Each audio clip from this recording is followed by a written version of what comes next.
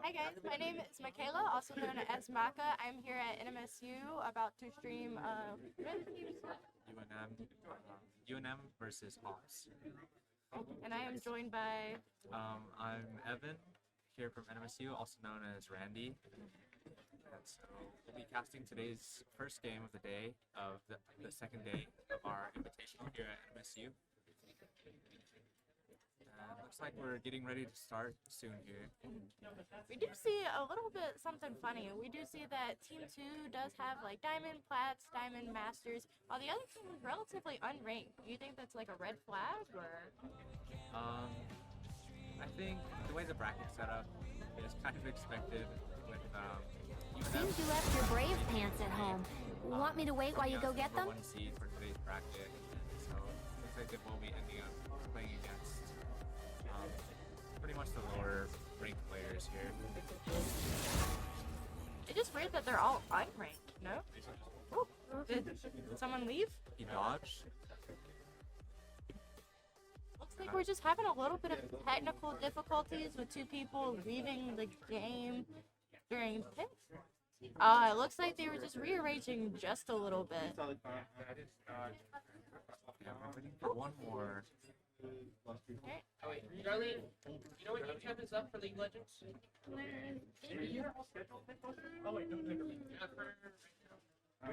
Despite the rank differences, though, it should be an interesting matchup to see. Might be a spot. Two platinum players with the lowest rating. And 4 unrated on the side of Hobbs. While that is true, I mean, I played last night, and technically my rank's iron, but I rolled. So I think ranks kind of don't matter in LANs as long as you can play with your team. Ranks only are like, you know, if you're going to be playing on your own or super high level LANs. But I have seen like low rank games like Snowball, Diamond, Plat, even Masters players, just because they're able to work together just a little bit more, have that synergy. But I'm sure that happens in Valorant too, no? Yeah, absolutely. In these team-based games like 5v5, it's not about individual skill really. It's about being able to play as a team. Communication. It could really tip the tables in for your team. Have they done the bans yet or no? So we're still waiting on bans. Alright, what's Technical issue with one of the players. Okay, it looks like they're all. Oh, Don't jinx it.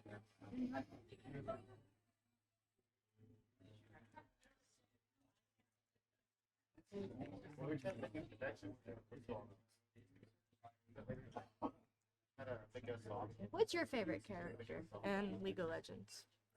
my favorite character is probably Draven. Draven? Yeah, I'm a AD carry player. That's so funny. My favorite character is Soraka. Soraka? Yeah. Seems you left your I brave love her pants character at home. design, but I do Wait play till her you go top get them? instead of Soraka in support. the top lane? It works a lot better than you would think it is, because what happens is people usually will play like a tanky character top, they try to dive you, and she just has that sustain, whereas she can keep getting her Qs off on you, she'll never die. You get the health back. Yes. Good. So it is quite funny, and it's especially if you have a good jungler who will like continue punish that top laner for pushing up into you, and then you use your R for global ults. Oh yeah, definitely. You can help the team the whole map while you're just solo laning in top lane. Yeah. And it's not even about like CSing in the top lane either, which is kind of fun. You don't have to worry about that either. As long as you're continuously getting those assists in other lanes.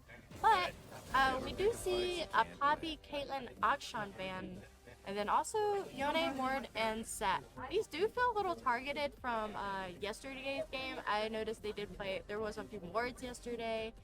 And then also 2 top laner, 3, 4 top laner / mid players. So seems like they're kind of being targeting in their bans, or maybe they're just like one of those characters they just don't want to deal with.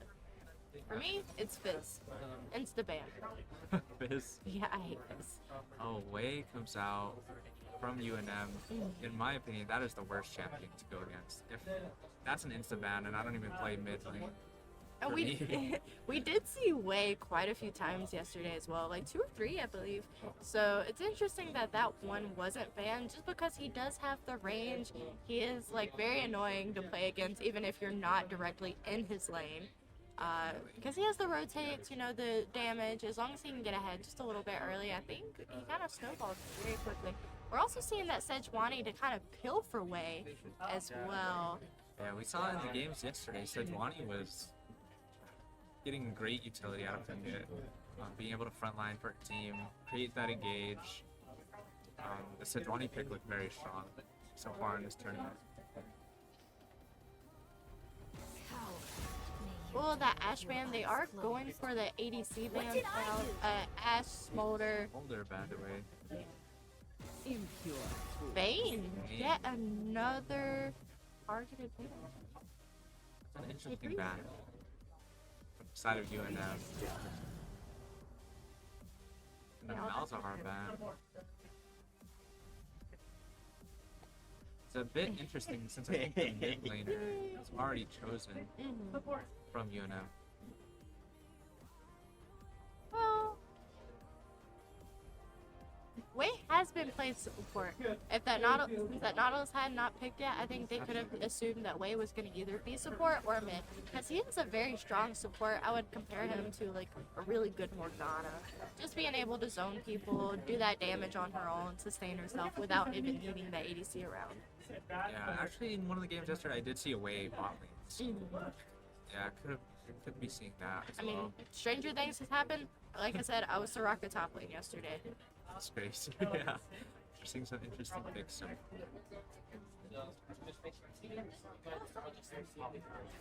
And there is the top laner. So we do have a Zyra and a Pike. So it's unsure which one they're gonna be. They don't.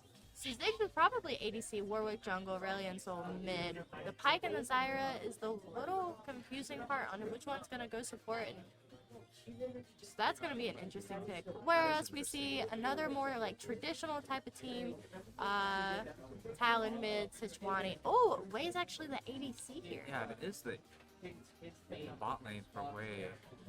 That's interesting. I mean, like I said, though, he has the range. If that Knot can help heal for him, as Sejuani help heal for him, I think they have a really good chance of winning here.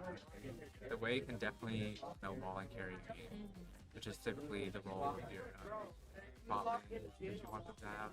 I don't know. I feel like 80s carries just aren't as carried anymore. That's true. At least when I started playing it. Whenever I first started playing, it had to play for the ADC. Yeah. But now the comp meta's kind of like switched just a little bit, just so everyone else, like, if Renekton were to like roll, there is no killing the team. It does not matter. Whoop. Someone's saying yay. You all done? Yeah. So what are you looking forward to here while we wait for the delay? I'm looking forward to see this bot lane matchup. I'm still I believe not that's too Pike sure. at ADC. Could be Pike coming out here, yeah. So hopefully they're able to stop the Wei from snowballing. Top side is going to be tough, especially with Sejuani ganks. They're extremely scary. Yeah, the Renekton matchup, we'll see who's top lane and if it zigs. I do believe so. I think they're supposed to be in order right now. Yeah. So, what are you doing? This is the gamer baby, guys.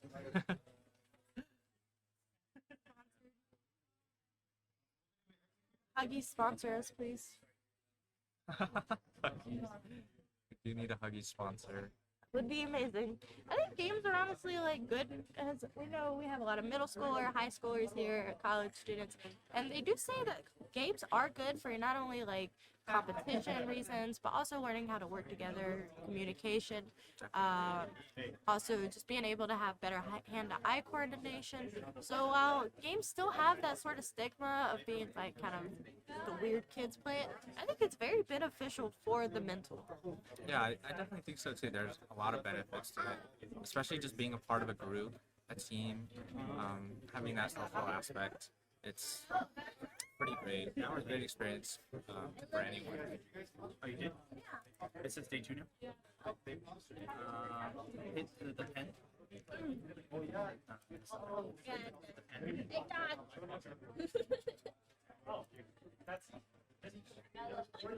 Invitational day 2. Looks like we're getting started here. I think this jungle matchup should be interesting and will most likely dictate the game. Yeah, so that is 6 top lane, Warwick, Sejuani jungle, Aurelion against the Talon mid. What do you think Aurelion's new rework? I think, since the rework has been terrible to play against, I hate going against Aurelion Soul. I'll He be honest. constantly gets W resets and just runs you down. I'll be honest, I do kind of miss his old kit though. 'Cause I used to love playing Aurelion Soul, but now he just doesn't feel quite as fun to me. Yeah. But that sentiment is not shared among most people. Yeah, I mean, he was pretty fun, previously, but he was just unplayable. It's so hard to lane, get kills, and things like that. Is it just me or does everyone feel bigger? Or is that because we're just doing the... I don't know, the Nautilus team's The Johnny this team. Yeah. Oh, it looks like they're going for a bot invade. I don't think they know. They are sitting It here at is this bot. warded. Bush was warded. Oh, are they going for a dive on Zyra? Oh my. That is insane. Wait, that's... It is an early level dive. Oh. Wait is getting that trade Oh, and they do there. get the trade back. Yeah. It is a little unfortunate for bot lane, just because I think they for it to be beneficial, they could get out of it with no deaths. But, you know, you're kind of putting their support behind. Zyra is one of those carry champions, but they gave that kill to the Zyra. It looks like they With the two talent support items coming from bot lane. That is a thing. With the one of the So a little insider update, just so you guys know. So we had a hardware issue with one of the teams. We will remake this game, and they will have the same pick bans, but we will have to remake it. Okay. There's the update. There was like a lot of cheating. Alright guys, I don't know if you just heard one of our League of Legends managers. He just said that we are having a hardware issue, so we're gonna remake the game. However, the game will be the same exact like picks, bans as it was before. We're just gonna remake that right now. So just give us just a second just to fix that.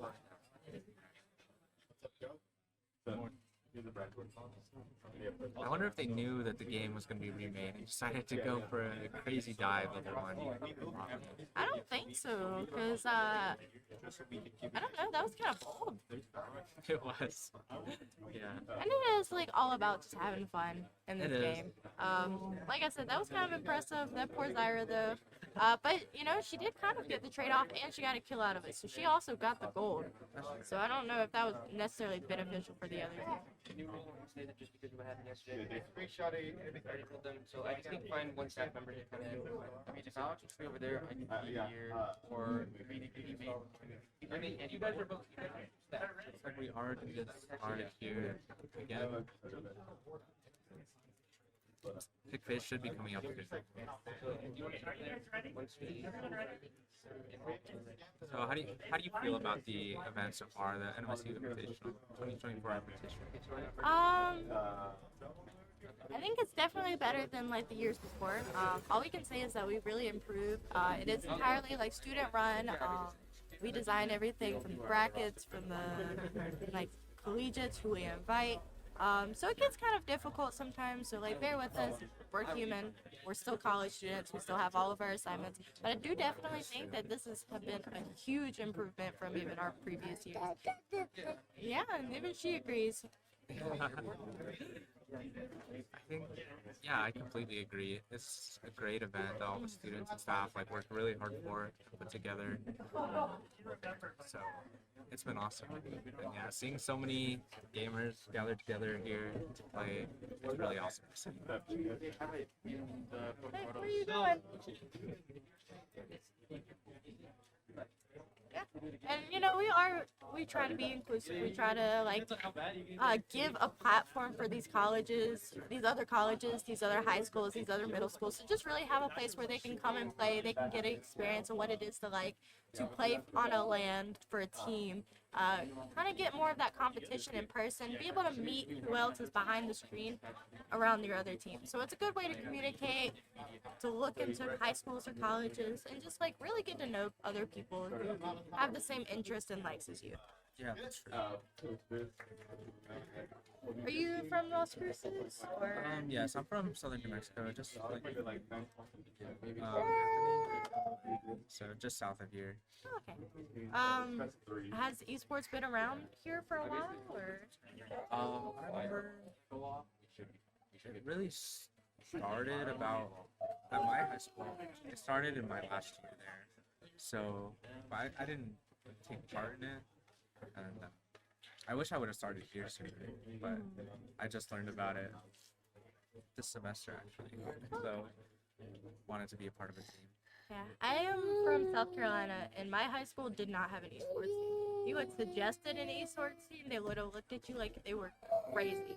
Yeah. We did have a really good football team, but anything like gaming wise, absolutely not. But it would have been nice to see, especially whenever I was in school. And I love video games and I love playing with my friends. And I Yeah. really wish I'd already gotten started into more of a like a collegiate tournament type play. But I actually started on World of Warcraft. Oh, really? Yeah, my parents played, so my dad would pay me $20 to fish for him while he was at work. And then eventually I upgraded to my own account. And then I only got in the league probably like my senior year of high school. So kind of like a totally different type of like competitive playing field. Definitely. Yeah, I think I've been playing League for about 2 years now. That was really my first PC game that I got into. I come from console, so Yeah, and like these middle school and high schoolers, they started on PC. yeah. I remember like playing the Xbox 360 whenever I was 12, and now they have full-on gaming computers when they're 12. Yeah. I think that's so interesting. I think it's really gonna like cause a rise of new talent just because they're able to start so much earlier than a lot of us college students. Like I said, I had an Xbox 360 for the longest time before I upgraded to PC. Yeah, PS3 was like my peak gaming time period. Especially because they have a little bit more time in high school and middle school Yeah, than college. for sure. So, looks like UNM did go for 5-man invade in boss fight jungle. They did not find anyone. Unfortunately, not repeating the mistakes from the last time. That happens sometimes. They did miss that Q, unfortunately, but you know, it's okay. No foul harm done. I thought they were gonna back off, but it looks like they're just kind of sticking around, wasting time. Got that little bit of gold. And then like they streamed it. We'll see how this plays out. It looks like Warwick is starting blue side, and so is Sejuani actually.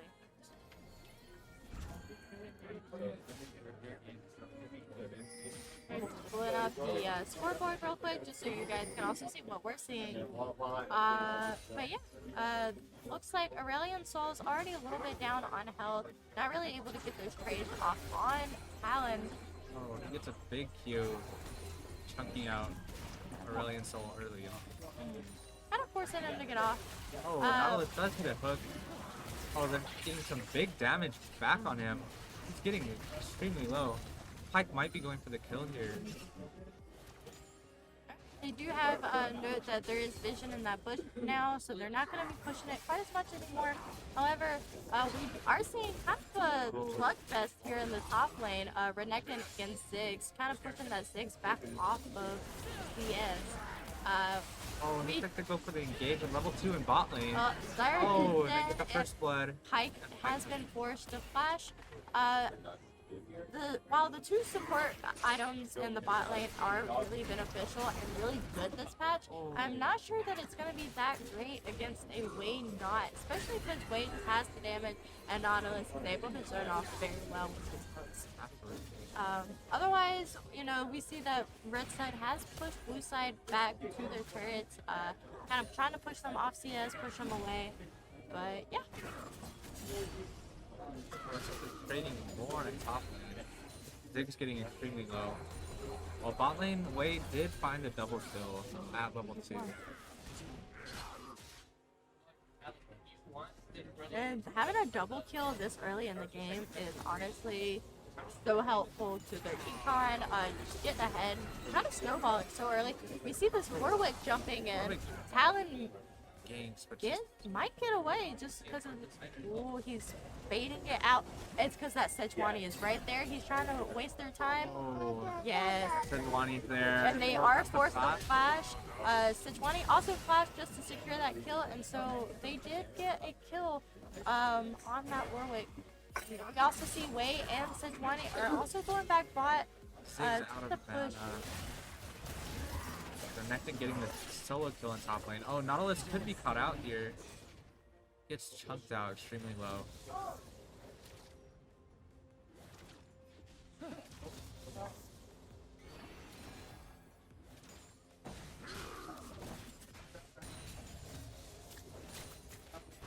Nautilus just trying to get some vision control before he recalls to get his health back. Diggs was able to TP back to lane, not missing too much CS.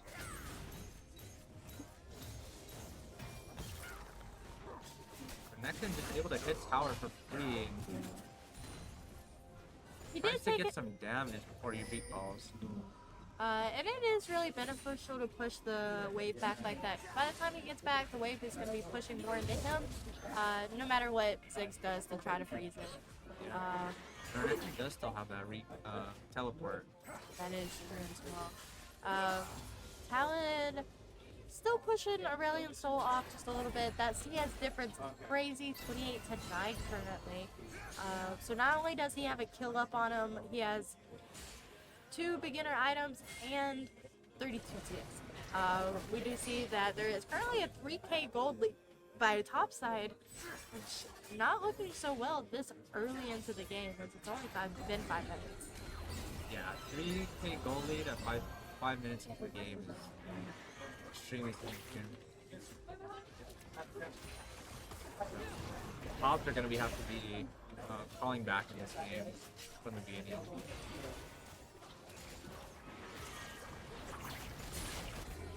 They do find a hook on the way. Not sure if they're able to get any more damage on him.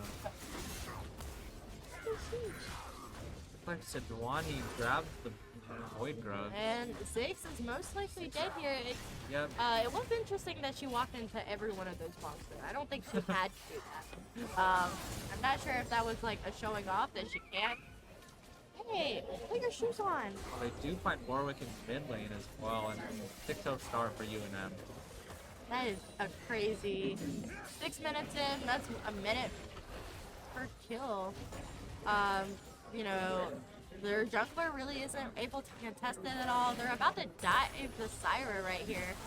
She did read him, but it didn't really matter.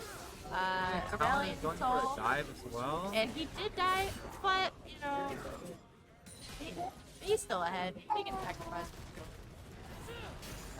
Did Talon have a shutdown there? I Did not don't see. think so. He might have. We're currently 8k to 37k as well. That Oh, gold difference is only getting bigger and bigger as we go on. You can see the UNM team just snowballing really fast off these early leads. With massive CS differences and then all the kills going to the side of UNM.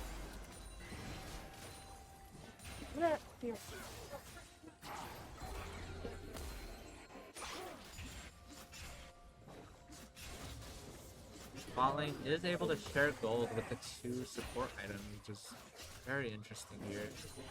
They're about splitting the CS, but both getting gold off of You it. need 2, 1 for you, 1 for Danny, correct? Oh, they find a hook on the Pike and he's able to get out with his E. Oh, and Pike survives so low. That is the ult from Wei, I believe. Yes. They did survive. Switches are over during selection, and they're looking in mid-man. Oh, Nautilus is taking so much damage. Oh, and Talon flashes and insta-kills the Pike off one combo.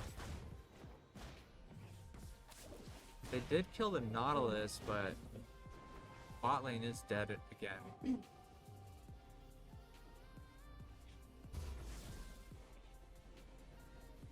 So it looks like the jungle is not even having to do anything. Sedwani pretty much is trying to cover Warwick's ganks, but not doing much else with that. Just farming away, and the laners are able to get it done themselves.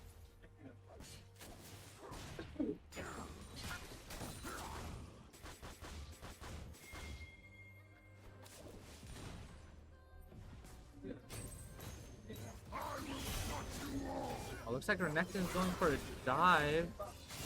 Talon is there to assist. Oh, they do find Sedwani in their jungle. Oh, they get their Aurelion. Oh, this might be a double kill for them. Oh, Aurelion Sol is not able to do enough damage. Finish off Talon or Sejuani. See if he's able to get out here though. Oh! And Sejuani just hits every ability. And able to finish off the Aurelion Sol. It's up to an 8k gold lead, 9 minutes.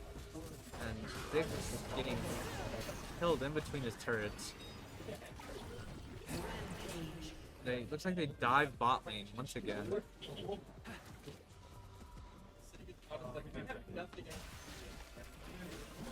This is gonna be extremely tough for Hogs to come back from this one.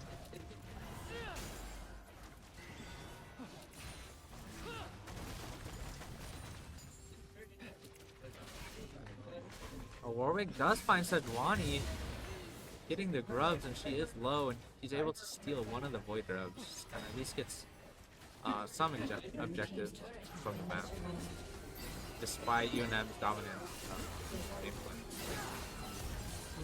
Oh, and Talon just one combo, one shots Aurelion Sol in mid after jumping over the wall.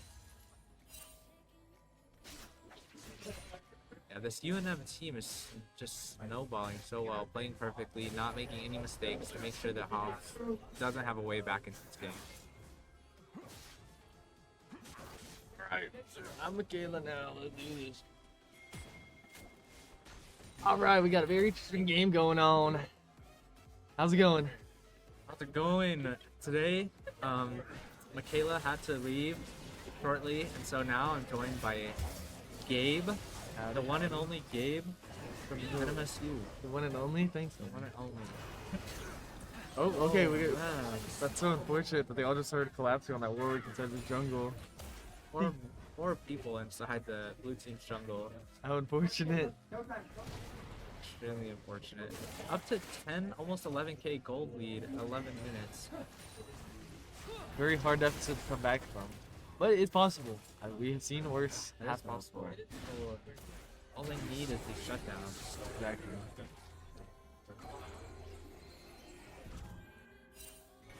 They're most likely looking for a dive on this Aurelion Sol here. Oh, the good stun, Oh. good flash. Oh, but unfortunately, Oh, almost finding the way. that was well played. But a little bit unfortunate. But a little more damage, he wins that 100% of the time. Absolutely. It was a little sloppy of the way tanking before the Nautilus. Yeah, exactly. Okay, we're going in 1v2 against Sejuani and Nautilus. Oh, he gets the Getting done. Oh, and then the whole team collapsed. It's very unfortunate. Yeah, Warwick seems to keep getting caught out here. The way the program is building really set target the enemy. It's never worked. Yeah. So it's How does that work? it's usually a button you have to hold. It's like Talon back bot lane, Attacking, and it just really soaking up only all hits the the CS It's there, clicking or recalling and the gold usually when they're sitting in his pocket. next to each other. It's mostly used for like when they're like. Talon is currently the most gold on Hold the it map. and it'll Has finished 2 items already. Nautilus just brings out his first item. Locket. Completely finished for him. Talon with Axiom Arc and Yomu's Ghostblade. Coming out 2 items for Talon. And it looks like no items finished yet. Okay, receive that. Okay. Swap. Oh, and Talon finds the one shot. Going for more on the Zyra. Oh, Oh, Aurelion Sol might be able to get the shutdown. Talon is running though, and Aurelion Sol does not follow. He doesn't want to risk it. Oh, We don't really know where the Sejuani is at. Well, we know now where she's at. It's looks like they're going for another dive. They're just diving non-stop. Hobbs team. one person. Why? They're safe nowhere on the map except in their base.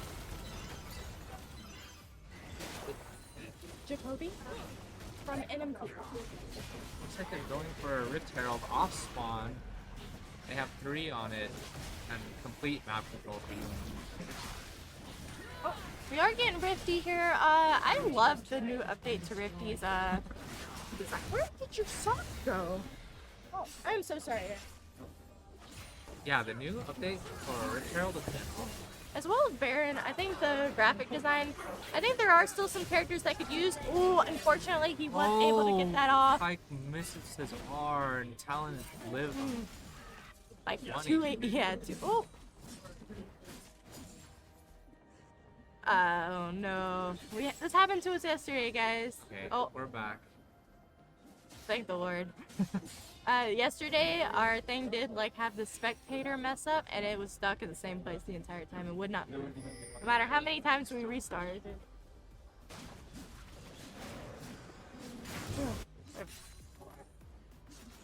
Yes, leads continue to grow for you and them.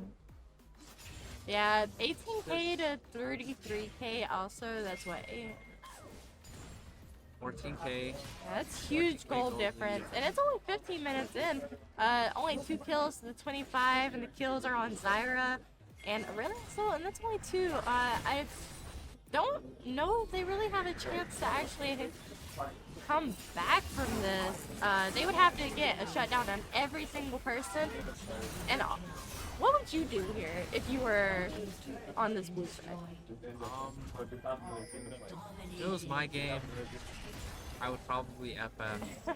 Do the FF, but no, I know they're just having fun at this event. There's no forfeiting.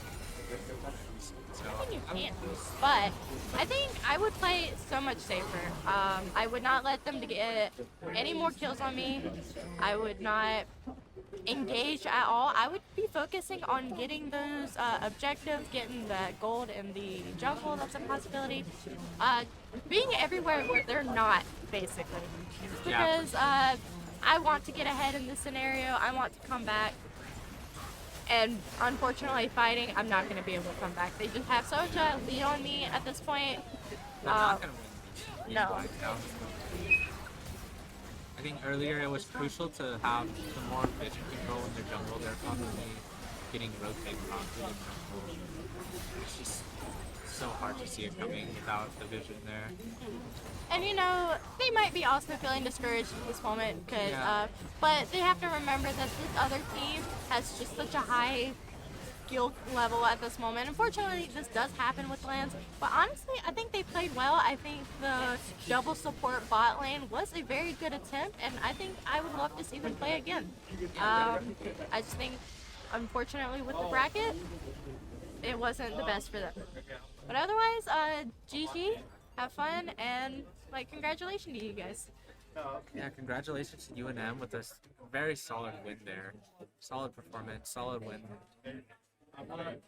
Yeah, they did very little mistakes, but the ones that we did see could have been extremely punishable.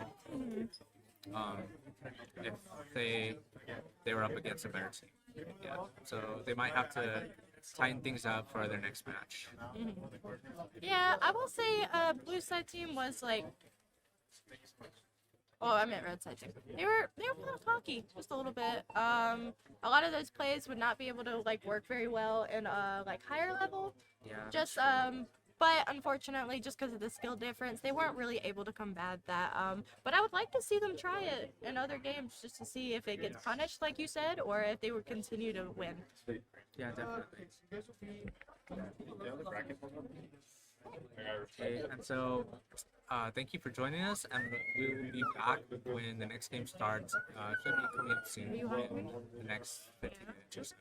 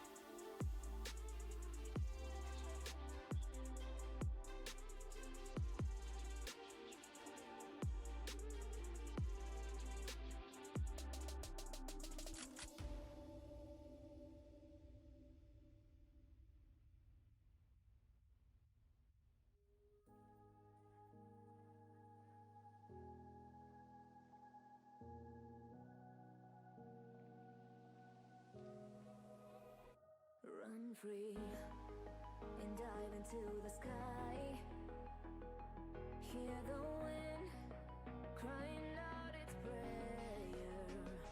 Why are we so ashamed to be alive? Break the chains and our freedom's ours to take.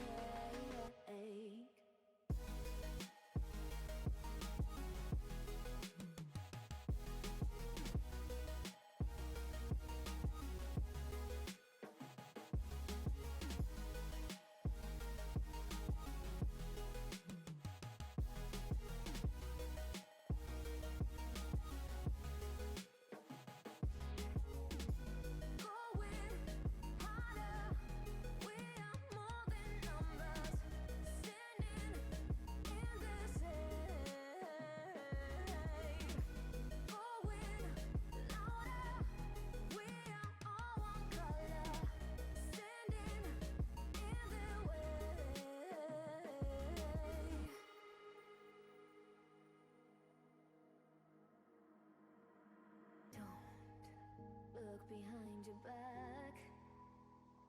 Chase a light when the world is getting darker.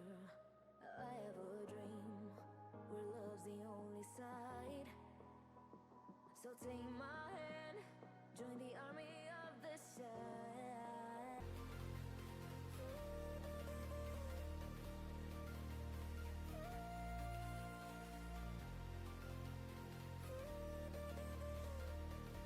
Cause we'll start falling, falling, falling. Cause we'll start falling, falling, falling. Cause we'll start falling.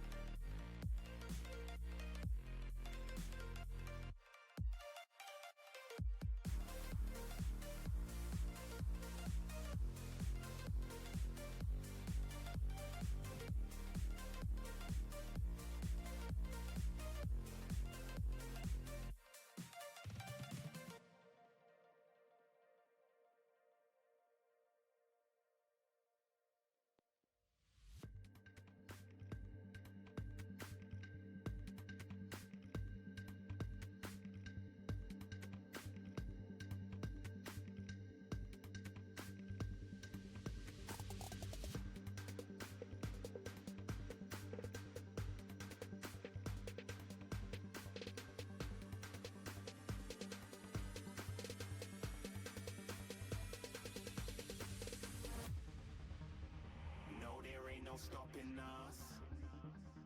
Fly without boarding pass. Couldn't catch me, I be moving fast. Call me a shooting star. Let 'em know who you are. Flying up in a bar. Wish on a star. Time to show 'em who's in charge. Call me a shooting star.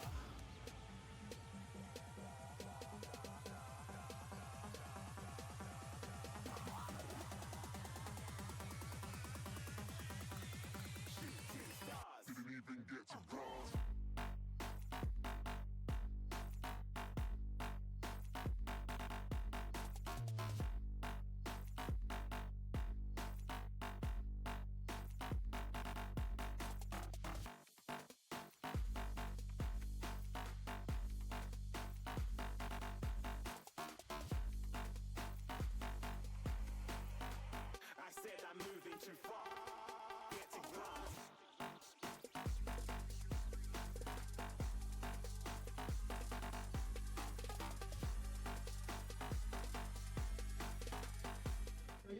Good morning, everyone. Welcome back for day two. Day two. Today we got Mesa Middle against Sandia High. Let's go. I am Tournament Master. As your commentator, next we have. I'm Nano. And I am Alan. All right. So looking at these teams, the fresh day, the fresh start. First game. What's going on, young man? Yeah. Second. Give it a day. Second game of the day. One of the first game of the day. My first game of the day. Our Yeah. first game of the day. So, you know, we have a familiar face on this side of Mesa. An individual called Freezer in there, you know? Freezer. Here's some stories. Yeah, pretty good player, and hopefully it's gonna be an interesting game here. Heard he almost went to Worlds. See, over here we have a non-believer, but you know, don't listen to the haters. No haters. I believe in my boy Freezer. My game. Okay.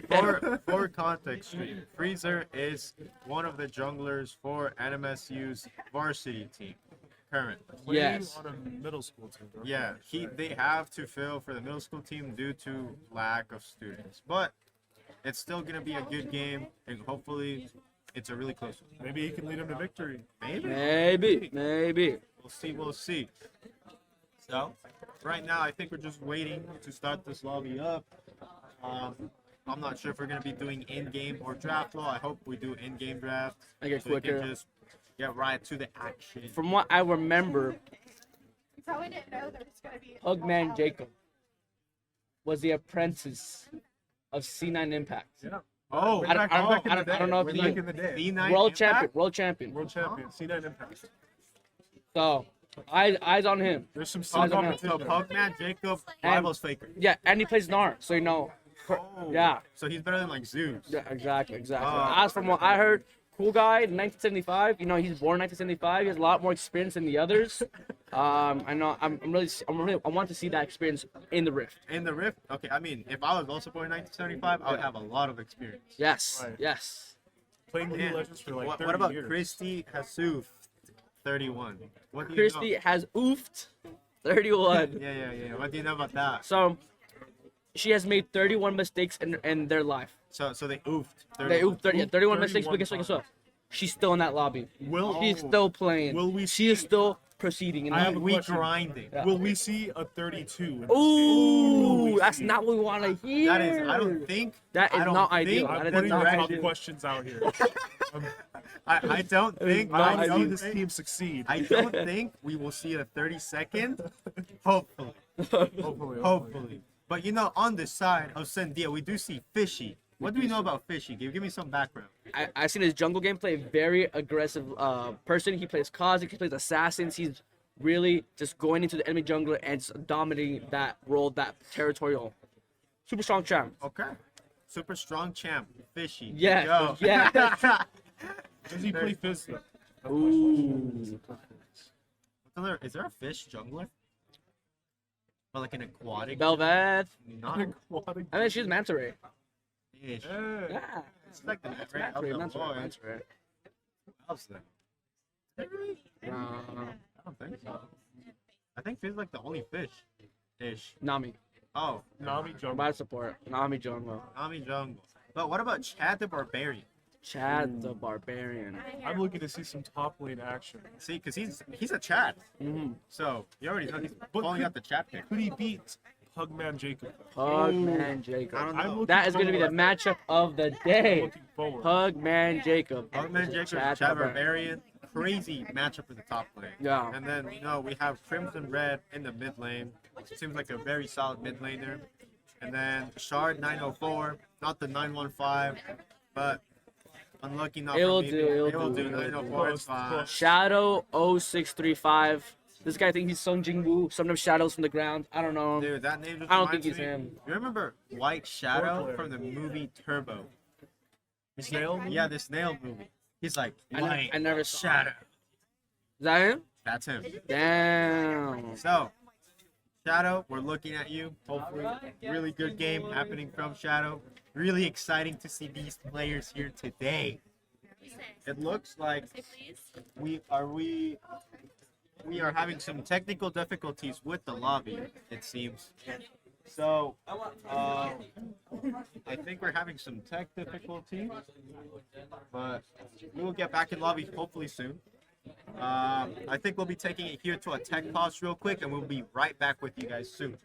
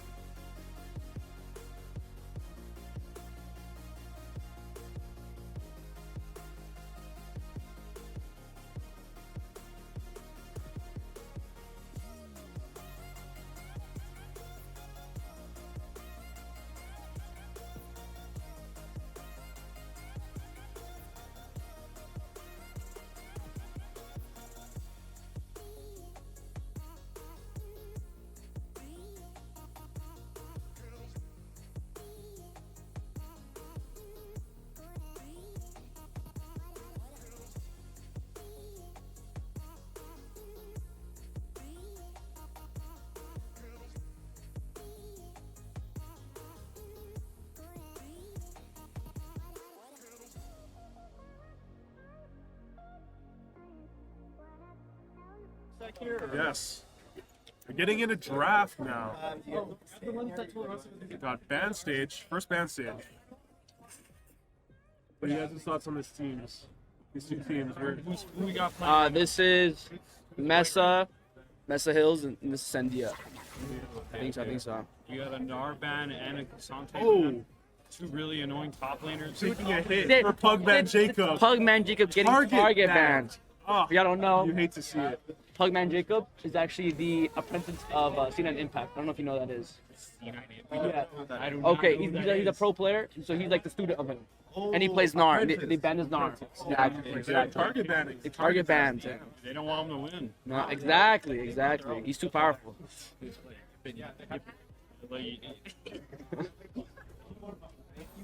Yeah, Echo Bat. I don't know who play Echo. I don't know who played Echo, but it seems like a good band. Overall, these bands are pretty good. Getting into pick phase, They always beat me. Each and every one of those characters I've ever The won Lux against. and Alien combo. That is a very powerful ball line. 4-hour route. Are we gonna see Freezer's Vi? Let's see. First pick coming out of Mesa Middle. Yeah. Are you just playing jungle? Alright. I better not see a Vi. 5 seconds He's left. to pick someone else. Also, don't dodge either. Might be a dodge. Lee Sin! Okay. Freezer's throwing. I hate Lee Sin. Yo, Lee Sin about to go crazy. Lee Sin into Kane. Really good matchup for Lee Sin. Lee Sin destroys Kane early on. Oh, Ari. I like the Ari pick with Lee Sin. What do you guys think? And Jinx. We're meta slicks, guys. We love They have so many like Drafted looking annoying good. characters. I'm liking both econs. What are you guys thinking about Freezer's Lee Sin? I've seen it once. I've seen it once also. Wasn't that? I think it wasn't bad. It's pretty good. It's always a good champion. Alright, getting the Morgana band. Let's see what Mesa Middle band's next. Where do you guys saw on Zed?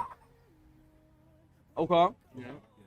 The teleports away anytime I try to gank him.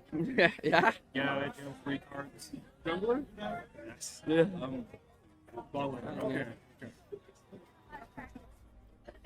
He's pondering. Nami. Bubbles. Last band coming out of Sandia. What do you think? Kane's gonna go with there. I'm hoping he goes right now. But I'm hoping he goes blue. Hoping he goes blue That'd be right pretty now. high to see him blue. Yeah. That'd be pretty high. I think The Ari. Two squishies. There's a nice bug right there. Yeah. It's Yeah. probably the bug causing all our streaming. That's the bug that stopped the spectating 5 times. Coming out with the Zero. Are you gonna kill it, Frosty? Frosty's not gonna kill the bug. Right there. Playing it safe. Playing it safe. Emo. Saber Timo. Bring out the Timo. Now we did get to see the Timo Nefiri combo. We did. We get to see it. I don't know if y'all weren't here for the last game, but they don't believe in junglers. But now they have Freezer. Now they have a jungler. Well, you're on to something. Because last time they went 3 mid lane. Yeah, you got that right. It was Timo, Nefiri, and a Yon mid lane. Can we get a bug killing cam? Thoughts? I don't know if you took that 360. Yeah, you can't. I don't know if we can have that on There's a stream. bug right there. Oh yeah, if I'm It being might be content. can't prove it's true. Nah, Frosty only kills for clout. If there's no camera, doesn't kill the bug. Yo, this is a stacked team coming from Sandia High here. Honestly, I'm That excited is to see that super combo. Maybe a redemption from the last game we got to see them play. Well, last time I got into it by a fire alarm, That is true. so I wasn't there to see because we weren't there. all I remember is that blue buff. Oof, that blue buff was strong. I just want to see cool guys. A formidable foe. A formidable Cool guys, foe. Timo. Yes. Yeah, That's all I'm interested in. Born in Born in 1975. 1975. I thought I was saying he has a lot of experience under his belt, more than any of the other players. So I expect to see some that us young ones don't know. Right. You know? He might have a lot of Timo experience that we don't know about. Just the one trait. Teemo Jungle? Teemo Top. Oh, Teemo Top. Jungle's also wild. I did do Teemo Jungle a bit too, and I just had mushrooms. I wouldn't even farm my own camps. I would just get level 6 and just throw mushrooms in their base. place some traps everywhere. Yes, and then ADC would step on it, and then there goes half their health bar. Now Teemo Goes. Teemo versus Mordekaiser. Ward should totally win against Teemo. I'm seeing a little poke action coming from Teemo since he is has that range. It looks like there might be a role swap. Pugman Jacob on that Ari. Oh. Might be going mid lane. Switching things up a bit. Might be Baker's apprentice. Okay. Who's the Fury and Ari? Who's this? That's a good question. That's a really good question. Could be Teemo My support. Teemo support. You see, Teemo support. they made it this way so that Sandia cannot guess. No, with no prep time. Nobody could get. That's what they go for. Unpredictable. Seeing an Ari support here. Look up at this Sandia as top, jungle, mid. Like too easy to read. Too easy. Too easy to read. You got your whole plan laid out. But Mesa Hills, keeping it mysterious. I like that. I like that. I like that. Now Logan played the Fury last game. I saw 2 minutes of gameplay. Like pretty solid. He was running around the map trying to go That's right. behind their towers. Level 1, he's trying to Level gank a tower. Level 1. I like that. I like that. Exploring the map, trying to find deep wards maybe. He went to their base and ganked the tower. He was scouting for vision. I can respect that as a mid laner maybe. Yeah. Could be, I think he should still be mid lane. I used to play a lot of mid lane before I started playing jungle. Mhm. My favorite mid laner to play was Vigar. Vigar, okay. Vigar, Just infinitely scaling, and then I would just win. Didn't you play Aurelion? I did play Aurelion. Right, it was like right after his rework. They told me to play Aurelion. So I did, and it was really fun. Oh, I forgot about his old rework. The stars. You have the Yeah. spinny thingies. You just had the press W, then hold Q to win. Really, it was really fun. What do you think is more skillful? This rework Aurelion sold the previous one. I didn't play before the rework. I like Previous one was more skillful? Those stacks are crazy on that passive where you But get the the new whole one? thing that just shakes up the whole map. Covers the whole map. It's crazy. You're farming your camps, and then they still just take all of them. Yeah. Just random ults. A black hole right in the middle of the lane. Looks like And we're then getting like in a end game, it's like a giant circle when he throws it down. Mm-hmm. So it's like impossible to not get stunned. Let's see if he still has the apprentice title. He does have the apprentice title still on. Still on. And Smite coming out of Mason Metal. Let's see. Oh yeah, Freezer now having the jungle role. Oh, and last time, Mesa Hills is going for the power of friendship. As you see, they all take heal. Yeah. Because if you can't heal another one, then you're not playing together. 3 teleports. Yeah, map rotations. Presence. It's insane. Backdoor game right here. Only 1 TP coming from the side of Sandia. That's not enough. You need to have 3 TP. You're going to have Mason Metal all over the map. You can't even have this one guy TP. We can't be all at once. Let's see. Oh, Jinx mid. We were all wrong. You're all wrong. Yep. Ari Teemo bot. Yup. Mm-hmm. The double AP Never coming right out of Mason never Metal. expect it. Logan top lane, not mid. Logan is top. Switching things up, keeping things Fresh. predictable. Creating new metas here. Oh, Freezer gonna face check. Freezer face Oh, checking. gonna get a poke.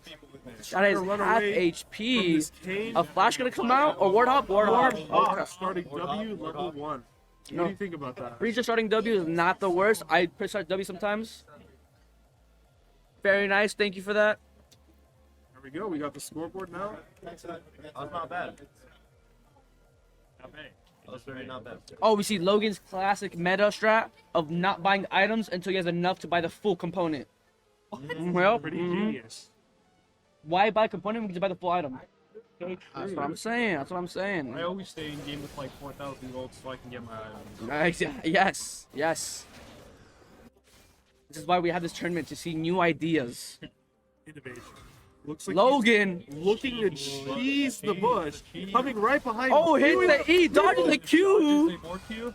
Oh, Otto's a minion. Unfortunately, gonna. Auto attack off. And now they're Trying getting to ran run out away of from this. that Mordekaiser pass. Gets hit with the Q. Flash coming out. Mordekaiser Into that. takes a turn. Bait a flash. No kill. Oh, he procced ghost and heal. Dude, that was after the attack. no more sums. Exactly. And that's the Fury's thinking like on a higher level right now. If I'm the Fury, I'm typing jungle gank right now. No flash. No flash. It's like an easy setup. One Getting farm. back. Doesn't seem to land. Oh, another thing. No support items in the bot lane. Everyone is a carry. Starting Kappa. Equality. There's equality in each of the Getting roles. that mana. You No, know, that's even a lot of here, poke. Sapphire's way better. Yup, a lot of That's what poke, you a lot of want in poke. this lane. Poke lane versus poke lane. Exactly. You gotta match that poke. Pick the biscuits too. Mm-hmm. No, actually, not bad CS coming from the Jinx. Rivaling that of his Zed. See, the Fury's still level 1. This Ari is smart. She won't use her biscuits. She'll instead sell them. Yes. Own it. Free Gold. 5 gold. Free 5 gold. Oh, first blood. Coming from Shard 904. Gonna get another kill. No, he's gonna eat out of the distance. Seems to live. Great spacing coming out from Logan here. Unfortunate Fury gets a save. that Pokemon Jacob did fall. Unfortunate first blood coming out. Another one. You can never have enough mana. Ari with another crystal. Another Sapphire. The double crystal. Yep. Double You know, Ari has a problem of mana issues, so you know you gotta have that double crystal. 250 mana. That's At 500. 500. Bonus Bonus. mana. Level what? Level 2. Level 2. That. Hey, You love to see it. Look at the Sivir. Out of mana. Out of mana, and look at her. She has full mana. Full health, full mana. Oh. Kane invade. Kane invade. Jungle 1v1. Kane versus Lee Sin. Freezer having to flash up. Kane Flash flashes it out. through, finishes them off with Q. No, Freezer. No. As she is a very, very important fan of Freezer. Really sad about his dying in this game. Ari is now carrying 2 biscuits. That's 10 gold right there. Stacking up the gold for free. If this Ari is really daring, she'll get a 3rd crystal. Oh, dodges. Not Velcro. Things coming out here with a little bit of help. Can the Q hit? No, it doesn't. Still moves. Kane. Might be going in on the Kane doing a great job. W. Looking for the opportunities there and taking Freezer's topside jungle while at it. Fuck that Jacob. Might be able to take out the notebook on this Kane. Fury is really playing safe. Oh. Tragedy all around for this minute.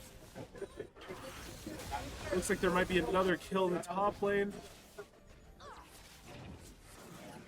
Team trying to defend this tower. Fire. Oh! Like Nice Chad the attempt. Barbarian. A nice attempt. Coming, very nice play from Chad. Just get that constant poke out. Still no items on that Fury. Still waiting on that full item. Only 6 CS. It's going to be a really powerful power spike when that does happen. Looking to see that. Freezer going for a gank here. He just wanted to say hi to him. Backing off now. And now Kane going for the objective. Wait, hold on. Into the cove. The spin back is potentially The here. alcove here.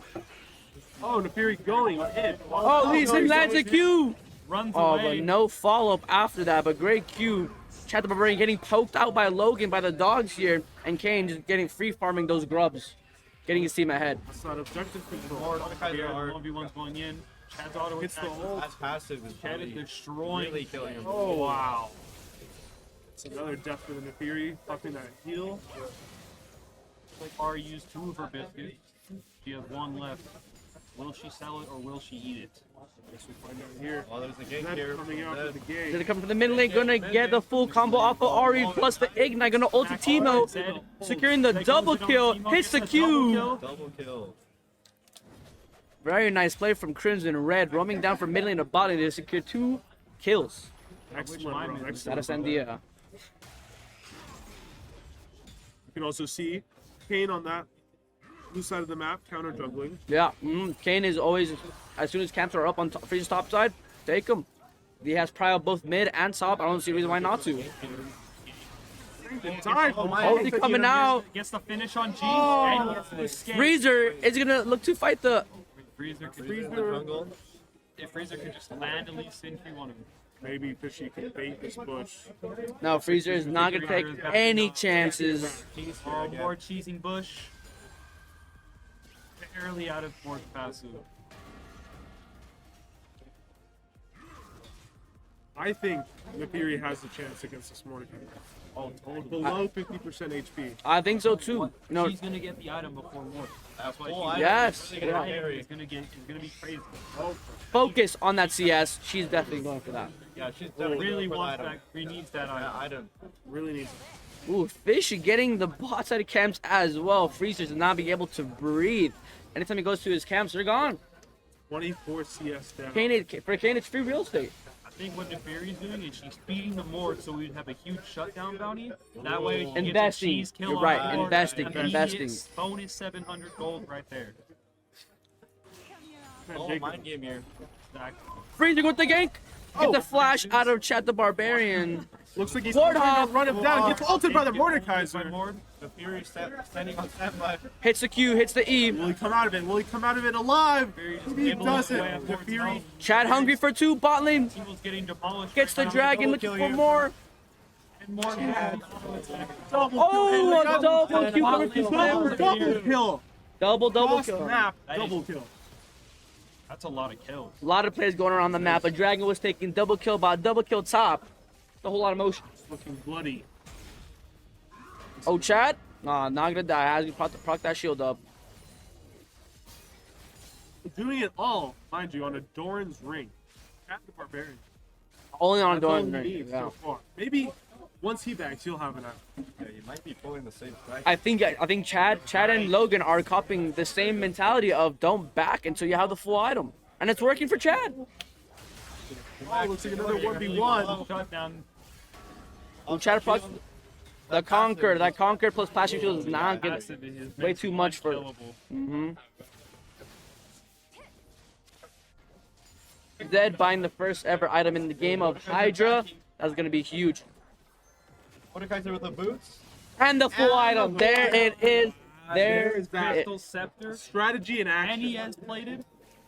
There's that metal. No components. Full buy. Full buy. You could even see it coming out of the Sivir as well. Sir, as Coming back to well. lane with the Full static buy. shift. Yeah. And Kane's got Hubris. Daunting for Mason Miller, but they could probably still connect. Looks like Ari settles with a ruby crystal instead of a sapphire crystal. Collecting all the crystals. Maybe that More could be a health. viable strategy. More health. Oh, Crimson Red coming down for bot lane for the second Stay time. alive long enough to use it. Pokemon Jacob. will Ignite be go off. gone. And yeah, Good rotation coming from Crimson Red. Logan gonna battle Chad the Barbarian once again. Can he do it? So this one is That is- claimed to keep ball Who going forward. connects? Looking on another game. Crimson Red stays in the bot Can lane. he escape before the ult kills him? Oh, great finish from Vel'Koz. Vel'Koz ult. Flashes out of safety. Flashes out of tower. Very nice coming from Shadow and Crimson Red. Lots of Kane getting shutdowns. big here. Kane just mowing down this Jinx while she runs away. Kanar. And he came away with the kill. Now, there's a lot of shutdowns looking over here at the Sandia High. All it Red takes Front. is just for one nasty ult, one team ult. Could save them from this game. All we need is one kill. All we need is one kill. Another kill. And they're back on the map. Talking about Jacob, seeing it get caught out right here. Oh, he has a juke, dodges the E. Nah, enough from the auto freezer taking the grubs. Gonna get ganked by 2. Ward ult and Q. They're capturing. Keep him in the ult for added in. That Teemo, wave Capturing all control, the objectives. seems to be doing good.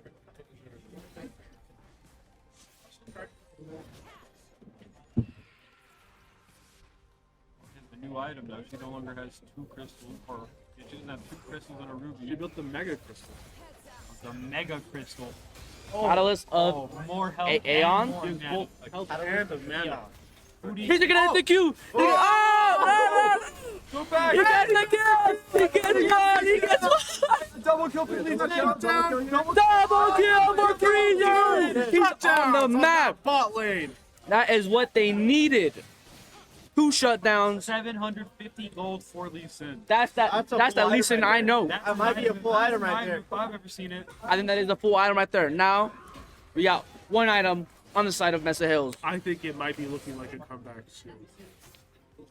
Ooh, Zed's quite low. If Jinx can poke out for... Oh, no, but here comes Jungler. Here comes the Going through Jungler. walls. Assassinated there. Assassination routine. Now, Freezer counter jungling the Kane. That's what I like to see now. He realized I have no camps. I have to take his. Exactly. Love the counter strategy. Teemo hiding in this bush, looking to make some plays happen. Teemo Cruise. Oh, Teemo with the Hitting that Vel'Koz. technology. Freezer back with the gank again. Standing Gonna be low HP. Kidding, Wait, get back, back. One more hit. So close. One more auto was all he needed. Hugman Jacob, leaving to also fall as well. Triple kill coming out. Ripple. A triple on Sivir, that is going to be huge because not only does she scale immensely well, she's already really ahead from the beginning. Maybe we Getting a could second item. second item off base. Two item. Good PC in the play. Happen. Jinx Rocket gonna hit the Rocket Zed. Lands? Not quite enough to kill a Zed, but it did hit. Logan giving a thumbs up to Chat the Barbarian. I don't think he really cares. He's just following that turret. Landing the E. Landing the ult. Q connecting. Let's see if this is enough. And it is. Yikes. The Fury falling down again. That 11-0 Mordekaiser. That's scary to see. Beats one level of no more. I didn't record it though, so I normally believe it. The Jinx. I'm sure that shutdown was like great. glorious shutdown. I'm sure that shutdown was amazing. Oh, and that is. Seems to be the end of the game. Hold on. Sticky name. Blue team's turret has been destroyed. There we Never go. mind. Lee Sin with the gank. Gonna get a kickoff. Get a third kill. Just continuously beating his dog up. Holy There's meat nothing connects. Logan can That do. passive is really. That Plaza Plus Rylai's, it's super hard to get out of. Scepter, 4 hours slow. It hurts. Jinx, Rockets connect. Trying to kite She's out kiting the really target. good here, but not enough damage. Lighting the rocket. Hits him a little. Getting He's chased Scepter down. keeping her slow. Moore's gonna Oh, hit one more time. kill. One more grab. One more. more. Can she dodge it? Oh, she almost dodged it. Almost. Wait, Logan! Get Logan! Get Logan! Get Logan! This is it.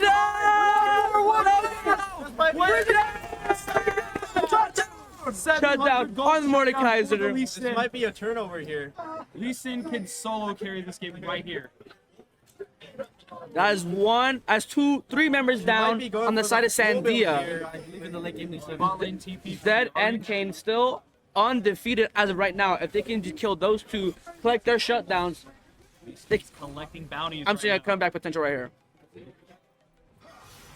2v1 from the Freezer getting caught out. Will he?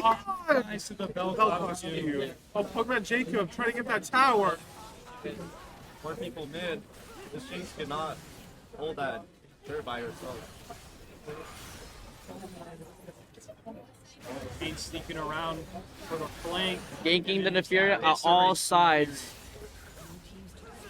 Teemo seemed to be really low on health there. Trying to get that tower. Yeah, Timo trying to split push, trying to get that tower bounty, you know, trying to help his team as much as he can.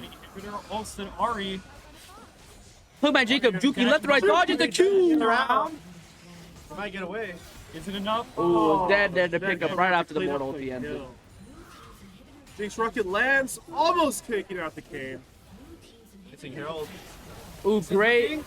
Lee Sin kicks the Vel'Koz away. It looks Timo running away, and he flashes for the kill. can Ari save the game. Man, Jacob, the last defense. Against his end, it looks like an 8. And that might be game. That is game. Sandia taking the game on. Oh, they couldn't dance with the Herald. They have the bubble guppies though with the finish. What a fantastic game. GG. Great effort. Great efforts from both sides. But I'm really glad they did not FF. They did not forfeit. They were playing as hard as they could till the end. Exactly. Never give up. Never give up. Ever. Never give up. Great performance from both teams. Crimson right with the rotations, getting his team up really ahead. Chad just chatting up in top lane, not letting him lose lane. Those double kill ganks coming out from Crimson Red were really, really disastrous for Mason. Exactly, yes. Really contributed to the one item back The- strategy. yeah, the team of Sandia, everyone backing when they have the full item, copying the strategy from Logan. The Fury never got it right. Unfortunately, she was a bit too behind to use that technique, but Maybe in another game. maybe in next another year. game. They'll pull it off in the next game. Great performance from Mesa Hills. Thank you for the games.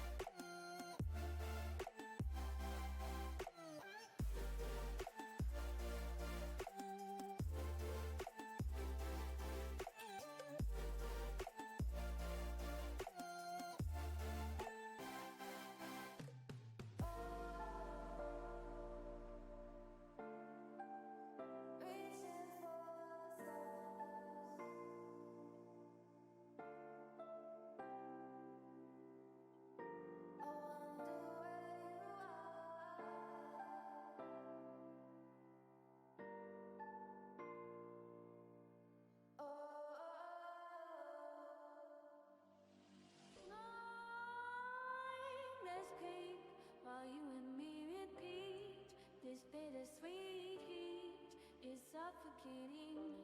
I'm waiting and always hesitating, quick to like desire, set my heart afire.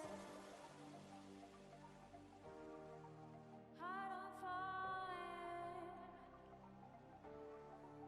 set my heart afire.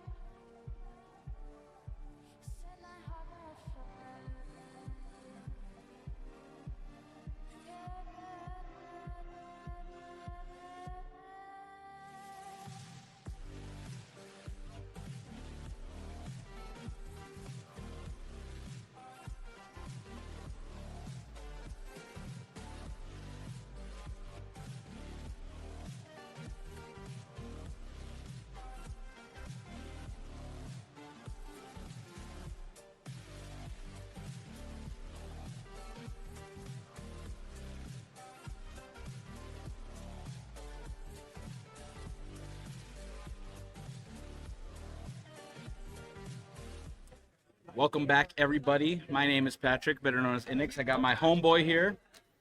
Jung, aka Chung. Gungbik. Hold up. Yeah, we are in Spectate, man. We are in Spectate. We're here for a wonderful game between, I'm not sure who's up. Who's up? Air Force, Air Force, and What do we have? Gadsden. Air Force and Gadsden. You know, it's going to be an epic game, I think. What do you think, Mr. Jung? I mean, both teams look pretty good. I believe Air Force is the overwhelmingly pretty powerhouse. You know, they're very good. The top side is really strong. I would say if I had to choose between the two, I would favor Air Force. Favorite Air Force? I feel like Air Force brought a lot of good teams to this tournament, and I suppose their League of Legends is not any different. So, I mean, I haven't been watching too heavily, but, you know what, just to have a dissenting opinion, I'm going to go against Air Force with this one. I'm going to go against Air Force with this one. I might bite my words, but we'll see what is up. We're just waiting for the game here, and then after that, we'll be waiting for, what, Champ Select? Champ Select, and then that oh-so-wonderful 3,000-minute delay. And then we'll get into some gameplay. So I hope you guys are excited for that. Let's just go down the teams here. What have you seen from these two teams from your experience? Okay, we're on camera. Phantom tags. Oh, that's so sweet. Hello, game. Yeah, it's a Serrated sweet... Dirk my goat. Serrated Dirk my goat. Okay, according to Freezer, Serrated Dirk is the GOAT. He's the GOAT. I'm his lord. Serrated Dirk is the GOAT. I would defend it. Any questions? You know what? He says it's all planned. We are done with the 90s, and we're not done with Serrated Dirk. Prod, you're ready. Let's get into some Champ Select here, man. I'm ready to go. How about you? Let's get into some Champ Select, you know. Champ Select, probably one of the most important parts of a competitive League of Legends game, and we're going to see what's going on here. Let's see if these two teams have done their homework. First band Rumble. Rumble out, you know, Rumble a great mid laner, you know, sometimes you can run him strong top. Very strong top laner. You know, he's AP is always pretty strong, you know, you can never get enough AP, or maybe you can, I'm not sure. I play this game casually, in case you couldn't tell. And we're just waiting for first ban here. Silas coming on out. You know, I've been playing with a Silas player recently. He's been letting me down. Rek'Sai. That is a very strong pick. Do you think that's for like the Rek'Sai top or for a jungle? It could be, honestly, it could just be a ban, just ban out both options. Okay, a little flex ban, you know? Flex ban. Yeah, that's pretty good. I hear Rek'Sai top was the scourge of NM State. Echo. In our playoff games. Echo comes out. Mundo is banned as well here. They're going pretty quickly. These guys have done their homework on each other, and they've already done their research. They are flashing right through these bans. Haha, get it? Flash. League of Legends, hit game, flash. Anyways. Flash on F is the best. Flash on F is the best. If you run it on D, I'm going to stop right there before I get in trouble. Anyways, third ban coming on out will be, they're taking their time on this one. Coach is really hard. Darius, you know, very impressive top laner. I always hate playing against Darius in my games. Very annoying indeed. Holy poggers, guys. I don't think you could say that anymore. Triple cast? The triple cast. We got Smexy behind. How are we doing? We're doing epic, I think. Let's see what we see from the Gadsden first pick. Shout out Gadsden, first pick coming up. Sinzao. Mr. XZ coming out. Sinzao. I like the Xin pick. I think Sin is always a good jungler. OP against range. You know, cancels a lot of like good ults. I only see Jin in pro games. There's a point. They must be good. He's like the ultimate tank, pretty much. He absorbs everything with his ult. You know, and I've played against some Jin Zhaos in my time, and I really hate it. Nami, looking support first pick. What do we think about that? Always good. Always. Is that the move? Is that the move for? Sometimes, if you're playing Nami Lucian, you know, do you think they're going for the Nami Lucian combo here? Maybe. You know, it is a snake draft after all, and they might just pick out their bot lane here. Which, I mean, if you pick out a lane first, can't you just counter pick or not? I mean, technically, yes, red side is the counter pick lane, but if you have priorities in your first three picks, because something might be really strong, that's where you go. Dareth comes on now. That's probably what, mid? Yeah, mid, more I'd than likely mid lane. I think Sinzao is really strong into both these picks. Yeah, they're really squishy picks here, and I think, you know, Sinzao can get in there, kind of dive on them. Winston jump in there. A little Overwatch reference for you Overwatchers out there, all 2 of us that remain. Anyways, 5 seconds. Laxative picking here. Swain coming on out. Swain. I do what do we think about Swain? That's a Swain support. Swain Or a support. Swain flex. It could be a Swain flex. Regardless, Swain gets big, Swain gets heavy, Swain gets tanky.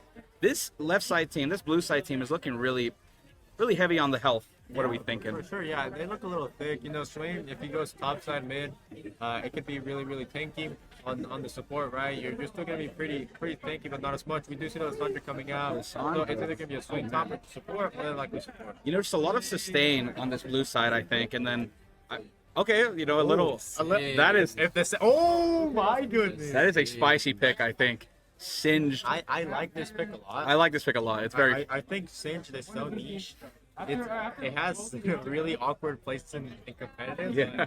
But I think it can be made work. You know, I think Sinjin's like a funny champ, you know, because he's not like an immediate threat. The thing is, you'll forget about him, and like next thing you know, you've lost 50% of your health to burn AP items, and you know that's like you got to be careful with Sinj. So like Sinj is Rule number 1 of League. What is it, Patty? Flash on F. I think. Don't chase Singed. Don't chase Sinj. Very. We got some chants. We have some chants. War chants in the back. But we do see the Lucian bank coming out really good with Nami. I think overall, I don't know what the red side's going to pick for the bot lane. If it's Nami, Serath a lot, I don't think it's going to be as good. If you have something like Swing. So let's see what the red team do. Let's see, indeed. You know, I feel like the Lucian pick is kind of wasted because they could have locked that in first 2 picks, but they decided not to. So, I mean, maybe they weren't going for that in the first place. Maybe they know something we don't know. Maybe they know some secret tech. They know some secret stratagems from the depths of an Asian temple that they brought out. True. They were reading the scrolls, looking at to see what. Zach Orn bot lane. I'm gonna just put it right there. Zach Orn bot lane. Zach Orn bot lane. Is that the meta? I okay, think. Now we see 4 AD bans going in. I think blue team's a little scared of what bot laner they can pull out here. Gatsden wants to play the Swain ADC. Swain DC. You know, that is definitely one of the strats ever. I mean, it's doable, it's viable. We do see the mid pick, that means Serath, or it could be Zed jungle. It could be Zed jungle, Serath mid, or Serath ADC, Nami support Zed mid, Singe top, or it could even be a Singe jungle. We don't know. You know, I don't like the Zed pick that much. You know, I'm seeing this blue team, and they're all really, you know, thick on the health. How are you going to be able to cut through that in the late game, in the mid game even? If you don't pop off Zed early game, you're going to have a very tough time later on. I like this Olaf. I think even though you're not supposed to chase Singe, Olaf is so strong in these team fights where they just have Serath and Nami just run right through everyone and just get to the back. I feel that too. And in lane, Olaf can kind of just run down Singe in a way. Because, you know, Singe is not like burst. You know, he's kind of consistent damage. And Olaf is the king of surviving when you don't burst him. So, like, I feel like those 1v1s will be kind of favored in Olaf's favor. Let's see what the last pick is. Based on this, oh my goodness. Serath, Nami, bot lane. We see the Vi jungle, Zed mid. You know, I don't know which team I like more. I feel like, what's the synergy in blue side here? Like, I'm trying to see it. So, on blue side, I think Xin Lissandra is incredible. Lockdown with the Lissandra ult. Lissandra does counter the Zed a little bit with survivability. Serath is a good pick to push and pull lanes. You're able to shove lanes way faster than Serath. Swain is a decent engage, even though you do need your Sins out or Lissandra's Prido engage, and you'll be follow-up. I think there is some consistencies on the side of blue side where you're going to be able to play front to back or like full engage into like dive the backline with Olaf, Sins out, Lissandra, Eve. And then from the side of the red team, I think it's just the same thing. They're both trying to get to the backline. Vi's trying to ult Sever after she uses spell shield. Chet's trying to poke front line, trying to get into that, you know. Just play these fights pretty consistently front to back. Pretty front to back comms from both sides. And now we got the dreaded 3,000 minute delay. The 3-minute delay. What can we talk about for 3 minutes? What about how wonderful this invitational has been? You know, tell us your experience at this invitational. You know, I kind of left early yesterday, but overall, honestly, it's been pretty good. Everything's been running decently smooth, you know, except for a couple of things. But that's every event, you know. There's a lot of people here. There's a lot of teams here. You know, I'm having a great time here, and I've seen a lot of the people, the kids. The kiddos are having a great time as well. I think this is probably like the funnest event that I get to be a part of. Luckily, you know, I'm usually on camera. I know I decided to get a little break, get some casting in. Of course. You know, last year I casted as well. You know, next year I'll maybe cast again. Who knows? Okay, but you know, Patty, me and you talked to draft. We haven't heard what Jacob thinks about this. Jacob, walk us through this Walk draft. us through this draft. Tell us into the Well, microphone. Into the microphone. Well, I think blue side just pretty much has Exodia against red side. Red side doesn't really have a identity. I'll be honest. Aside from, it's because they have like mixed messages. Zerath Nami wants to kind of like, or Zerath at least wants to poke. Vi Zed just wants to go in, pick off server, but then the server got picked, so like you can't really go into server. I get that. Yeah. Especially when they can peel off with Lissandras and Zao Swain. And then Olaf can just like go straight to Zerath, which they can't really go do anything against it because they don't have Olaf just run straight to him. It's gonna be interesting. There's gonna be a lot of key moments. Nodders. What? Nodders. Nodders. We're just nodding. Yes. Everybody's nodding. We're all I was nodding. listening to him like talk about my draft and sitting here like. So we have the coach Oh, here. this is your Gaston. So now maybe he can walk us through the draft. Yeah, you know what? Coach is Coach. here. Let me see what. We really just wanted to figure out what we wanted to do and whether or not we wanted to force team fights or just play for the side lanes. Okay. And so we didn't really know what to expect what they were picking, and then as the draft kind of went through, we feel a lot more confident in our draft. 100%. So, All right, yeah. I think the Zerath pick was kind of interesting to us because we showed Xin Zhao and Olaf like right away. So I don't know. Nami doesn't really do much to prevent that. Vi maybe. Singe is just gonna stay in the top lane, and we're just. I don't know. We'll see. Okay, we will see. That is from the Gadsden coach, Baka. So they look pretty confident. Great insight there. You know, you love it when a coach kind of gives their 2 cents on the matter, and I think Gaston wins draft here. I do like right now the electrocute from the side of the Lissandra. I like when players do not go Comet, especially into assassin matchups. Lissandra is an assassin, and she can one shot if she is fed enough, and we have seen this over time with just overall with Lissandra picks. Let's get these objective timers and scoreboard up right now. So overall, we will get this director camera going. Cool. Lovely. Well, we get to see any invites. We see double 5 points right now. Double 5. I feel like they're both just trying to play it safe. I think I feel like this game could get out of hand with first blood. I mean that's every game, right? But you got to be extra careful in these high tension situations. So yeah, we're just gonna see what's going on here. They're kind of just chilling, just kind of bit of a staring contest right now. To be honest, I don't like this position from the 5 point on the side of Air Force. Typically, you would want to be in a different bush. Right. The top bush on that side of the wall across from Nami. But we do see him playing double support. Oh, accidentally buying the support item and having to sell his item on Sarah. That is a lot of gold down. That is a... So he Wait, realized he buys it back because he can't buy a regular item. So yeah, double support item doesn't work anymore. As of 4 patches ago, I think it was changed that the double support item does not work. I think you just take the L there and try to play safe until you could get your first item, because that is a pretty bad setback. Yeah, so typically once this happens, the only solution to maybe get out of it is share minions between both of you guys equally, and that's already really difficult to do. So it's going to be really difficult to play this bot lane for the side of Air Force. So overall, really just excited to see how that bot lane plays out now. Of course, that suggested shop recommendations coming in non-clutch. I'm sorry to cut you off, Patty, but wow. You can see the trade there from Lissandra on why the electrocute is so good. Half healthing the Zed, level 1. That is pretty great trade there from Lissandra. Zed has to play extra careful now, kind of just poking from a distance with Q. And it's just going to be a tough mid lane. Those first moments in any lane are just so important. And now Zed's got to play according to that. Yeah, we're just going to keep pushing lanes here on the side of both of them. We really got to just watch the junglers right now. We do see them hovering mid lane. Since I was probably going to look to invade now that bot side's going to be pushing towards the side of Air Force. But Vi might look to do her bot side as well, since they started mirror. So we're more than likely going to see an invade happening here from Sinsa onto the bot. And as predicted, it's right here. Laxative getting some hits in. And I think Bandicoot just... Oh, the flash fail.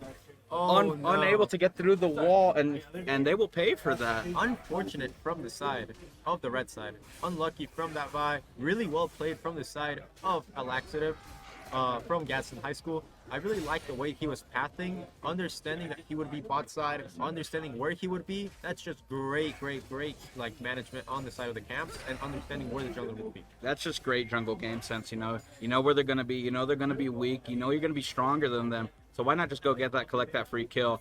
Straight Dirt kind of looking to get some action in, but low mana, really unable to chase that down with axes or any other abilities. Lysandra and Vi coming up, might be a little 2v2 coming here, but just scares off Singed in topside.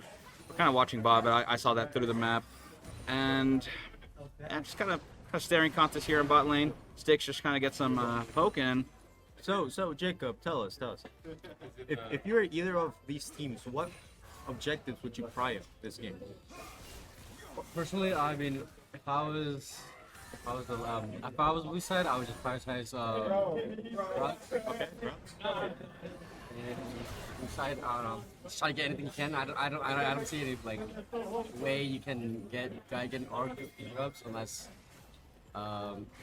they're start poking out server and spraying bot lane. Okay, we do see the Serath now having the Thorns ring with a really good back on wave management. If I'm blue side, I'm playing for grubs. I understand my 3-3 top side is better. Right. You're really thinking about these 3-3s, right? I know Singed is a little bit weaker earlier, so is Zed before 6. I understand that Lysandra, Sensao, Olaf are all really good in these type of skirmishes. So I would be aiming to get the 6 grubs as soon as I could. Even then, you could still probably go for these dragons, right? You're still able to contest. If you do have the prior on bot side, if we can open that lane, we're able to do that objective. Of course, yeah. I forgot what I was gonna say. I was gonna talk about this. I know it's very slight. Okay. I forgot. Anyways, I was gonna say something about the kind of CS. It's not even that big of a disparity, but Xerath kind of edging out Sivir here in CS. Do you think Sivir should be getting all these last hits? Is that a last hit sort of issue, or is Xerath poke just too aggressive there? It's just right now that Xerath Nami bot lane is suppressive. It is difficult to play against it, and it's up to the support as Swain to be able to allow the Sivir to relieve that pressure from last hitting. It is difficult for Sivir, but it's on the support to be able to help out with the last hits. Okay. So in reality, it's not really up to the ADC if they can last hit. It's up to the support's position. That makes sense. That makes sense to me. Dragon early coming out here from red side here. They want to get all these objectives. We do see the trade, and I do like this from the side of the red side. They understand they're going to get grubs. They had everything warded. They knew the blue side's plan really well, and they traded. They understand that they can't take grubs. Let's take dragon. Let's play for maybe dragons, and then let's go from there. Of course. And, and this first dragon is pretty important. Kind of sets the tone, I'd say, for the rest of the objectives down in the South River. Tropic here. Q coming out. A little pokage from Lysandra here. We're sort of just kind of chilling, kind of going through the motions. Jungle is farming. Everyone else is just sort of And we do see a lot of these really interesting wave positionings and just cheese bushes from the side of red side. Really well played on just wave management overall. And trying Monster engaged from Tropic. Ultimate comes out. Xin Zhao is right there. Good flash to escape there. Bandicoot trying to look for something here, but we'll kind of get not poked out. We'll kind of get damaged out here. That is an early flash from Zed there, but honestly, better to flash out than to give a kill, right? Yeah, I think really well played by Tropic, really good waiting. I think Alexa could have played that gank a little bit better, but overall pretty well. He did use the EQ pretty early, and then the W should have predicted that flash, but overall pretty good. Gets the flash. I really like also the Sensao is taking lethal tempo. I think lethal tempo on Sensao against that team is really pretty decent. I think it's better than Conqueror at this point. And you could kind of see how it was useful there against the bot. Gets the Q, gets the auto reset, gets the 6 stacks, the 4 stacks from lethal, and then is able to auto attack. So become a threat against that bot. Absolutely. Xerath's getting a lot of poke damage here. Got to be careful down in the south bot lane, but his mana is running low. And they might have to back early here or just have to resort to sort of blast hitting without abilities. How do you feel about the top lane? This top side, you know, we got some proxying coming out from Singed, and I think in any sort of organized play, I feel like Singed shouldn't get away. Oh, monster fight coming out here. Swain dropping really low there. Really good bubble from the side of the red side, allowing the fight to like play out like that. But you do see the weakness from the side of the red side pick, right? You don't have the constant damage. You have one burst after the initial like damage, and that's it. You're not able to finish off the Swain. Nami lands a good bubble. Zed is able to blow all 3 abilities, and then what? You know, what do you do after? Of course, yeah, and especially with Xerath, you know, mostly a skill shot sort of hero. So you have to be, you know, mechanically good as well. You miss any of your abilities, you know, your combo's ruined, you know, your damage is ruined. So got to be really confident with that pick as well. Of course. We're just seeing lanes being pushed back and forth here. We do see the Vi wrapping around to the bot lane. More than likely, this could be a great gank here. Go for Swain. Great target selection here from the side of the Vi. And that picks up the kill. Great execution right there. Ultimate bubble. Great bubble. That is, you know, that is just a monstrous just gank. Textbook perfect gank to the side of the red side. Really well played. Great wave positioning. Understanding from the Vi that they are able to have a gank timer right there. Great like target selection at the beginning, knowing that Vi will spell shield the Q, turning on the Swain. Then after she uses the spell shield, going on Sivir to use the R from Vi. Really well played. Breaking it down, thinking ahead of how the play is going to play out. Really well played from the side of the red side.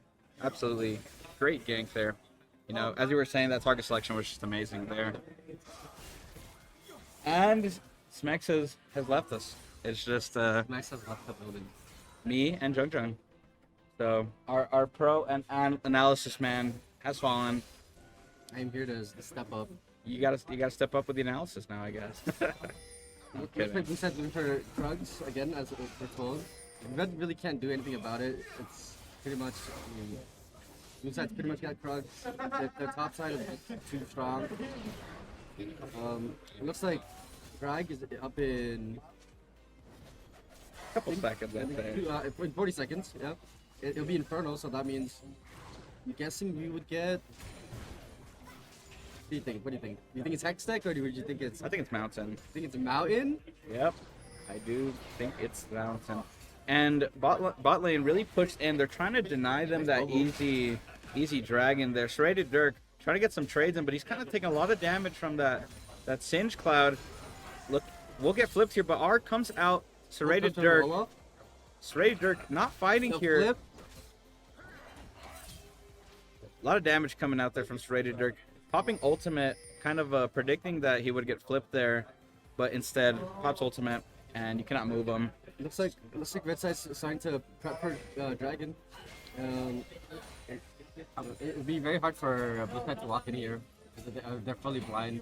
I think Jinzhou might be looking for maybe a steal angle or maybe just running some interference here. Serrated Dirk trying to freeze this wave, but kind of messes that up with that axe. Laxative and Bandicoot fighting here, but Red Side's got all the support here. Xerath popping ultimate here. Nami sends the wave the wrong way. Lots of ultimates coming out here. A lot of people dying here. Blue side, 2 people low, but red starts falling one by one, and that was a pretty bad fight for Red Side there. Red Side just went too far in. There was no follow up. Zed and Vi just went too far in the fight. They went a little too ham. Nami couldn't follow up. You know, they really needed to finish those low kills there, and that would have really saved them that fight there. Scythe kind of taking a lot of damage here, but just running interference so these guys don't get anywhere near their dragon. Hello, Freezer. How you doing?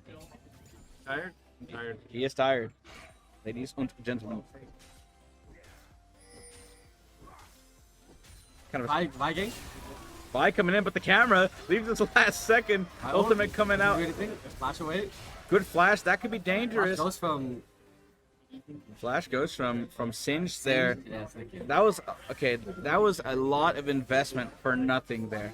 I feel like they could have done a lot more with that, and end up not getting too much from that. Zed kind of farming out the lanes. Shinzao going topside here. That was very well for Olaf. You know, Olaf gets to live. sort of you know, I don't know. That was I feel like they really needed that kill there. Why are you laughing? Why are you laughing, pal? Why are you laughing? My analysis is amazing and great. Anyways.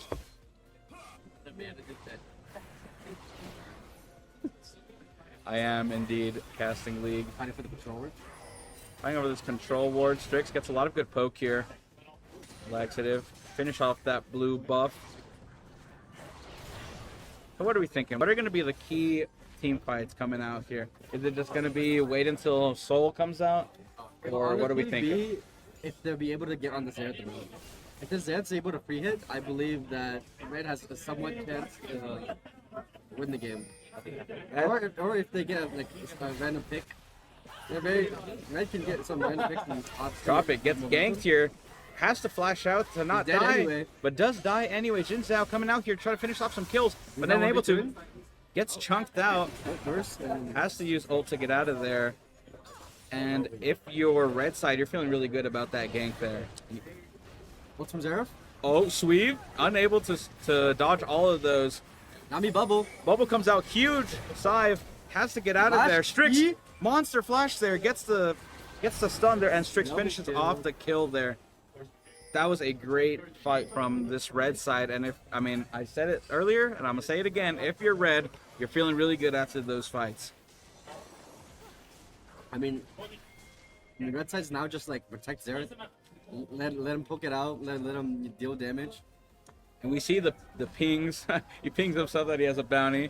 That might be you know, protect me, I have a bounty, or it might be like, hey guys, I'm fed.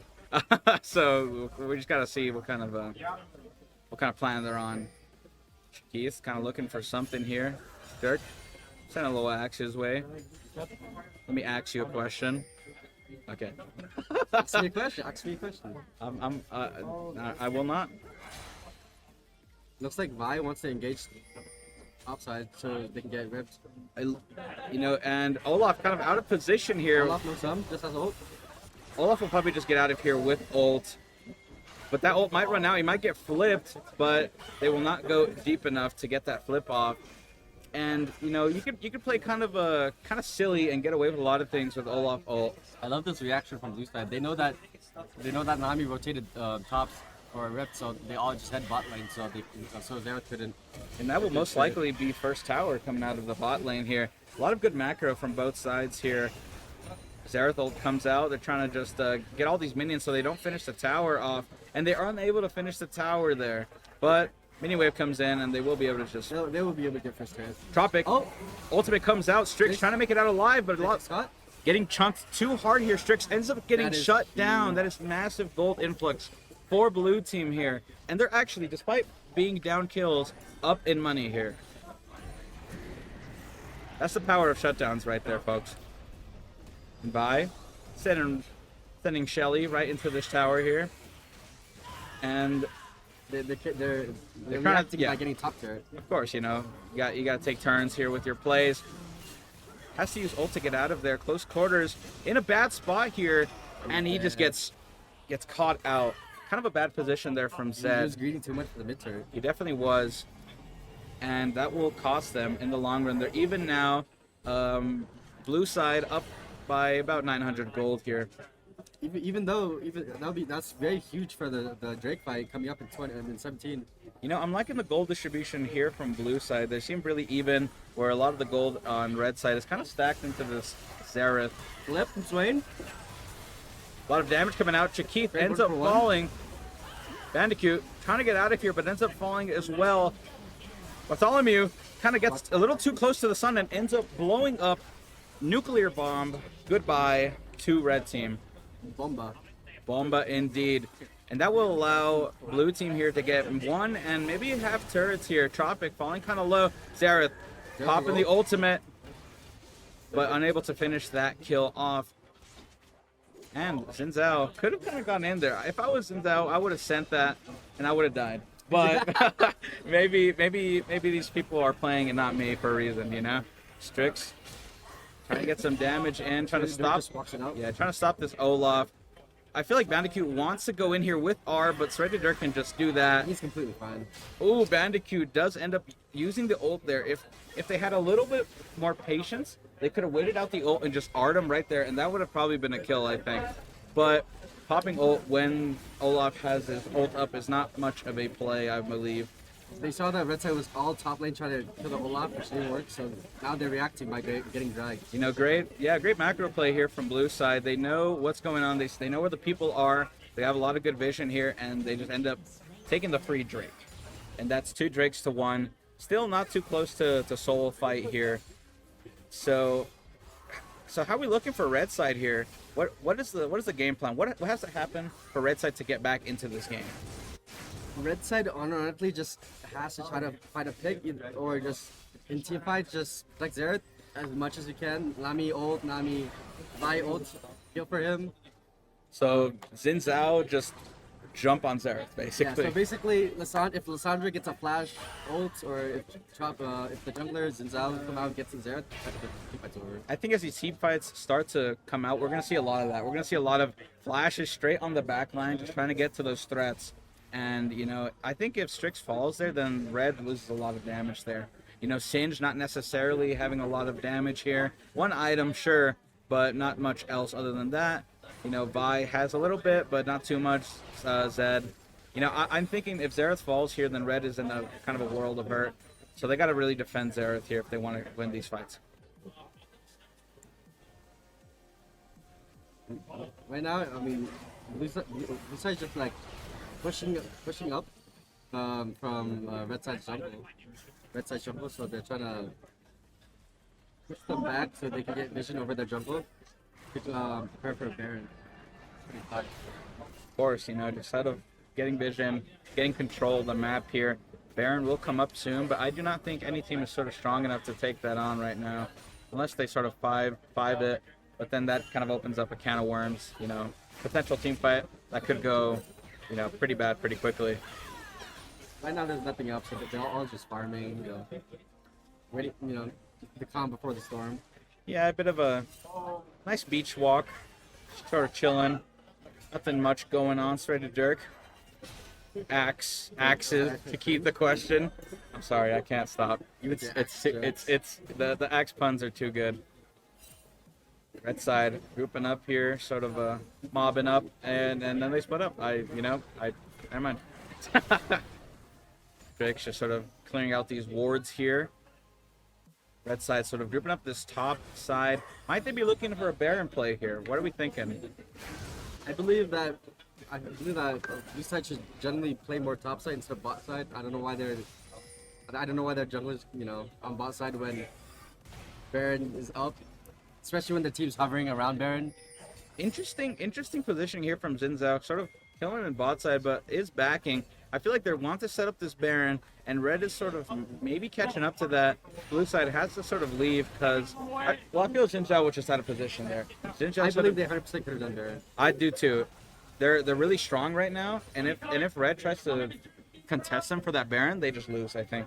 So I feel like they could have gone on that or even snuck it. But instead, they sort of have to wait and group up now. But Red does know. See, they're pinging. Do they know actually? I don't. Baron. Yeah. They know now. They know. They do know now.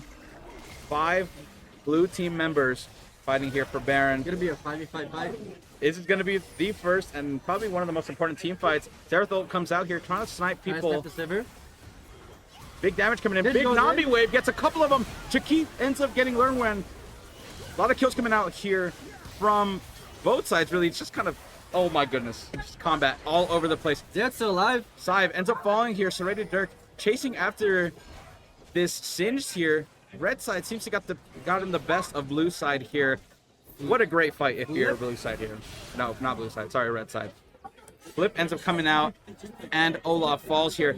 I feel like that just changed the entire game for red side here. Horrible fight for blue side. They should have had the advantage there, and they end up sort of throwing it all away. And now this game could go either way. I was really... honest, no one went for Xerath. Xerath was untouched the whole time. You know, and that's what we were talking about earlier. Xerath needs to fall in order for blue side to really, you know, finish these fights. And now instead of Xerath has 5 kills, getting stronger by the minute.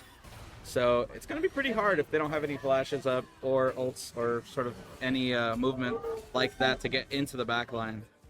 I mean, Red Side has power over this dragon at 20 seconds.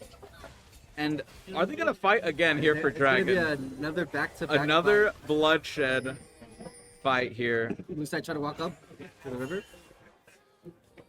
You know, I feel like you could give up a Dragon here. If you're not feeling too confident after that last fight, I would honestly just give it up, do other things, push topside. But it seems like Red Side should have kind of moved out on this Dragon. If I was blue side, I would fight just because, I mean, I hope they know that Xerath has no sums. I'm sure that's the reason why they're fighting. Or they're trying to fight this. Because if they get to on Xerath, it's just a free kill. Ran has to flash out of there. A lot of poke coming out here from Zed. Laxative takes a little punch there. Serrated Dirk in a weird position here. Ends up getting flipped. We'll probably have to use ult here, but is it enough to get out of here? Ends up committing and fighting Bandicoot. Ultimate comes out onto Olaf. Xerath ult comes out here trying to snipe anyone he can. Sive trying to get as much damage on Chikith as possible. Tropic gets damage here. Laxative gets the kill there. Chikith ends up falling as well. Laxative gets a lot of kills here. Laxative has to get out of here, but ends up dying to close quarters C. Flash comes out. Oh my goodness. That amazing play there from Lissandra ends up flashing and killing the Zed. I thought Zed was about to get a lot more there, but Lissandra ends up living. Sort of gives a little more hope to blue side here. But still, another great fight from Red. And I feel like those fights like that are just, they turn the game so aggressively. What are your thoughts on this game? What are your thoughts on this game? He's silent. Silent? He's mewing. He's mewing us right now. He's mogging. So, you know, all of a sudden blue side here is feeling not too great. It's still even-ish game, but when you're in a position of power and you kind of, now you're down 2 kills, now you're down a ton of gold, you got to be a lot more careful with your fights. You got to sort of just, you know, if you keep losing fights like that, the game will get out of your hands. So Hextech up here. It is technically still an even game just because of how, you know, they relatively have the same amount of gold. Right. Looks like Red Side straight up just going for the drag. I feel like blue has to get something here. Olaf kind of trying to get that top tower, but overall, just giving it. I feel like they are just giving it. And I mean, if you're they might fight the after fight though. If you're blue side, you can give up a dragon here. They end up taking down Drake there, but Olaf does end up pushing. I think Olaf ends up getting a turret for this, so not all is lost. But red side, red side. Look at him, close quarters G gets in there. Serrated Dirk ends up getting the kill. If I'm Olaf here, I'm just running. Run, Olaf. Dirk taking a lot of hits from Xerath there. Not fast enough, I'm afraid. I think they're calling for Baron. Of course, you know, you get a pick. They get a great pick there with a lot, you know, very long timer. 4v5, you're not winning that if you're blue. So easy Baron play here. Does blue side want to counter this, or do they want to push lanes from mid? Mid's open right now. They can get it. They can shut up. It's gonna be pretty tough. Like they want to fight it. It looks like they do want to fight. Laxative goes in. By ends up going on to Sivir. Gets popped. Ren gets popped. A lot of damage coming out here from Laxative. Laxative free hitting. Chikith sort of free hitting, or not free hitting on. I don't know. I'm having such trouble with my words right now. But blue side ends up getting a couple kills there. Chikith ends up TPing behind. Interesting play here. Yeah, blue side's starting to do good Baron. Blue side, might they be able to get this Baron here? I think they have it for free, pretty much. I don't think that side can. Teleport coming out here. That's from red with side. low HP. Kind of a. What was that? Was that a? I believe Zed tried to back and he thought it was in base and then tried to TP with health. But he TP'd. Might have been staring at the shop a little too hard. Weird play coming out there from Zed. You know, that's he pinged question mark on himself too, so I'm pretty sure you know. I think he knows that he kind of messed up there. Blue ends up getting the Baron here, and this is just a back and forth game. This is as close as it gets, I think. I mean, it's pretty much an all-out brawl. Constantly fighting for objectives, pretty much. Basically, this is just aggressive plays from both teams here. And 3K gold lead here from blue side, despite being down a kill. So, you know, all the objectives kind of stacking up there, and Baron as well, of course. If I was blue side right now, I would be. It looks like they want a reset timer together. And if I was blue, I would just four mid, just push it out, use the power of Baron, and just have Olaf split push bot right here. Of course, and it feels like, you know, they're sort of wasting this Baron when they really should be using that power position to push, right? I mean, they're sort of like splitting up here instead of kind of pushing out like they should. 3 red siders like in mid. During 1-3-1, from what I'm seeing. Probably, yeah. You know, we see Olaf in top, Lissandra down in bot lane, and Xin Zhao maybe looking for a pick here. Bartholomew clearing out some wards here. But other than that, not much else going on. The Baron power play, yeah. Yeah, the Baron power play is not coming out as it should. Close quarter G. Close dodge there from him. I love the Edge of Night the purchase from Zed just because the Lissandra ults you, you know, pretty much dead. Right. So by Edge of Night, you know, Lissandra can't ult you. It's pretty nice. I believe. You do believe. I mean, I believe. Edge of Night gives you the spell shield, right? Yeah, it's spell shield. You know, like, pretty much someone has to poke you, damage you before, you know, they can do anything. You know, Lissandra kind of limited-ish range unless she E's onto you, right? So E, flash, R. So yeah, she's got to kind of come in a little more in order to pop Zed there. I mean, blue side pretty much just has a pick comp, right? So I think they should really use the power of vision. You know, try to pick, you know, one of the members from red side. Of course. And blue side, this Baron has gone basically wasted, I think. I'm a little disappointed. I really wanted them to sort of use this advantage a lot more. Maybe even try to get a 5-on-5, if I'm being honest. But I'm not sure what's sort of you know, not much coming out here. No towers taken. Not much pressure being put on the map. It seems like they're just sort of waiting for the next objective. So, I mean, I guess that would be Dragon here. This is the drag fight for soul points. And Hextech Soul is very, very powerful. Both teams looking for push. Zinzao looking for a flank on the right. Gets caught out though. Close quarters, getting some damage off there. And both sides stancing up here to try to fight for this dragon. Olaf's pushing mid. Blue sort of has a position in the river. That mid pressure. Xerath ult to start off the fight. Lot of good poke here. A lot of good damage. Ram getting surprisingly low. Almost gets popped there. And does get popped. Xerath just has a masterful ult here. That is, you know, you could snipe people from 3 screens away. They're giving up the fight, so Olaf's just pushing mid. Maybe go for a steal. Steal might have come out there. Olaf gets something for it at least, you know. So I mean, they do lose that soul point, but you know, Olaf gets a turret there and a little more damage. Storm Scourge? Yep. Storm Scourge is broken. I mean, the fact that it can execute from you, like, you know, I hate the item so much, especially as an ADC main. And Drix looking really strong here. You know, probably feeling pretty good after 3-4 tapping Sivir with ult there from Timbuktu. So, you know, Zed is very, very strong right now. I think with that information, you kind of know you can just pop whoever you want. So you just Xerath ult on a pretty low cooldown. You can just kind of send it whenever, wherever, you know, and try to get a pick. I feel like that's how they're just gonna engage every fight from now on. And Blue has to be really quick to get on Xerath, especially when he's in that sort of that ult state when he's sort of locked down, right? So I feel like that's very important to get there before he starts doing too much damage on your backline. I feel as if Blue side should really prioritize like using that pick combo that they have with Lissandra, with that Xerath and Lissandra pick. Try to find someone caught out using the power of vision. They do need to make something happen. We are getting into the bit of the late game here, and where one pick could sort of turn the difference really heavily.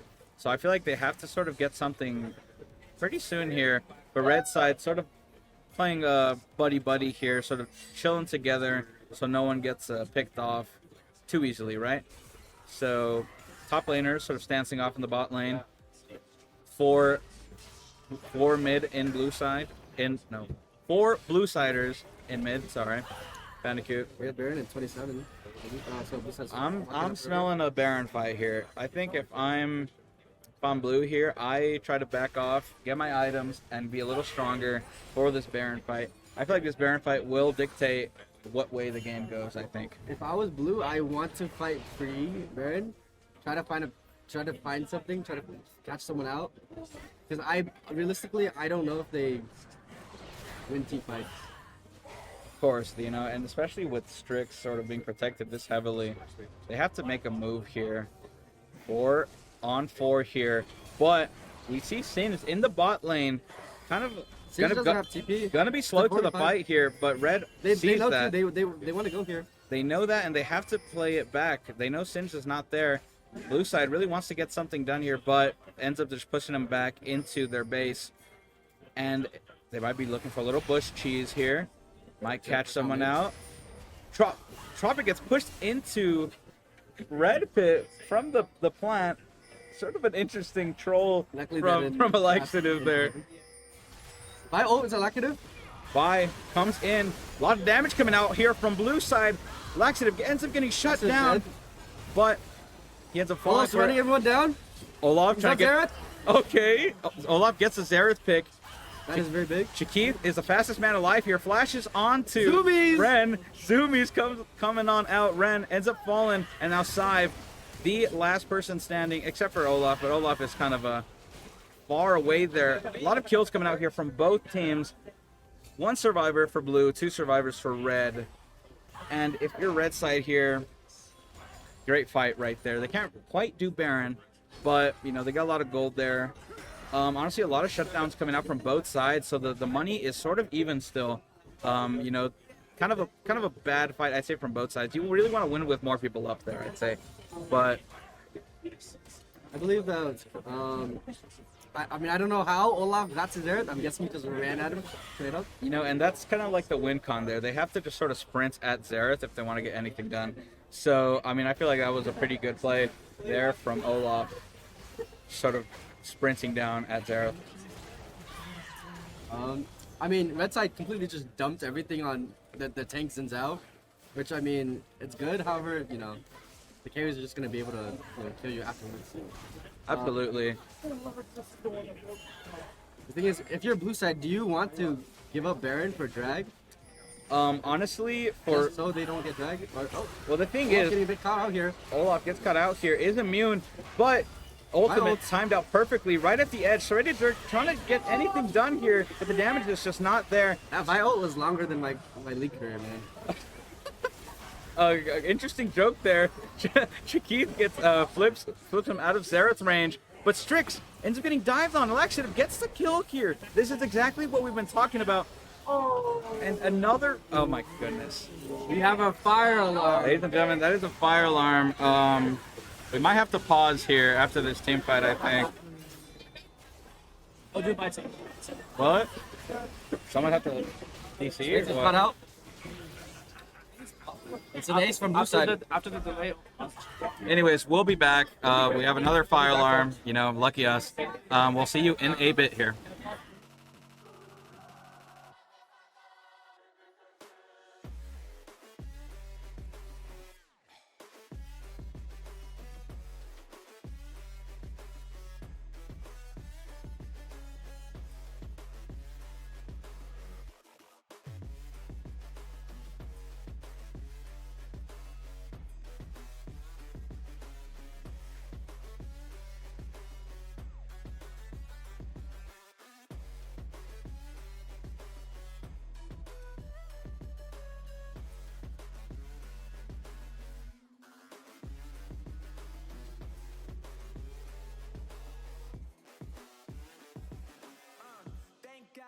brothers on the rise now. Endless celebrations all in my house. Levitating now, I'm super duper fly now. London boy, but DC where I reside now. Put the time in while you always yelling time out. And for quit it, cause I know I'm coming with it. You were sitting, you were wishing I was handling my business. Now I got the ball like Harry Potter playing Quidditch. And my business is humongous, you would think that happens in there. Damn man, I'm all that, yeah, I'm all that. Working for that whip, yeah, that what you call that. I'ma blow up in the summer, have him yelling fall back. And I've always been ahead like an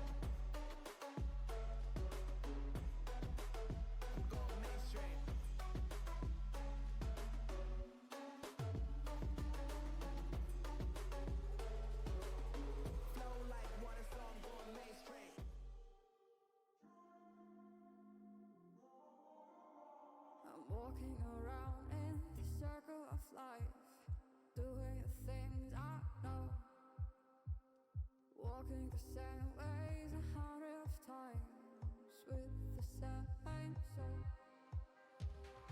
But do you ever try to path on the right side, put it up in your mind?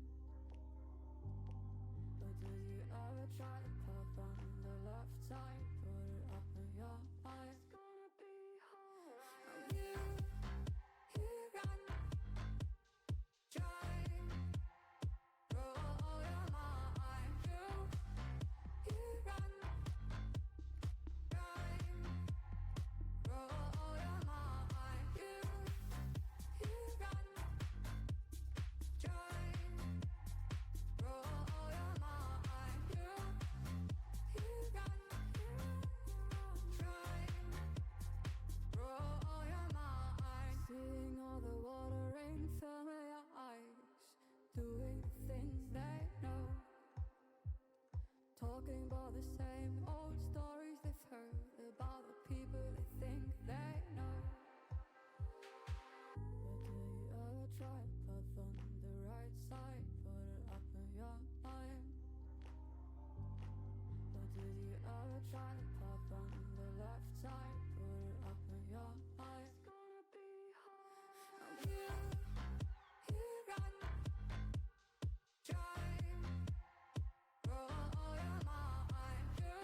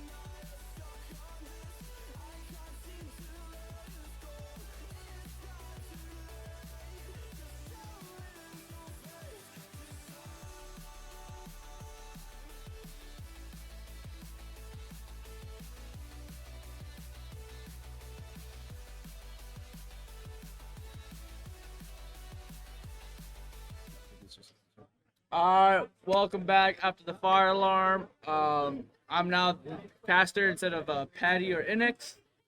Jung still here? I'm still here. Looks like the game will be in pause. I don't know when it's gonna be on pause, but yeah. You can change it back to the pause. No, it'll on pause automatically.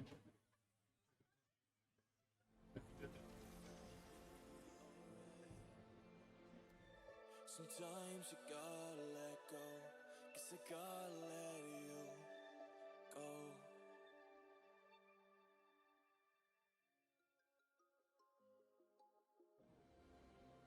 Alright, so here we have a very nice Baron setup here. Olaf is dead for 43 seconds. That is a huge timer. That is a huge death timer. So the Air Force Academy, they can easily take Baron without repercussions. And I think once they get Baron, they can run it down mid and end. Pretty much. There's not really much blue side can do. Blue side, I mean, they have to contest this. It's not, you know. They have to contest it, exactly. They cannot give, unless they want to fight for Elder in 4 minutes. I don't know if they're going to hold out for that long with Baron buff. I don't know if they can. This is pretty much like the last fight of the game. Whoever wins this fight wins the game pretty much. I mean, currently, Red has all sums up. They're all this side pretty much. I mean, Red side pretty much has everything up. Flashes. Flashes. No one with important flashes on the side of the Air Force, and neither do the side of Gadsden. So this is gonna be a really just front to back fight. Nothing flashing gonna go on. Just straight up back to front fighting. What do you think? What do you think Red side needs to do? Not Red side. Blue side needs to do to win. How can they come back? I need to see someone getting a pick. I want to see Lysandra going in, ulting someone, and everyone's attacking that one person to make it a 4v5, and then they can continue. That's how I envision the plan, but right now that Singe is dangerous. That Singe is running around, hitting everyone, and just so tanky. That Singe is Lightning McQueen right now, zooming around. And he has anti-heal on his poison, so he just everyone's no healing, and which is important because Swain heals, Zinda heals, Olaf heals, and Lysandra heals. Everyone on their team heals, so that Singe is proccing the anti-heal on everyone.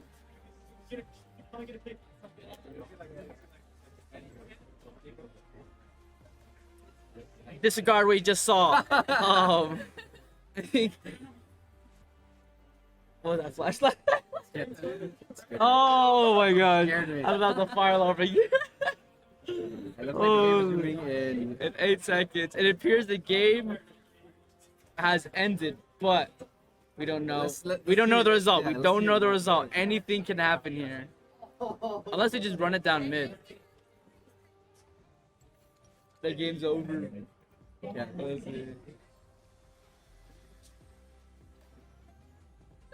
Alright, well, we can spectate the ending of it. Can we? Oh no, that'd be so sad. Let's see how that.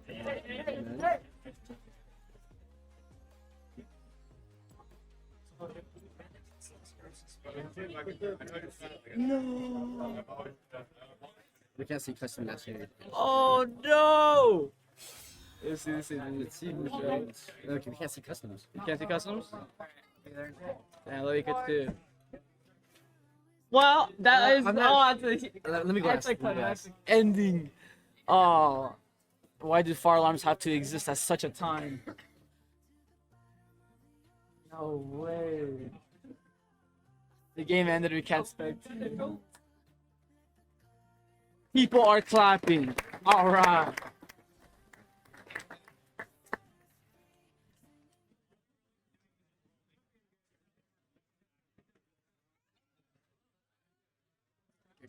We are getting news from the inside to see who won. What happened? Looks like Air Force won by just getting Baron. Air Force won getting Baron. Yeah, like I said, get the Baron. Olaf was dead for 43 seconds. Get the Baron, run it down mid, 4v5. What can they do? That was the game. What can they do? Valiant effort from both teams. I saw the very last part. it was a very close game for both sides. Either one could have won it. And GG's. GG's for both teams. Played really well. Is Gatson eliminated?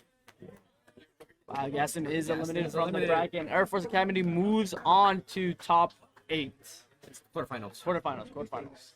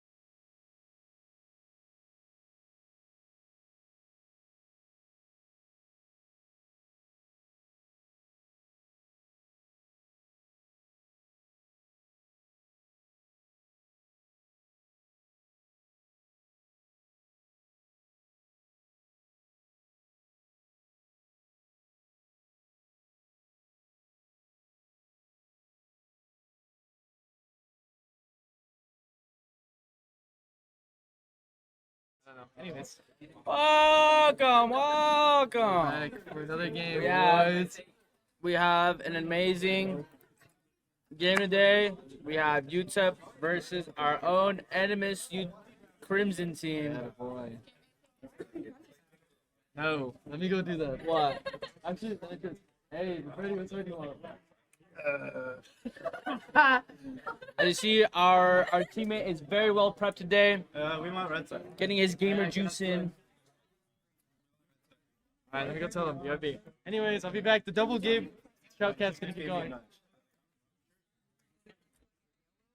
I'm drinking a very nice Dutch Bros Golden Eagle. Delicious.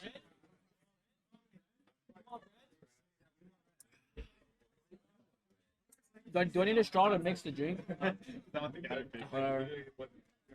I was like, I would take blue, but. Alright, we are waiting for the members to join the lobby here. Predictions. Will, the person off screen, any predictions on who will be the winner? Our team. Our team's gonna win? I like the enthusiasm. I like it. Around this shit, alright. I don't got much to go off of right now. You know, lobby's looking a bit dry. Okay. I think that's a random in the lobby. He says hello though. Seems quite friendly. I'm gonna reply back. Is he part of the team? Evil T33. What did be? Alright, there is a random from League of Legends in the lobby. We're back. We got some things. We have a random. Oh, okay. He says 1v2? Dude. Right, now I gotta type you'll lose. Ah, and he leaves. Random 1v2s that every day of the week. He's ready to take him on. Oh. How's your day going? How's that coffee, buddy? My coffee, that was pretty good. I needed that. Dude, I needed anything. I'm thirsty. I'm hungry. Why don't you ask him for a drink? I didn't know they were complaining. They haven't sent me anything. I'm sure the chat is ecstatic to hear about our coffee. Exactly. Yep. Well, I mean, we're just waiting on hearing the YouTube fixing some of the monitor settings, make sure it's nice and bright. And I said not bright, sorry. Once that's done, nice and dim. Okay. Yeah, man, once that's done, we should get this game started. But right now we're just waiting. How's your day going, good sir? I love it here. I love NMSU. I love this tournament. I love refrigerators. I love refrigerators. No. Unfortunately, I get to play after the lunch break. It's been quite some while. We will be playing quite a while. Well, right after lunch, and we're gonna be full on our tummies, and we're gonna be huge. Yeah, fine. Okay, that was. All right. Group for the camera. Alan Smexy joining us for the cast. Alan Aguirre. Alan Aguirre in here, ready to participate. Raider, roll. Ooh. What would you rate this coffee? Yep. Yep. Wonderful consistency. Yeah. Okay. Pretty good. Nice taste. Yeah. Right. Not too coffee, not too strong, not too bitter. What is this, like vanilla caramel? I don't know. Golden Eagle. Tastes good. Thank you. Yeah. I invited. This is part of your team, right? Yeah. He is Kikito. I invited him. Yeah, you have to be good. I am. I'm making sure. Yeah. I. So, super early prediction. Who takes this game?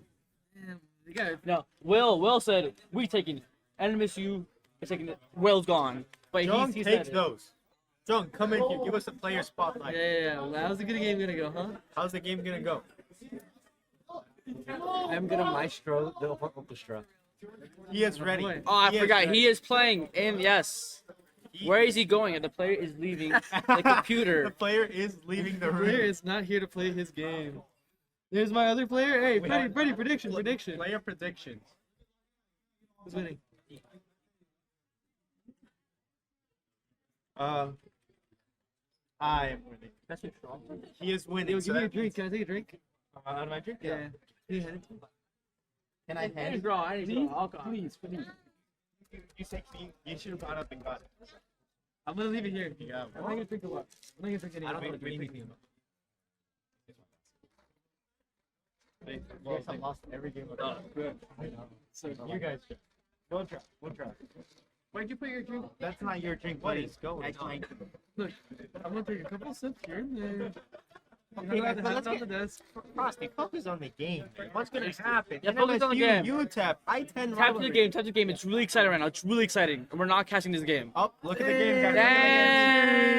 Damn. Crazy. Yo, I think they're about a team fight. I think they're about a team fight here. Kikito, Tango, going crazy. Tango, Oh going my against God, Freezer what and is Tug. going on? Trade for one. Oh dang. Is that real? Is that real? Oh, hold on. A TP coming in from Darlene. TP, she's in the fight. She's in the fight. You're going crazy. No, she died. She died. No, that's a 2v2. Damn. I will. Come on, the cast. Tell us your prediction. Who takes it? Oh, I already Okay, but you gotta tell the stream right now. Oh, they say Smexy 1v1. They want to 1v1 the caster. I'm not even playing. And I'm getting asked to 1v1. Sadly, I am not playing currently, so I will not be able. But we're going back to the cameras, face cam, now with our superstar William Squilliam. Tell us, Will. Tell us. Who's taking this game? NMSU for sure, he says. For sure. And if they lose, I don't know, man. Shake your head. Shake your head. Shake your head if they lose. Fresh out of a fresh perm. It's gone. Shaking my head. Next thing you know, Will will be bald. Get your team in Viking right now. Why are you guys not discussing strategy? Bro, they're like, they're looking at you guys OPGG. We're having fun. Okay, there's a difference between them and me. Damn. So he plays to lose. He plays to lose. He basically What do said, you want me over what? hey, Graham, Poker only. 12-18. So 12-18. They got to 12-18.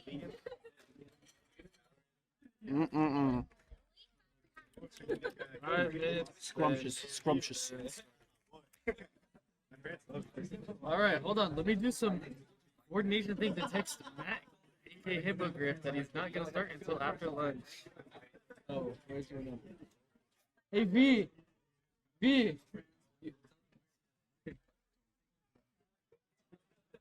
I'm trying to tell these teams, bro. I'm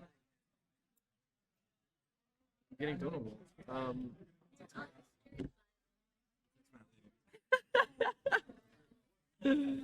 Next we have. I want Dutch Bros now. You want Dutch Bros now? I want to drive over there.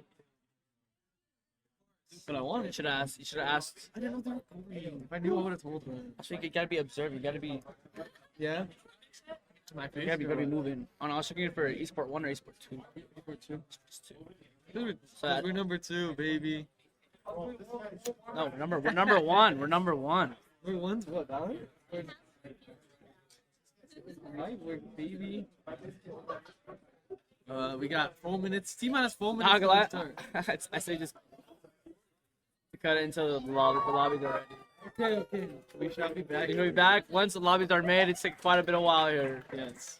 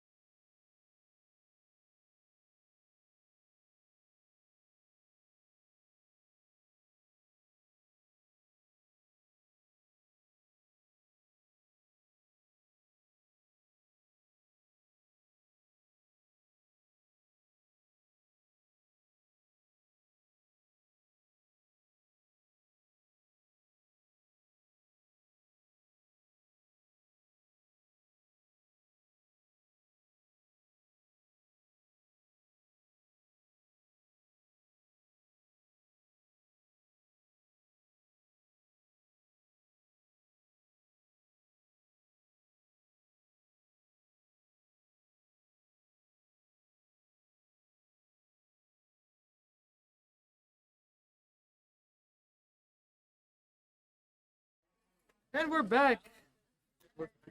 Teams that made up their minds. They know what to draft. They know what to play. So let's see what they're gonna plan on doing. Oh my gosh, with the glasses back on. Yup. It's back. Good time. Ready to analyze this game at 180p. So we got our first pick, Ezreal ban. Never seen that character played, but you know. I believe the Hungbik plays. Yes, but they're doing a little bit of a weird thing where they're on different roles. So we're gonna figure out who's playing where. You two on different roles, or Nope, we're on? we We are. are on different roles. Okay. Okay. Here we see a Skarner ban. Skarner's kind of nuts. Just saying, the rework kind of helped him be a character again. I agree. It's not much of a carry, but more of just, a little helper. A helper that scuttles around the entire map. He just runs through walls, pins you down, and you probably die. Yeah. Because the CC is kind of crazy. Back come out Oriana. It's like they're trying to focus more towards. I'm surprised there's no Nico ban coming out. Seen their Nico. Their Nico's pretty nuts. We've seen Aeonit on Nico, I think, almost every game.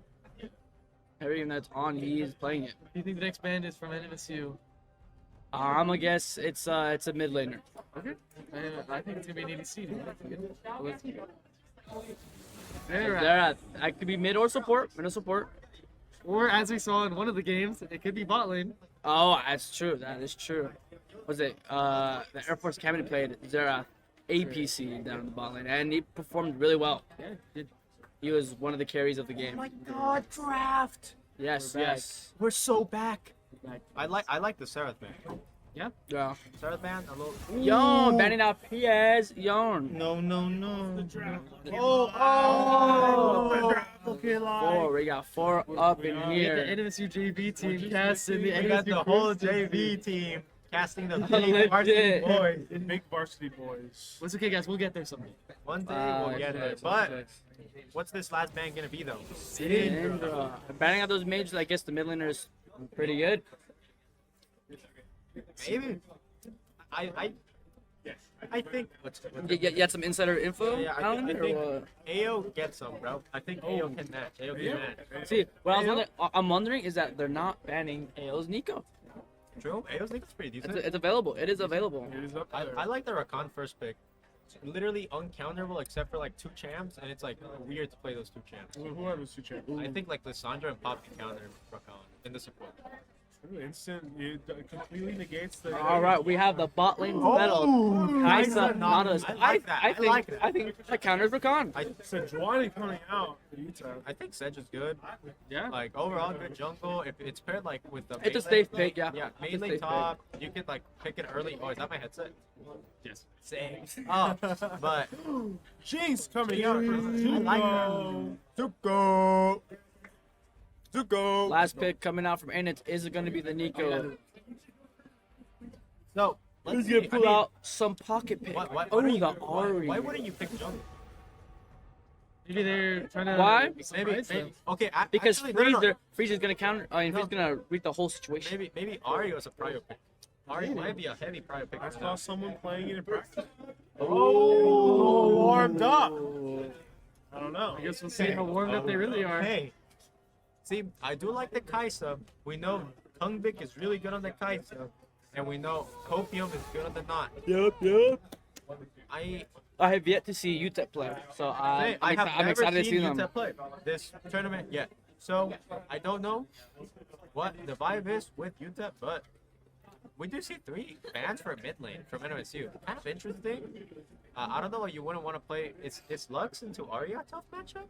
No, it could be Lux bot, maybe Lux support. Oh, maybe Lux 80. Oh, They actually, already have bot lane. support. No, guys, it's Lux ADC. Jinx Lux top. mid. Lux top. Lux top. Lux Yeah, top. Camille, they're banning out the Camille support. Yup. See, I think here, like, either ban something weird in the mid lane that they might pick, like a pocket pick or something that they feel comfortable on, or like a hard counter top. If I'm NMSU, you like already know counters for top side because you have R5. So you have to start Banning thinking individually out the what you want. Riven. Interesting ban coming out of it. Looks like they're banning more of individual players Yeah, instead individual of like players. what would ruin their team comp. So it looks like they're just focusing on trying to win all their lanes. If everyone wins lane, you win the game. You know, Win lane, win game. That's the motto. That's the motto. Unluckily, that does not happen when I play solo queue with Tortomaster 5. sadly. But let's see what NMSU picks here in the jungle. I don't think they would pick here. Oh, Lilia, I like that. I like that. Lilia I into like the that a lot. Sejuani. Freezer on Lilia. That actually is a really good It's pick really into good into the Sejuani. team That's comp. really good, yes. It's good into Sejuani. It's good into Rakan. You can disengage. You can peel. You can do damage. Lilia's a really good. Like you can even bait your team if you wanted to. Like she's just overall really good. Yeah, I agree. I really like that Freezer, you know, went out of his way instead of picking his comfort picks of Vi and Lee Sin to go with something new. Dead versus Ari. I think Ari is a really good champion to that. Quick little photo shoot. Hold on. Hey, bro. One more. You're missing Hold up. We're getting a photo shoot done, guys. Yep.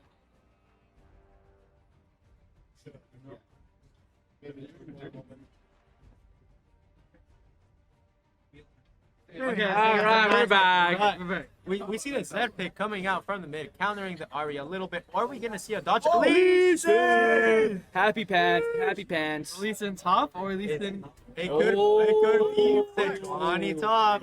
Could be Lee Or Sin. is it the infamous Lee Sin support? We've seen it once. We've seen it once. Poppy coming out. Poppy coming out. Hopefully that's with another game. Okay, that it's not is- Lee Sin, I No, don't there's a think. tech issue with the youth. What are the youth tech player? Yeah, you took it.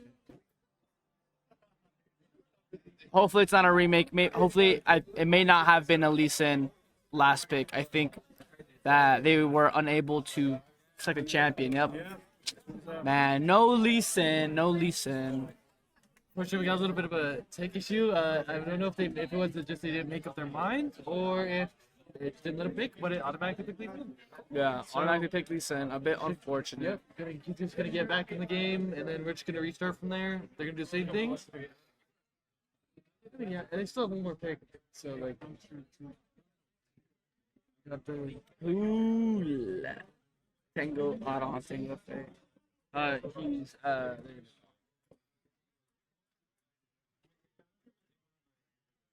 There's a lot of people in here. That's a popping. Finals, we have to. He is back. Getting some roles situated.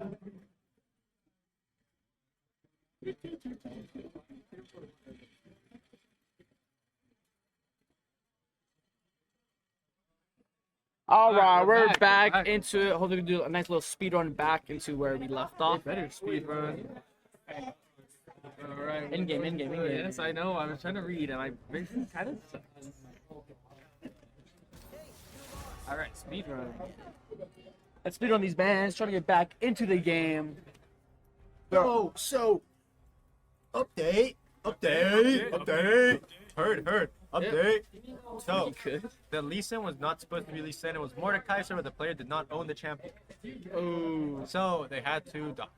So we're gonna have the exact same picks and bans up to the Lee Sin. It's gonna be Mordekaiser instead of Lee Sin, and then we're just gonna have to. Mordekaiser? So yeah, they're gonna have to like just someone either the player's gonna pick it or some picks it. So I think they did either buy it or something like that. So we'll figure it out. Now, hopefully they don't make the very common mistake of picking a champ that they're going to ban and make another remake. So True. hopefully they are focused. See, that has never happened to Frosty Vibes. Nope, never. Never happened to Frosty Vibes. Never. What do you mean? Never has happened. Yeah. Waiting for that day. I mean, now what do you pick against the Mordekaiser? I wonder if he's still gonna go Poppy top. It did Wait, no, it's Yones Pierre. So Yeah. where's that Poppy gonna go? No. They're not gonna pick Poppy. The draft is gonna so it's fair to NMSU. They don't have to keep the Poppy. Mordecai, they're gonna get to counter Mordecai. Yeah. So I'm thinking if I'm them, wait, they did it. Yeah. They have to restart the. Yeah, there it is. Woo! Looks like another restart. Who could have called it? Who could have called it? Yes. Okay. Hey, Alan. Alan. Wait, no. Oh, I guess they know if it's Mordekaiser. Yeah. I'll create them. That's okay, guys. We know what we're doing, by the way. No, League of Legends players are really smart. You know, one of the smartest people I know.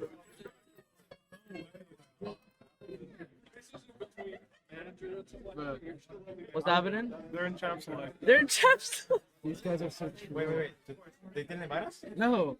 Guys. Leave again. Leave again. Leave. I thought we were making a vibe pick.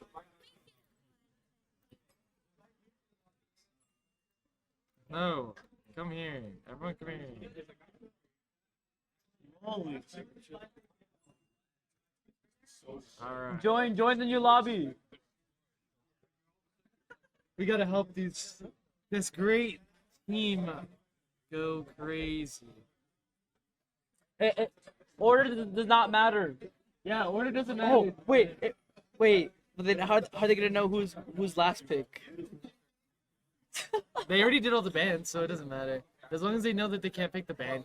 No, not that. But like for runes, like when we last pick, they're not gonna know what champ it is. All I'm saying is, they told us we create the blind and we do it that way. That's what happens. That's their punishment. It's the punishment. They don't get to know.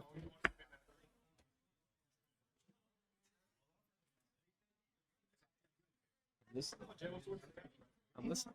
There's some great comms going on right now by our great Snexy coach. She moved my head. He is currently right there. He's coaching. Look at him. Coming. Oh, hold on. Oh, he got paused. Hold on. He got stopped. Yeah, I hit the side quest there. I'm on the way. Excited to see these teams. I'm trying to go eat lunch here. You know, get this game started.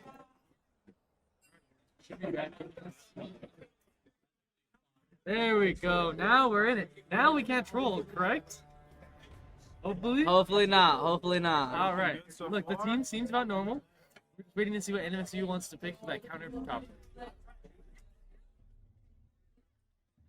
Who do you think they're gonna pick? You see the Mordekaiser? You see that team comp? Who do you go here? Not gonna lie, I would go Gwen. Yeah, I would go Gwen. I like the Gwen, but insider info. Insider. Okay. There might have been some role swaps happening in the setup NM. There is indeed roll I swaps. see a Kistance up in there. Wow, there it is. To Kistance. Wait, do we not have a Yon? No, we got banned. Oh, yeah, man. Okay. You almost trolled. You're not even playing. Nope. So, Kistance into the Mordekaiser. It does seem a little bit of a tough matchup You'll play after lunch. for the Kistance. You'll play after lunch. After lunch? Yeah. So, what do we think? What do we think of Kistance roster? Walk me through it. What are the playing in? Walk, don't jog. Walk it like you talking, Frosty. Yeah, okay. So we see the Kistance Mord, okay? Yeah. Pretty even matchup. 6, it'll get a little bit difficult. Kistance gets ulted by Mordekaiser in middle of ult. 50-50. We got the Lilia Sejuani. Sejuani's more of a team player, but Lilia's like, let me go in crazy on my own. Okay. So Lilia could carry this. Okay. Ari Zed, 50-50. Zed could go crazy, go burr. Ari could go brr. Ari could still win it if she plays it the right way. Yeah, I think it is more of a skill matchup. Yeah, I would say skill. Ari takes it. Hey, what's the better 2v2? Zed Sejuani or Lilia Ari? Lilia Ari. I'd say Sejuani Zed. Because Sejuani CCs, Zed hits a full combo. I think instantly. Well, I think it depends on the Sejuani play. The 2v2. Correct. If she's able to get her E stun, yeah, exactly. they kill whoever gets I stunned. think if Sejuani can like Q and E, Zed and Sejuani win. But if Lily and Ari are able to kite back without getting CC, yes, then they're 100%. able to take that. They're able to take that. So, but it's a lot more skill expressive on the side of NMSU to play that correctly 100%, more than Sejuani going because and hitting that. NMSU has to position correctly. Yes. The Honey Badgers have to play mechanically correctly. Correct. Yeah. So it's just really depending on who plays it better and what top side's better. Mordekaiser, Zed, Sejuani, or Sante Lilia Ari. I really like Mordekaiser always. I think Because- just because they're both melee and Sejuani, Exactly. so they're gonna instant stack Sejuani E stun Exactly. and just lock down whoever they're gonna target first. Does Mordekaiser stack Sejuani passes in ult? Even if Sejuani's like outside the ult, if they started like stacking it, you know how she could give like one stack Yeah. and then he ults. If he keeps auto attacking. Oh no, it's not stacked. okay. It's not stacked. They're in a different dimension. Different realm. Dimension. Wow. The thing is that's gonna be interesting and super actually skill expressive is bot lane. Well, actually, it will stack, but Sejuani won't be able to eat until after. No, yeah, that's what I mean. Oh. Yeah, so can he stack it and then when they're out of it, can Sejuani eat? I think so. I think that's kind I of think so. Cause I'm thinking as like a Braum, you know, if you Braum Q. You want to join the cast, bro? If you Braum Q, if you Braum Q, right, you can continue stacking here. You're in the league team, no? Yeah, bro. Walk me through these drafts. What do you think? Which side looks better? If you're playing right now, which draft would you rather be playing? I'd rather be playing the side with Cassante and Lily on it. Okay. Why? Why do you think that? Lily is an amazing champion. She's like super broken. Just runs around at light speed, spinning the lantern or whatever, and then puts everyone to sleep, and then does like 2,000 damage with her W. Okay. And then Cassante can just run everybody down. I think it's on the passionate Ari charm. 2,000 damage W. Okay. I like that. Honestly, I'm liking team. I too, do right? like the red side team comp better, but I do like the left side team. I comp too. like blue side team The combo better. only reason I don't like the blue side is because of their bot lane. I would rather play Kai'Sa Nautilus and Rakan Jinx because if you have a good Nautilus Kai'Sa, level 1 through 3 it's impossible for Jinx to play. Correct, but I'm thinking of it more as a appeal perspective. You know, you have Rakan of appeal, course. Mordekai's appeal, Sejuani appeal. You're not getting to that Jinx. No one, maybe Ari. What about Nautilus Ari? Hopefully, he should not be that close. He should not be close enough to ult. I think Who goes where? a good Nautilus will always find an angle. That's true. You got those A rules good Nautilus will always hook a wall, try to get closer. Oh, Kungbik in the Lilia. No, on not the jungle ADC. sensation. We got Pierre, the Kai'Sa GOAT. We have some changes in the draft. I like this. I like this change. I Pierre like ADC the vibe. Freezer top. Now we've typically seen Freezer in the jungle role, but now we see him on top, which is actually his first role, and then he got moved over to jungle. So we see Freezer on his main role, Kungbik on his secondary of jungle, and Pierre, I guess that's his secondary from top to ADC. That is his primary role. Pierre's primary role is ADC. Yeah, we do see NM An Invit coming out. Level 1. Copian is gonna go for the hook. Flash hook here on Sejuani. Flash hook, flash hook. No. Like, they got the ward. That's all they needed. They got the word. They got the info. Now someone's gonna back and sweep. Look at that. Sejuani, no flash. Ghost. Ghost. Ghost on Sejuani with the smite. Yeah, because they're a little out of order. There we go. Thank you so much, Frosty. Of course. Let's get just some of these objective timers going. Bugged. Oh, okay, that was bugged, but it's okay.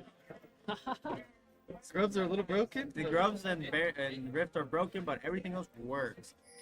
If you're playing either comp, which objective do you play?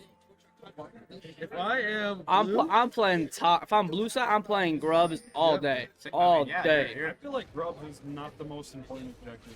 Drag's like way more than Grubs. Correct. That's if you're playing to scale, in my opinion. If you're playing to end the game at 20 minutes, You go grubs. you go grubs. You go grubs. Oh yeah, you're right. I think I'm saying grubs because, you know, as you said, their bot lane is way more powerful early on. None of this Kai'Sa, like, you should not contest that. And even if we think about the 4v4 with both supports roaming 4 grubs, I think the blue side still wins. Easily, I would yeah. rather Rakan, in my opinion, the Nautilus. Rakan counters the Nautilus to a point. You know, if you're a good Rakan and you're fast with your combos and your abilities, you're never going to get caught. Okay, Freezer taking a nice trick. Kikito with a nice EQ auto. Go down. One more Q gonna come out. That's some.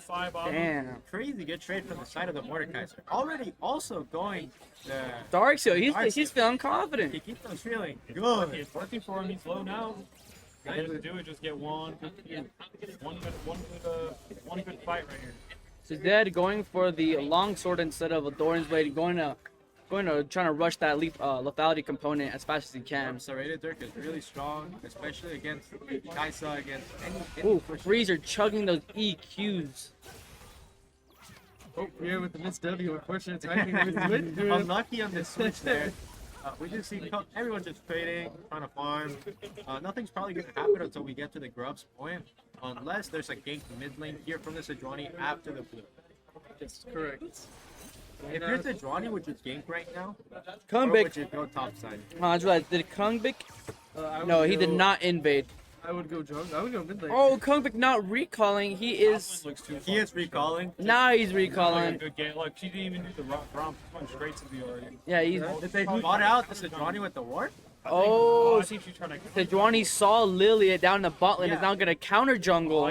Ari did place the ward. Taking Ari red did side. place a ward while Sejuani was pathing. I don't know if they caught her out or not. I don't think so, but Sejuani's taking that red buff with ease, and Mordekaiser are going to assist the Sejuani just in case Kung Bik gets there in time. But I don't think he will. Kung Bik's gonna come back with the empty red buff. Oh. And also going for the Krugs. This is gonna put Lily behind so much, down 2 camps. It's gonna be a potential gang top lane here if we die. Mordekaiser would need to stack this wave and be able to push it. Oh, good poke. Yeah, he's great, definitely diveable now. It's diveable, definitely right now. But I don't know if Sejuani sees the angle for that. Looks like he's gonna go for the mid gang. Lily is looking top side. Lily top side. And Sejuani's going for a Sejuani going mid right now. Gang, Good gang, gang. That's 2 stacks. Auto. Stun. Dead. Not gonna go. Also going top side. Oh, a little bit. Great synergy there. Yeah, great synergy from the NMSU players. We do see both champs playing it really slow. Kikito level 5 against level 3, level 4. He has a level advantage, and Paul is running. He's gonna hit a Q on Freezer. Flash gets the kill. Oh, Kung Bik flashing out of the way. He was certainly gonna die there. Hey, she did not flash. A little bit of too much miscommunication on that game. We're surprised that Ari got to escape right there. Yeah, good movement coming from the Ari. Avoiding that Sejuani game. moved down the dragon. Sejuani going to the dragon after they failed the temple on the mid lane gank, and with Pryo having the bot lane, Sejuani should get that uncontested. True, man. From the side of NMSU, not being aggressive in this wave is really awkward. You know that Sejuani is more than likely doing dragon. If you're like talking about what the jungler is, if I'm Nautilus, I'm flash hooking the Jinx, flash autoing the Jinx, doing anything I can to try to get that Jinx flash out of the way as soon as possible, so you can play super aggressive, try to trade with tech flash. But look at the CS lead that Pierre has over Zuko. Cheers! 25 CS over, which is really good to have. And Jinx first back boots. Interesting back. Typically not what you get on Jinx, even after a cheater. You don't want to get boots. Typically you do want to rush him, but not first. You definitely need either a long sword, a dagger, something to be able to trade back and forth with that. Think about this way, she gets to run in the lane fast. You get this. True! Movement. So, We have Lilia taking her box cam. Looks like Sejuani's gonna recall and go for those grubs. man, but so sad for the side of Lilia. You know, you go top side, you lose the game, you get invaded, literally everything's going wrong. Everything that went wrong did go wrong. Oh, Freezer getting a little poke action here. Gonna actually get a pretty good trade off here. I think more took any. Pretty good trade. Never mind. Besides the Q, that would have been good. Sejuani not opting to go for the grubs here. The grubs still being up is weird from the side of. Oh, Ari with the great charm. Great charm from the side Is he gonna ulti back? Oh, he's not gonna live on 1 HP. Really well played by the side of Ari though. Very Good nice E. charm. Very nice charm. We see the ward here coming out from NMSU onto the bush, trying to see if he can make a play with the hook. Nothing really happening on the bot side though, but and UTEP already up 900 to 800 gold. Really big lead for 7 minutes. Oh, Kobe gonna look for an engage here. Oh, Gonna get the cancel. cancels a W. Ooh. Rakan has 3 dashes. He only does. canceled 1. Good. Well, a good attempt. A good attempt coming from NMSU. Good try from NMSU, but you know, as Nautilus, you Another want one.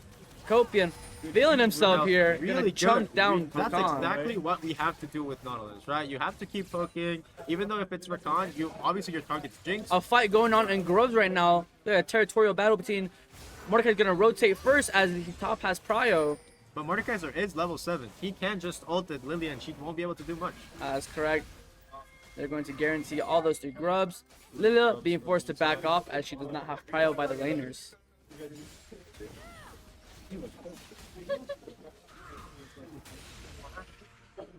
But, man, what is going on with Ari's build right now? Huh? Do you think that first fine tone? what do you think about the Ari's items right now? Aether Wisp Tone. What is she building about? They're going Lich Bane Rush, but is Lich Bane? Yeah, Lich Bane has Aether Wisp. Aether Wisp? It's Aether Wisp, Sheen, I know Sheen. and then Aptone. Interesting. Yeah, so I think Ari is going for that Lich Bane rush.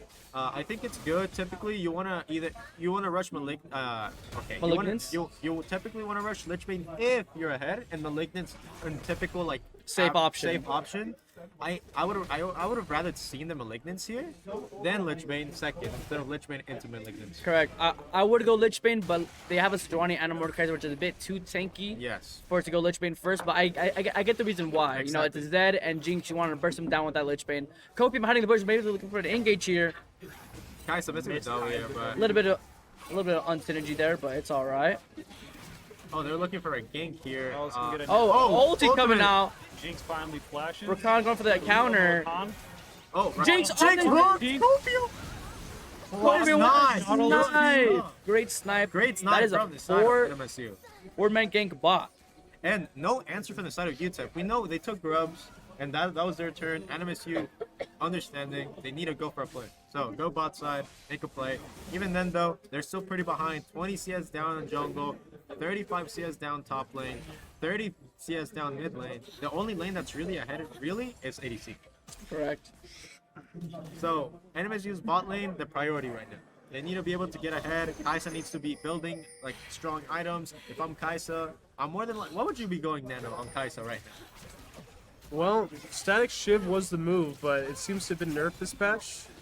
I'd go for a Kraken. Kraken? Okay, I'd how go for do you Kraken. feel about the Eclipse build? Ooh, haven't heard of it. Really? Haven't heard Yeah, of it. so Eclipse. so Eclipse is really common on Kaisa right now. You're able to get the full Q upgrade from one item. Oh, that's dirty. Yeah, Early It's game Kaisa. That is dirty. not like you get a spike at each point in the game, so it's really cool. You can go that into like full AP, or you can go that into full lethality. But we do see the hook here from Copium going into the fight. Rakan disengaging, great re-engage from the side of UTEP. Oh. Really, really well played from the side. We get a TP out from the side of Mordekaiser. Now Copium gonna fall down. Sejuani being able to get the CC and Mordekaiser getting the kill. That is all 5 bot rotating on that invade down in the blue buff. Going to secure that dragon right after. And hopefully we get to see some maybe Freezer prioritizes on all 5 going down bot to get some farm up in the top lane safely. Exactly. If you're top lane, you need to shove, you need to get plates. You need to be able to get an answer. Sadly, He is recalling. He is recalling. But, you know, we do see the Eclipse coming out. Oh, from the side Eclipse, of- yep, the Eclipse is happening. So, you know, Kaisa is able to be really, really strong right now. Huge spike from Kaisa. So if you fight, you need to fight with Kaisa. Fight the 2v2. Try not to fight too many 3v3 so you don't involve too many people around you that are already fed, right? You don't want to get the Mordekaiser. You don't want to get this that. They can one-shot you. You want to be able to try to fight 3v3's bot side. You want to try to fight skirmishes bot side. And now that you know that top side doesn't have TP, let's make a plate bot. Can we look for a dive? Can we not? You know, Lilian's bot side. What would you think? Would you go for a dive right now? Stack away? If I was a jungler, I'm living in bot. I am living bot. Like, you know it's your If win they're con. under tower, I am there. Yeah, like, it doesn't matter if you trade 1 for 1 under. As long as they miss wave, As long as Kaisa gets ahead, that's I want all that. that matters, right? Looks scary. He has Like, 4 stacks on if the I'm dark- Lilia right here, I am diving that Jinx ASAP. But 4 he- stacks on what? 4 stacks on his dark still, and he is scepter. Dude, 4 stacks on the dark side already on top side. You know, already has Rylai's, already a really big power spike, and they're gonna have the 6. Looks like Kugvik might be going for a dive here in the bots, potentially, waiting for that minion wave to crash. Jinx is aware of this, going to... Oh, she got sweeper. She has sweeper, does not have the ward now. More than likely gonna get done. Flash Oh, hook. flashes. Really, really nicely played, and ADC gets the kill. Now mid lane being able to get roamed upon by the support. Really good disengage, and the Zed gets the last. The Zed pop with the Hydra proc. Really well played from the side of the mid lane. Has to bring the flash, but overall a trade. NMSU getting the play, getting the play bot lane, but overall really good run from the side of Happy Pants. You know, reads the situation. Not a bad. I mean, a bit. It's still a loss for NMSU. They're losing all. Now they have 6 grubs now, and they lost a kill on the mid lane. But now they have some plates on the Kaisa and a little bit of counter journey coming from the side of Kungbik. Yep. So we're gonna be able to see that Lilia here try to take the red buff, and then the Kaisa being able to pick up another plate, right, and the kill. So right now Kaisa pretty strong, is more than likely gonna go the attack speed right instead of the AP route. We're gonna see more than likely Eclipse into Kraken, or Eclipse into another attack speed item. So I do like that Kaisa build. I think it's pretty strong, but I think with the Halo Blades you should be playing more towards the AP. Yes. Towards the AP. So the only thing that I do find a little bit interesting is both engage supports going exhaust. Typically on engage, you want to go aggressive ignite. So yeah, something that you want to trade super early. You want to be able to full send go in, and it's that looks pretty difficult. Copion go for a gank with on the gank. mid. Ooh, takes the shadow here. takes Is the are not range the charm? But I think he went exhaust only for the sole purpose of Zed, as it's the only one that can really dash ult and ult on the ADC there, and not much they can really do to peel. Of course. That's why I went exhaust. I'm assuming. So I think the exhaust is decent now that you have one member that you obviously know you're gonna be playing for. Oh, a fight going on. Maybe I catch on the Sejuani here. That is 4 members of NMSU going on the Sejuani. Sejuani to get the 2-man. Oh, not a good 2-man ult. Huge Lily sleep coming through. 3-man sleep coming from Kungbik there. 2-man sleep coming out, but yes, Pierre being able to pick up a kill and Kungbik being able to pick up a kill. Great reaction to this for this Sejuani trying to counter jungle the Lilia there. Great rotations coming from mid lane as well. Gonna lose that mid lane tower for it though, but overall I think it's worth. Yes, for UTEP, you know, you're opening up the map. For NMSU, you're getting your ADC more ahead, right? You're already 30 farm up on this ADC. You have 3 plates on top of them. You just have 3 kills. You're really ahead, right? Even though the UTEP members seem really ahead, even if the Zed goes in, Nautilus can hit you with the peel. He can hit you with the exhaust. You know, Kai'Sa's really difficult to kill with the ult. So it might just be a game of peeling who, you know. Can they get to the back line? Can UTEP get to the back line? What's gonna happen? Now we look at top lane. Maybe a dive on the top lane. Oh, Rakan gonna stop the W charge coming from Cassante. Cassante trying to run back to his team. Not. Is it gonna happen? Cassante's trying to dash. No, and dash Rakan, and dash. Happy Pants catches up to Cassante and gets him. Now it's gonna be a free rift for the side of UTEP. Of course. The only thing I don't like from that play from UTEP, you know, Rakan picking up that kill when obviously could have waited, played a little bit slower, and picked up the kill. Oh, maybe a pick here on the side of NMSU here on the Mordekaiser. That is 4-on-4. Aeonate with a great charm. Kungbik. Oh, didn't know which way to run out of the way of the surface. And could this be the shutdown that NMSU needs to be able to get back in the game? Shield's gonna be coming back up from Mordekaiser here soon. And the Kaisa gets the shutdown. Kaisa gets great. This is good, but at the same time could be a double-edged sword. If Kaisa gets 2 ahead and gets shut down, that's the only damage you have. If you're being over and over and over just focused, that's not good. But UTEP playing the macro really well, taking all 3 towers already, getting every single objective in the game, literally. Towers, grubs, dragons. NMSU has to pick it up with the objectives. They're playing 4 kills, not for objectives. That is correct. And now looking at the CS leads, almost every single one on the side of UTEP has a CS lead and now has an objective over all of NMSU. Welcome back to our other caster, Frosty Vibes, who's gonna let us know what he thinks for the game currently. You know, it's really close. Only 3K behind. Very winnable still. Yeah, they have 3 dragons. I mean, you can always come back from this, turn it with heralds. You can always get more pressure off that. You can also just fight them. A couple of fights at the end of the game, maybe a Baron fight, a coin flip. Anything could happen, right? I mean, there's not even that big of a. The only big lead we have is top lane. Other than that, Pierre being up 5 kills on the Jinx. It's just crazy, you know. Pierre, they're getting all the kills funneled into him. It's really strong. Right now, this back, he's more than likely gonna have a full item. So it's gonna be really, or close to a full item. So it's gonna be really, really strong on this bot side compared to the UTEP bot side. I would love to see a 3v3 or a 4v4 on the bot side, or if we could do like a skirmish without the top laners being involved, that would really show how strong Kaisa is right now. And we do see a hybrid build coming out. Yeah. I do like what is being built here from the side of of NMSU for the Kaisa, I do like the Eclipse start into AP. I think that Kaisa is really strong. Because, as you said, the Eclipse gets a full empowered Q, and the attack speed on the Nashers, I don't know if it's enough to proc the E upgrade. I do believe the Berserkers and the Nashers. Oh, Berserkers and, yes, that would be enough to get the E. Enough to E. And he just needs another AP item to be able to get the W. A pick on the Mordekaiser here. Is Sleep going to go off? Great stun. Sleep does not go off. Rakhan being able to get a 4-man ult. Great stuff from the side of UTEP. Now a TP coming from the side of NMSU. The mid laner showing up. No, actually the top laner. What a Cassante. great 3-man sleep coming from. Great fight not from only the the CC NMSU. chain going crazy. Kungbik going around, hitting Qs, hitting ultis. Everyone hitting the CCs on time. Charms, hooks. Everything went really well for the team of NMSU. NMSU overcommits a little bit with the TP, being pushed on the bot side, but overall, really, really well played from the side of NMSU. We see the fight that we were just talking about. You want to see how strong Kaisa is? You just saw. Yeah. Copium living as hard as he can inside the realm of Mordekaiser, surprisingly lived and was able to CC everyone right after that. NMSU taking this game a little bit more serious than the others. Copium playing really well, landing almost every single hook in this game. Yes, playing really, really well. Ari going to get his charms, and Pierre debuting as ADC. Yeah, I'm just a little shocked right now from the items from Ari. I still don't believe that's the best item of choice for this game, especially against two really big tanks. But maybe he knows something that we don't, and he's gonna just burst one target on the backline, kind of like what happened in this last fight. So you never know. Get to the back line, burst one target, get out. That's it. If they're able to and I'm actually glad that Kungbik did not use his ulti on Mordekaiser by itself. He actually waited, disciplining, not trigger, to get all three. Exactly. See, that's really smart by the jungler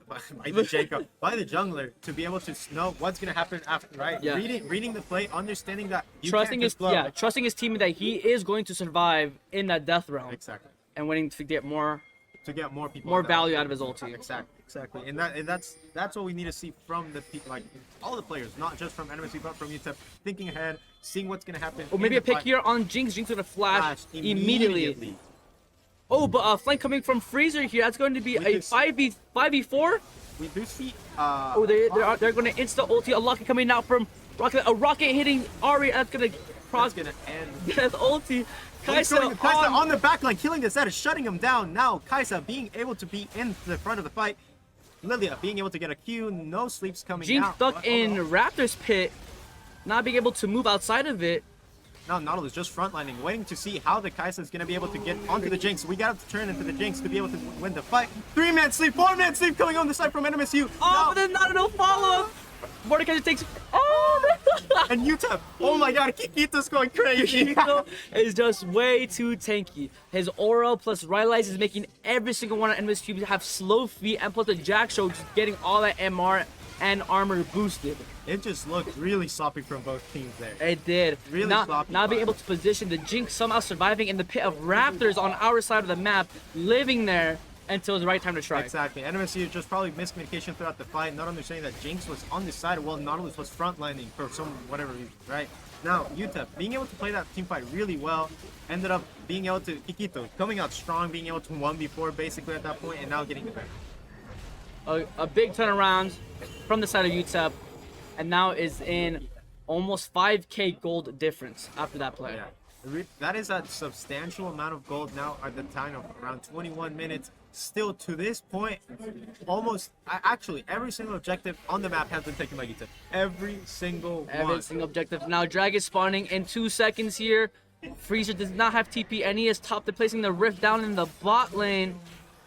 This is a very crucial Dragon. Don't know if that was intentional to put rift down in the bot lane, or if they could have drifted it down to no, they're not. It's gonna be just chilling in the bot lane. Just sitting there. Now the really interesting thing is I don't know if Kaisa has W upgrade yet. I'm not really sure if we will get to know, but Kaisa with the 2 AP items built for Shadow Flame, not super sure if they're gonna go. Looks like they're gonna try and go for a death push here. No, they're gonna start the dragon. That dragon does a lot of damage because it chain leaks every single person there. It's gonna poke them out a lot before the team fight even actually starts. This positioning already does not look really good for the side of NMSU, but Mordekaiser getting a flank. Rakan getting a 3-man ulti and a knockup. Lydia with a 4-man. I don't know really what's happening right now. trying to pull for the side of NM Oh, State. great poker for Kikito. A flash Q kills 3. Kaisa's getting to live, now just peeling back from the side of this. Gets oh. 1 4 4. No, not what you want is. Oh, 1 for 3. 3 4 4. 3 for 4? 3 4 4. So there's a 3 4 Oh, yeah, 4 3, coming 4. out. Lilia being able to take out 2, and I think Kaisa being able to take out 2. So, I mean, just Kaisa being able to take out 2 and Lilia being able to take out 1. NMSU overall, just bad talk. Just bad. I don't understand why They're not sure what side they should have taken to pull the dragon outside. Looks like they're debating, and Kikito prioritized like, oh, if you're not gonna take a side, I'm gonna take both. So it flanks for both angles, and that's what pinched them. Kikito had a great E right there. I think it was a 3-man E. 3-man E to a double flash Q. It was just really good from the side of Kikito. Carrying the team on his back and saying, that's me. That's it. That's me. I'm that guy. But overall, pretty close in the kills department. Kaisa really fed. Now with the W upgrade. I love the Serpent's Fang on Zed. He is prioritizing perfectly here with the Yomus for the everyone moves fast outside of NMSU. He needs that Yomus to catch up, and Serpent's Fang because almost everyone's a shield. Kasante, Kaisa. Zed, I just think that and itemization Locket. on Zed is great. Yes, I think that is that perfect itemization itemization on Zed. Nautilus again, has enough. I think Exhaust plus Locket could be a really good peel potential from the side of NMSU. But then again, Rakan again also getting very tanky. I don't understand the mobility boots at this point, but also going for a tankier build, even though he did not take the right route. He did go Glacial Augment. Yep. So now, from the side of UTEP with Baron trying to siege through mid, through top, trying to open 2 lanes at once, and then NMSU just has to make a decision. Do we want to play mid? Do we want to play top? How do you want to respond? Looks like they're gonna go for 2-man top here. I really want to see NMSU capitalizing that and going for a fight mid here. They have 2 top. Freezer doing as well to get guard against them. Looks like they're gonna rotate top. Kikito catches out 2 of them, and now we do see the Nautilus trying to get some type of poke, and we have a little bug display right now, but we're back now in the mid lane. Kaisa trying to poke out. A lot of damage coming from the side of Kaisa. Coming over the flank, gonna get a 2-man sleep. 2-man sleep flashes over. Kaisa, will they be able to clean up? They get Kaisa 1 on Rakan. Jinx Zed. flashing. Jinx flashing. Zed still pushing top. Only gonna get 1 for a flash on Lilia. That is not what you want to see. That is you want to not get at least the Zed or the Jinx with that flash Q. Yes. And now, if you're NMSU, what do you do to come back? What would you do in this situation? What would you be calling? Where would you be going? What's the plan? If I'm NMSU, I would like to hold that flash on Lilia, but now she does not have it. So now I have to trust in my teammate Copium here with a great flash Q or something of a flash ulti onto the back line on the Zed or Jinx, the more squishy one, and then play front to back against the Mordekaiser and Zed. I agree. Wait until they try to siege. Wait this Baron now. Try to find a good fight to fight. Position all 5-man, then try to find a good 5v5 for you. And now Lilia has now Zanya, so now she can confidently go inside all of them, get a nice Q, and then ulti, and then Zanya's until the sleep actually activates. 100%. And we know Jacob pretty good already with his mechanics on Lilia, trying to flash Q, trying to get as many sleeps as he can throughout this game. I think he needs to have a little bit more trust in his other engages, so he doesn't overcommit on this engage. Yes. We have here Ari still. We know that Jinx has no flash. Now popping the ghost. A little bit. Kaisa overextended. Nautilus nearby the Kaisa. Kaisa gonna try to W the Rakan to ulti to escape. Oh, true. Big brain on the There it is. There to escape that out. And then now. Positioning. Zed gonna go over the wall potential. No, he's going for that poke. I don't think it's a good fight for NMSU. Jungle fights are not good. Oh, the charm misses. Because something gets the ulti over the wall of Zed, so Kaisa could not hit, and they're sniped the Zed. They snapped the Zed. They're just falling slowly, 1 by 1. Kasante not being able to frontline. Great flash grip from Kaisa, dodging the knockup. Lilia down. There's the Jinx excitement. That's triple kill, quadra kill coming from Jinx.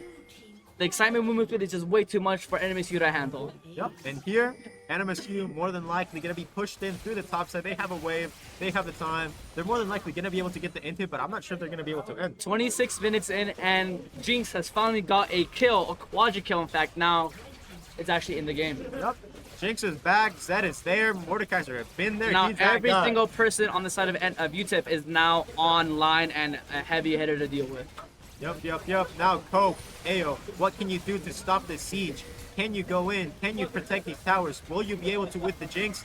It does not seem like that. Ari being able to take out one through the Sejuani. Nexus is open. Nautilus trying to see if they can get a hook. Cassandra trying to heal back. Will they be able to end before it? A sleep goes in, and the Mordekaiser ulties and just auto the Nexus for free without no disturbance. And that's it. GG from the side of UTEP getting that dub. GG's. It was a really close game. I'm actually, GG. I am impressed. I'm impressed. Really close game from both people. Both people, just overall pretty good game. I think, what games are we gonna have next after? We're gonna have a lunch break. I think we have the Lunch lunch break. So we're gonna go to a break, guys. We'll be back for more League of Legends Axio.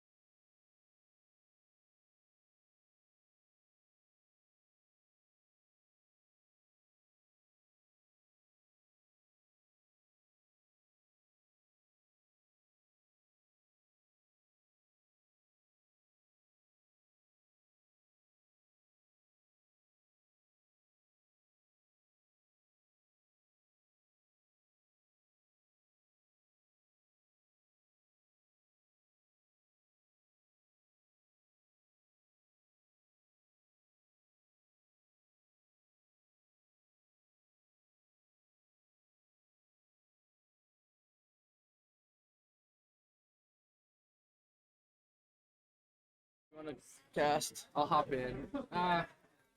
You want to cast? I think I'll chat.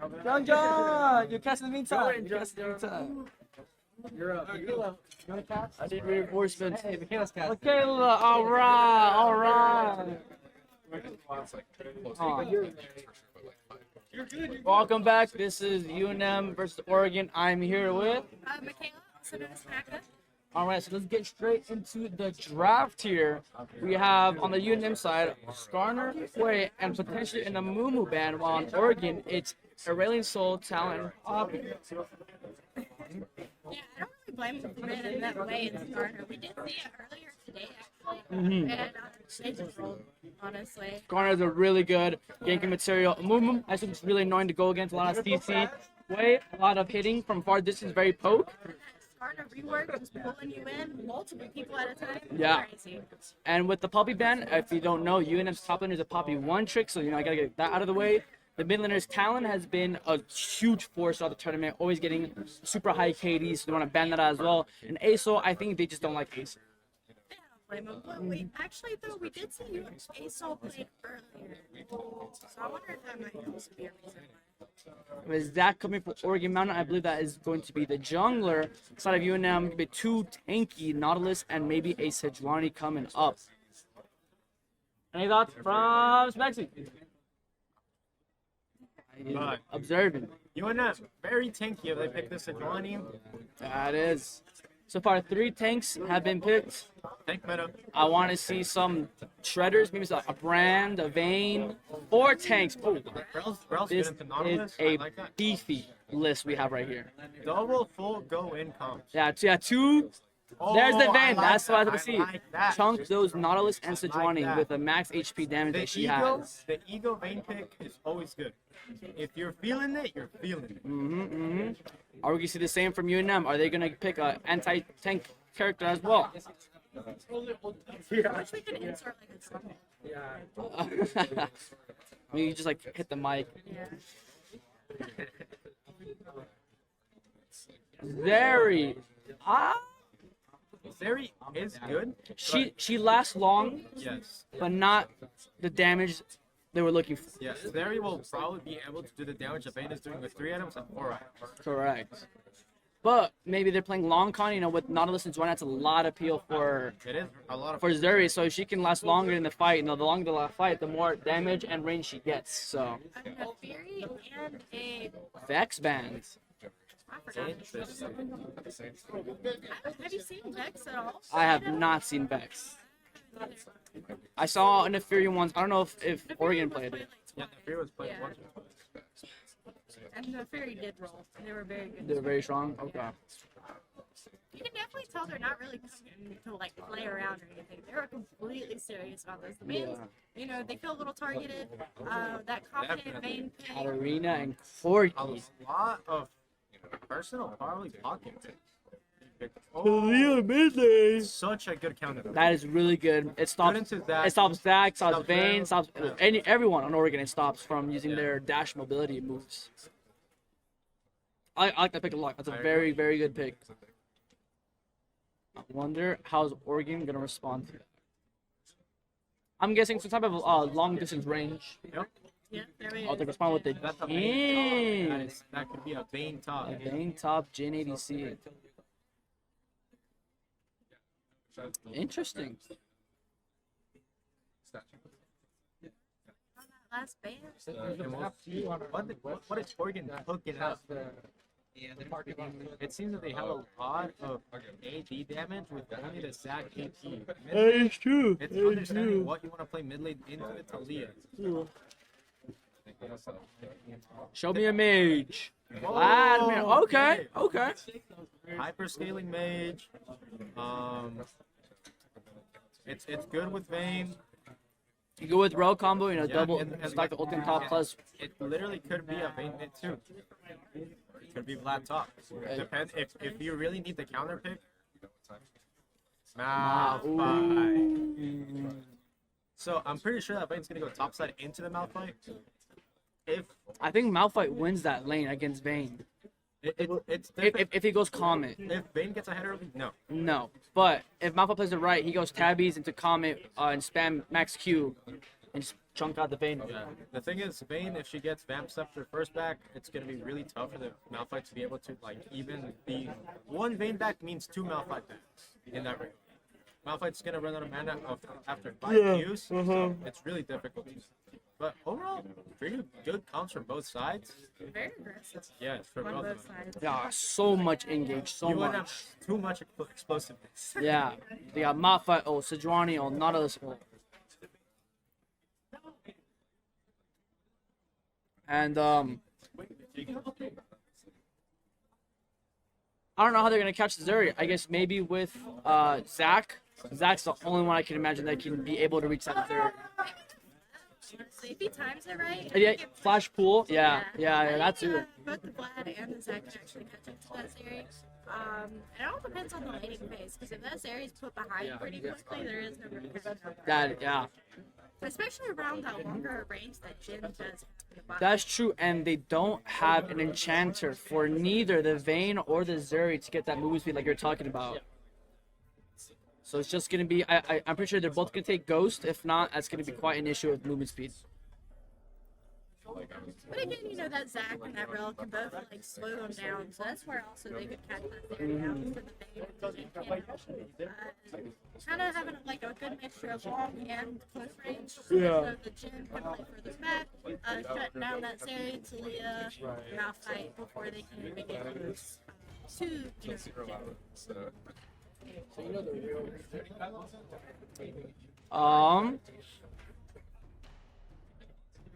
I'm wondering if I'm Zach, I think I want to path bot to top. Bot to top, get Vayne as ahead as possible, because that is going to be your win con. That is what you need to be fed. The Vayne or the Vlad. Vayne needs to know how to wave manage in that matchup so well, so your Zach just has a free game time. Yes. And if I'm Sejuani, I think I would want to path bot. Because, yeah, I think I want to path bot. Get that Zeri ahead. I mean, maybe give Malphite a gank or two, but more focus on bot. Yeah. If the 2v2, you will always lose against Zach Vayne, and I think Oregon should really play towards Grubs early. Even though Vladimir's not as good as Talia, I think the 3v3 should win for the side of Oregon. Are we rooting for Oregon now? I don't have no favorites. I like what I like, and I kind of like the blue comp. But at the same time, if I was in this game, I'd rather play red side. I'd rather also play red side too. I think UNM definitely has the better comp in this game, even though top side might seem a little weak. But if everything gets rolling and Talia gets rolling, it should be A-okay. My only issue is the Jin. I feel like they could have picked a better ADC. Because Jin, I don't see him doing too much work. He's not gonna catch with the Zeri. He's gonna get outraged by Talia. If he ulties, it's gonna do 0 damage because Sejuani, Nautilus, and Malphite will be taking those shots. So I want to see someone who can really get in there. I really thought about maybe instead of the Jin, maybe a Misfortune in this situation. That would be, yes, a Misfortune, yeah. Even though like Nautilus or Malphite could disrupt the ult, I think if positioned correctly, Malphite and Nautilus should have already used their cooldowns by then. So I think MF could have been a really good pick here. Yeah. Personally, I like rooting for the high schoolers just because, you know, they don't get playing as much collegiate kind of tournaments. So, you know, I'm good for the underdog. Okay. For Oregon, all right. You know, I'm also good at Varus. AP Varus would be really good. Yeah, ulti and just shred him with the AP max HP on his W. I think that would have been a really good pick there too. Yeah. Also, his ult, being able to shut people down and let that Vayne be able to get. True, yeah. Ulti someone and spread around, since they're going to be a very compact team, besides Malphite going in, but that also been really good. If he does it right, and everyone's behind Malphite though, and they start with the Malphite and it spreads out like a spider web, so I think that could have worked out actually really well. I think so too. But you never know. We'll see how the Jin plays. You know, he could be a little bit more aggressive, get that early aggression before Zeri can kind of come online. Now, what Oregon has to remember is that Talia can just ulti to the lane at any time. If they think it's safe, it could be a 1v2 with the jungler, but a 1v3 with Talia as well. So they gotta keep in mind just kind of like a TF ult that they are not alone in the lane.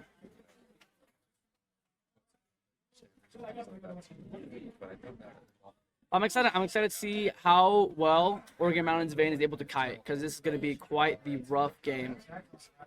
I think we're both like picking like we're very confident because you have to be confident on all of these champions. You can't play far back. You can't like be nervous about anything. So the moment you like slow down, you're gonna get wrecked. So I think it's gonna be interesting to see how the aggression kind of plays against each other. Just because I know both teams tend to be a little bit more aggressive in play style. That is true. That is true. I believe that is a laxative on Zach, which I think is one of his mains. I don't know if he still mains it. Hopefully the game loads. We did have some technical difficulties yesterday with it kicking out of spectator and we're not able to join. Hopefully this is not one of those games because I would love to be able to watch this.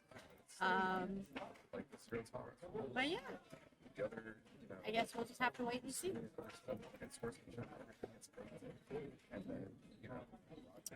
Well,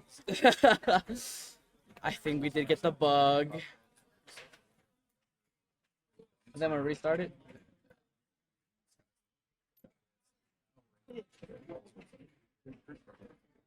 A little bit. We love this. You know, indie company, by the way. How do you get it? Be right back.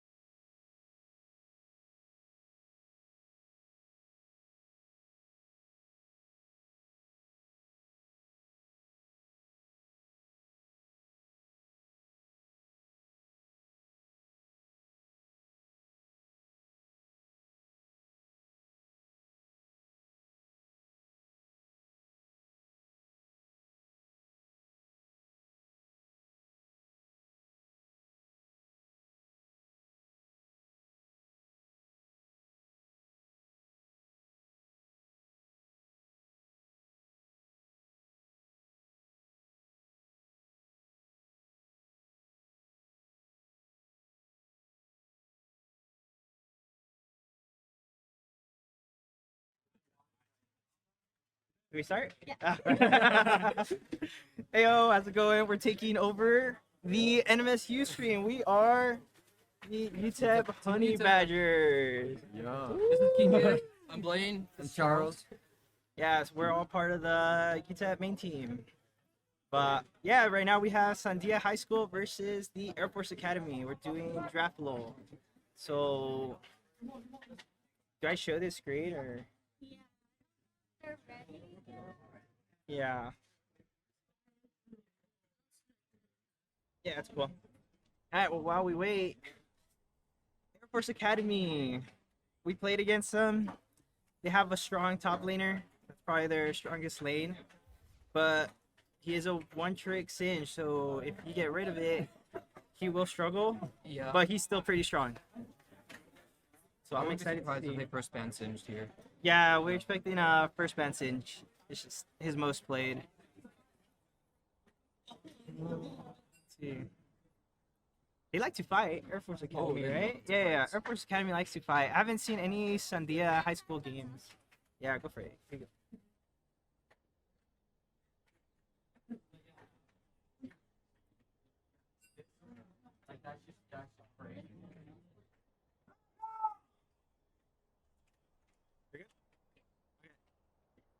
Right now we're just waiting, right? Yeah. Is this the G502? It is the G502.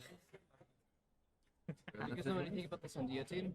Oh, is that the really good UNA player? Yeah. Oh, I think they're the ones that had the Yone mid. Yeah. He was like popping off like crazy. I also wouldn't be surprised if they banned UNA here. Yeah. And like the Diana and the all Yeah. that stuff. Oh yeah, these guys are That's, also really that's aggressive. them. Both teams are very aggressive. I think when the game Sandia lost or they barely won, I think they had 5 jungle bans. Really? So their jungler, I guess, is very aggressive because it was very aggressive junglers too. Because it was Echo, it was Volibear, it was Jin Zhao. They really did not want him to play. Yeah. So we'll see what happens right now. I'm curious. I'm gonna move this out of the way. There we go. Okay.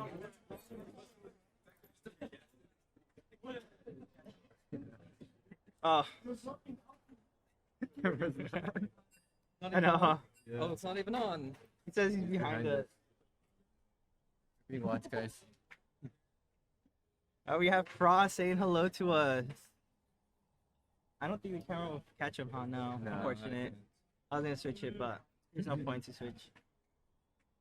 Alright, looks like we are ready to go. We're starting whenever. Wait. This isn't the Air Force Academy. This is the NMSU one. Put all my light ones that have brightened your day. Yeah.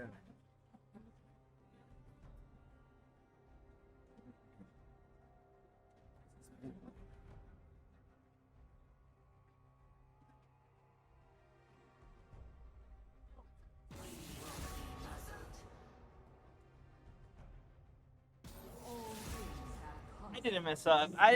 Just so you know, UTEP doesn't mess up. It's NMSU and Las Cruces High School. For this game.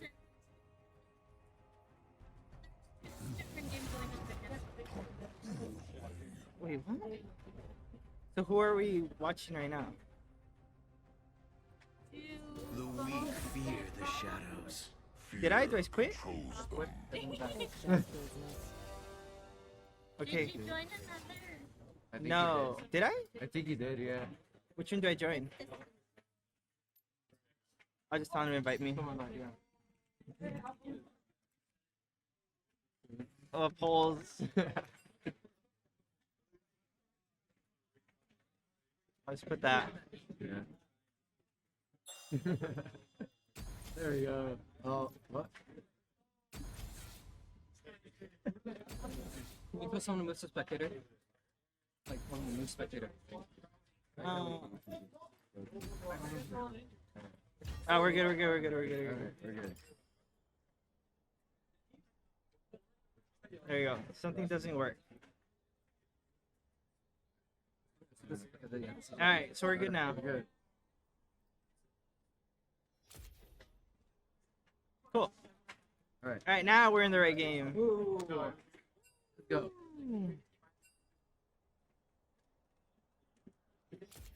Should be the same one. Yeah.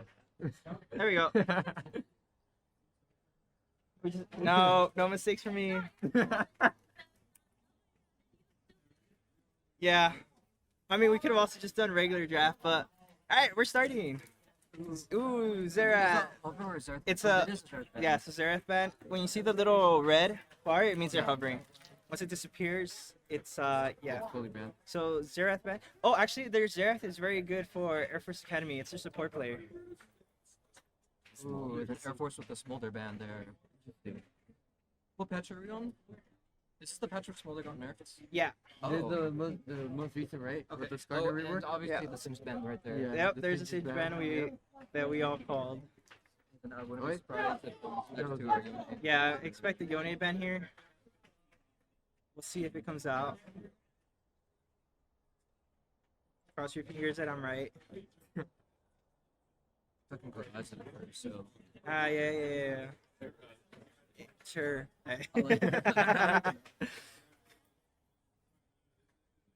It's an Akali band. Wow, Okay, it's an Akali band.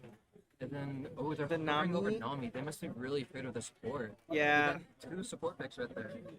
Well, I don't know which game it was, but it was the Air Force Academy's first game. Yeah. It was a very even match before the fire alarms started going off.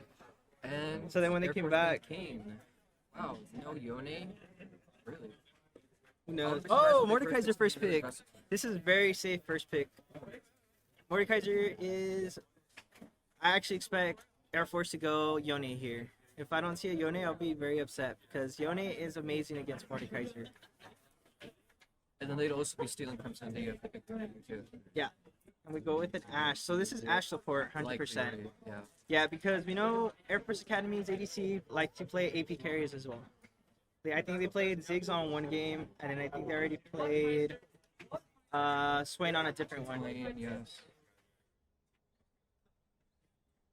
Let's see. They're still hovering. Maybe they haven't decided yet. They have 20 seconds either.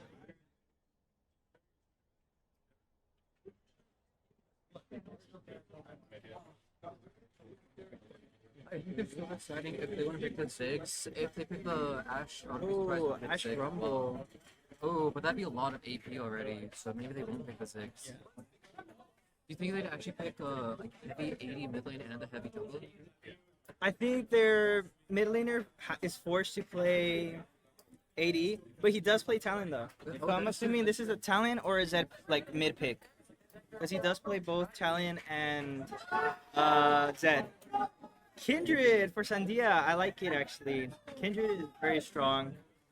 Pretty good against Rumble. I like it. So I'm expecting a Talon mid, if anything, or a Zed mid. And that's especially if they're gonna do the APCs for the Air Force I Academy. personally would pick Talon over Zed here because they have the Kindred. Yeah. All they have to do is just ults and then Zed simultaneous. We have a Rise, so this is a Rise flex.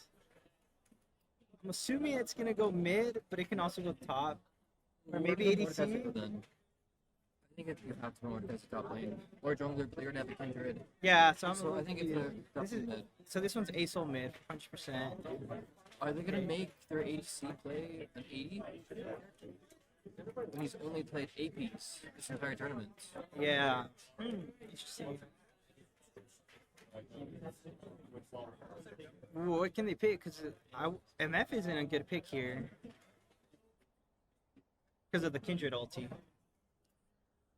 Oh, well, they're banning actually, so Senna cover. They do not want to scale. Actually, myself, I would be fine with the Senna. If we give Senna for them, it's fine, because then they have super scaly, which means you just have to play early game. But, I mean, you already have the ASO, so I'm guessing no one wants to scale. Well, everyone wants to scale. Let's see what Sandia bans. The Vi jungle, okay. Interesting.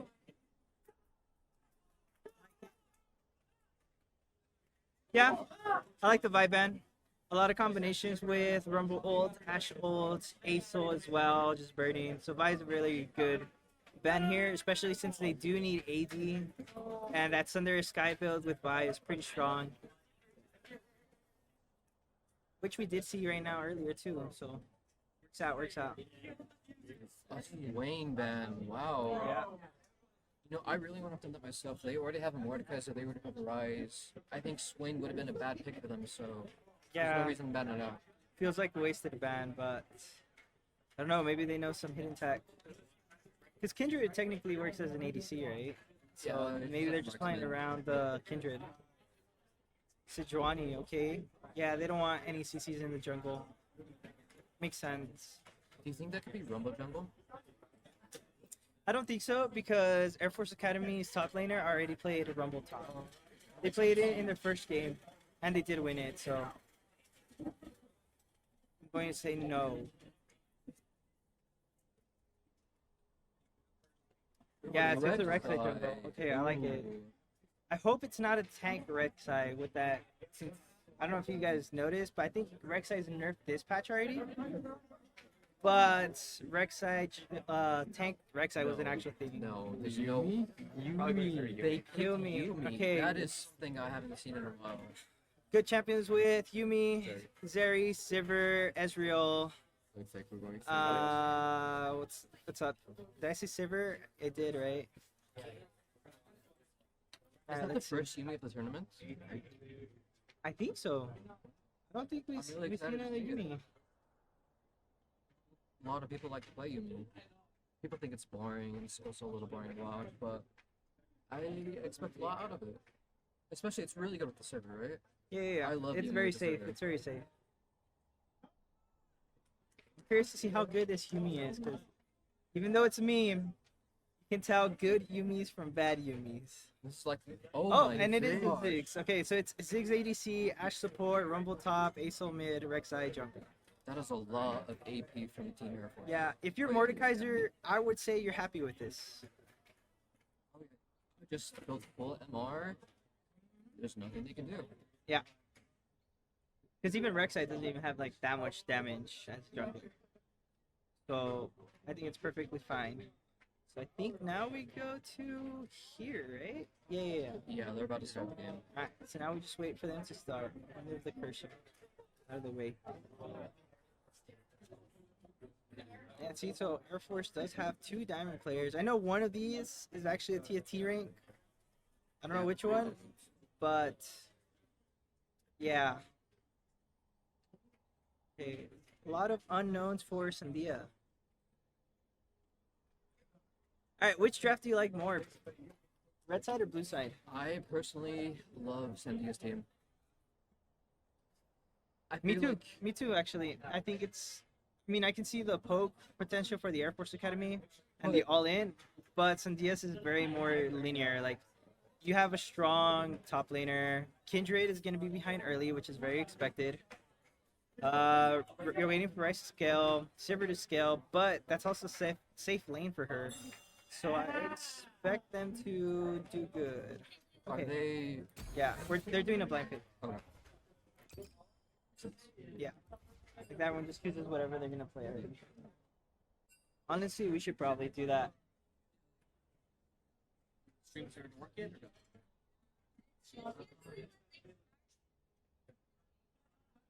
Has it crashed at all today? Yeah. It's supposed to be involved. Makes sense. Cross your finger for. Also, follow my Twitch, twitch.tv/Master. Invite him? Okay. There you go. Yeah. There you Good. go. Shameless plug. Self plug.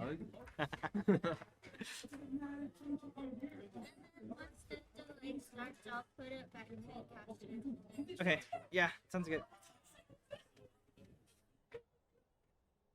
And it doesn't matter which order they're in since it's a blind pick. As long as they're on the right side. Yeah. One of my teammates made a mistake today, or something like that. Oh, I wonder who. Maybe this. Oh, you guys can't even see it. But this guy right here. Couldn't be me. We had to reset the lobby 3 times. 3 times because of him.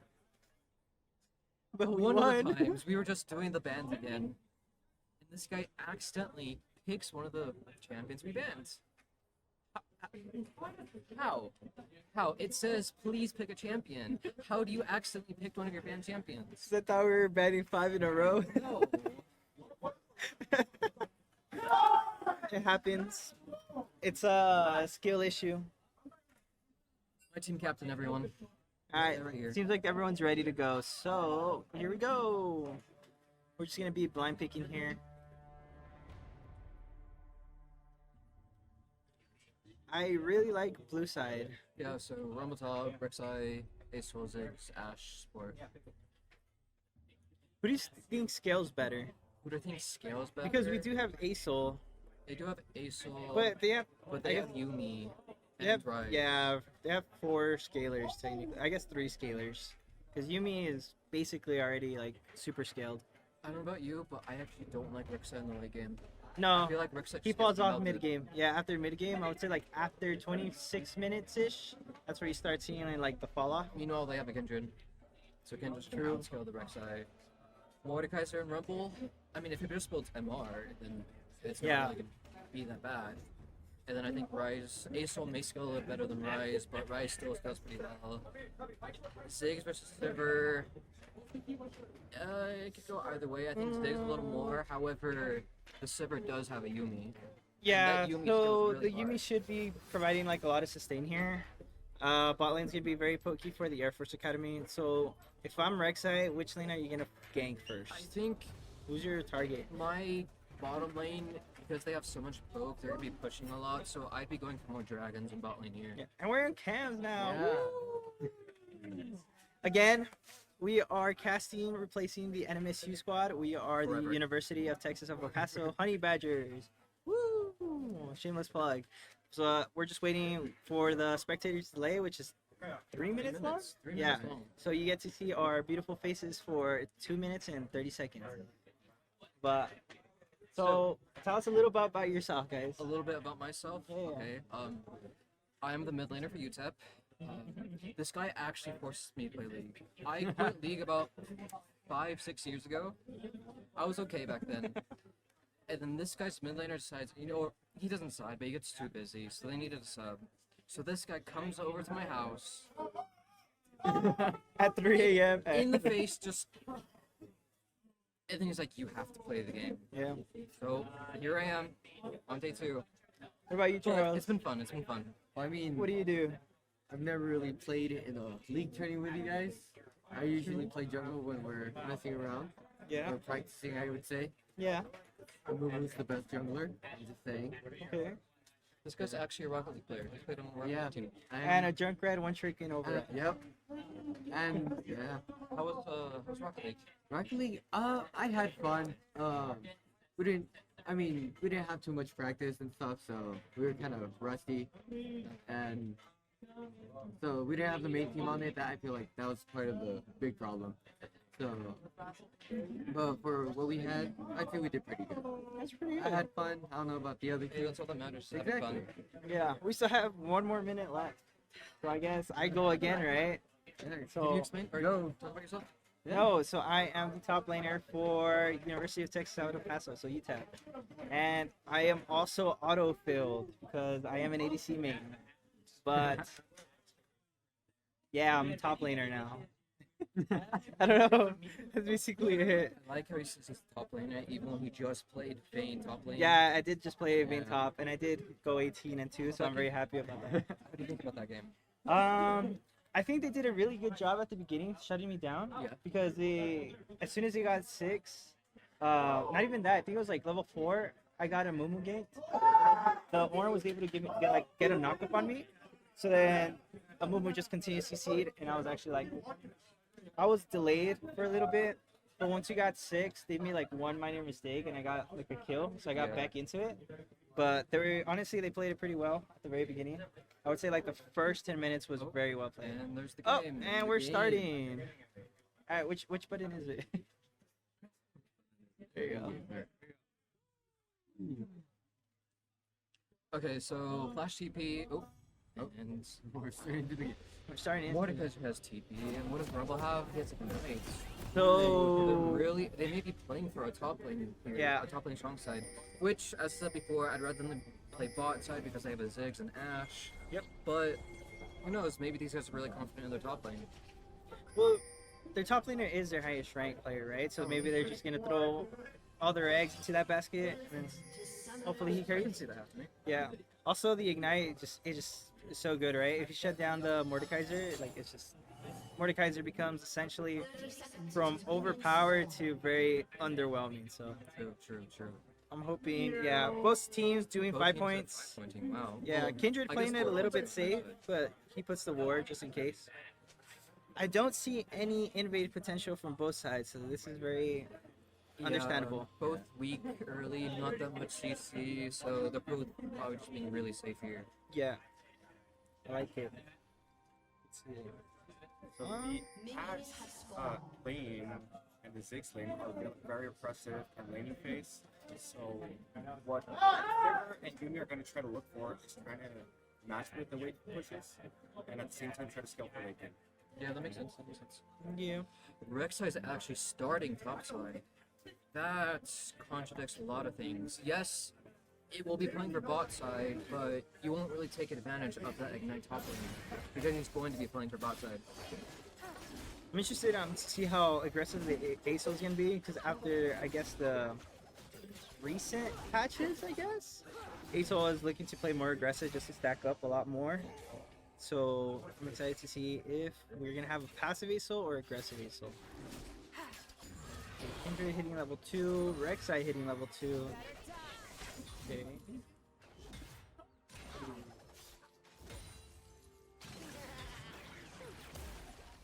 Oh, it's a comet too, Rumble. It also comment. Oh, there's a very aggressive Rumble. Yeah. Oh, I'd actually love to see the Rek'Sai play for that top lane then. If you're gonna be that aggressive in top lane, you'd like to have your jungler with you. Ooh, nice, thank you. More Hit gonna this level 2 first. Thought it happened. Fine. So I was saying, right now, Ziggs and Ashe are being Nice. really impressive down the way. If the Ace are gonna shove this wave, oh yes he is. Yeah, that's good. It's a third wave shove. Do you think he's gonna cheat it here? I wouldn't. Yeah, just feel I worried. would wait here. would take a cheater recall here. But he decides not to. He's gonna stay. Okay, interesting. So there's the Rek'Sai thing we're talking about. go for top lane. Wow. So he What did flash? full clear top Flash side, axe on him? ignite, Wow, and then very Scourge good. Blood. Yeah. So it is as we called it. They are gonna be playing towards the top side. Did you see what was his pathing? Because he did what? I'm assuming he did red into Raptors into Golems then, right? I think so. Yeah. But Okay. that's likely what he did. Yeah, I mean, like, he stayed all top side. Because he hasn't touched Yeah. the bottom side. Ooh, I like that. But the most important part, Rumble got the kill. And that's what you need. For the carry. And he also freezes, so as a top laner, you are very sad if this happens to you. I did get the freeze. Can you actually show the freeze? Yeah, let's show the freeze.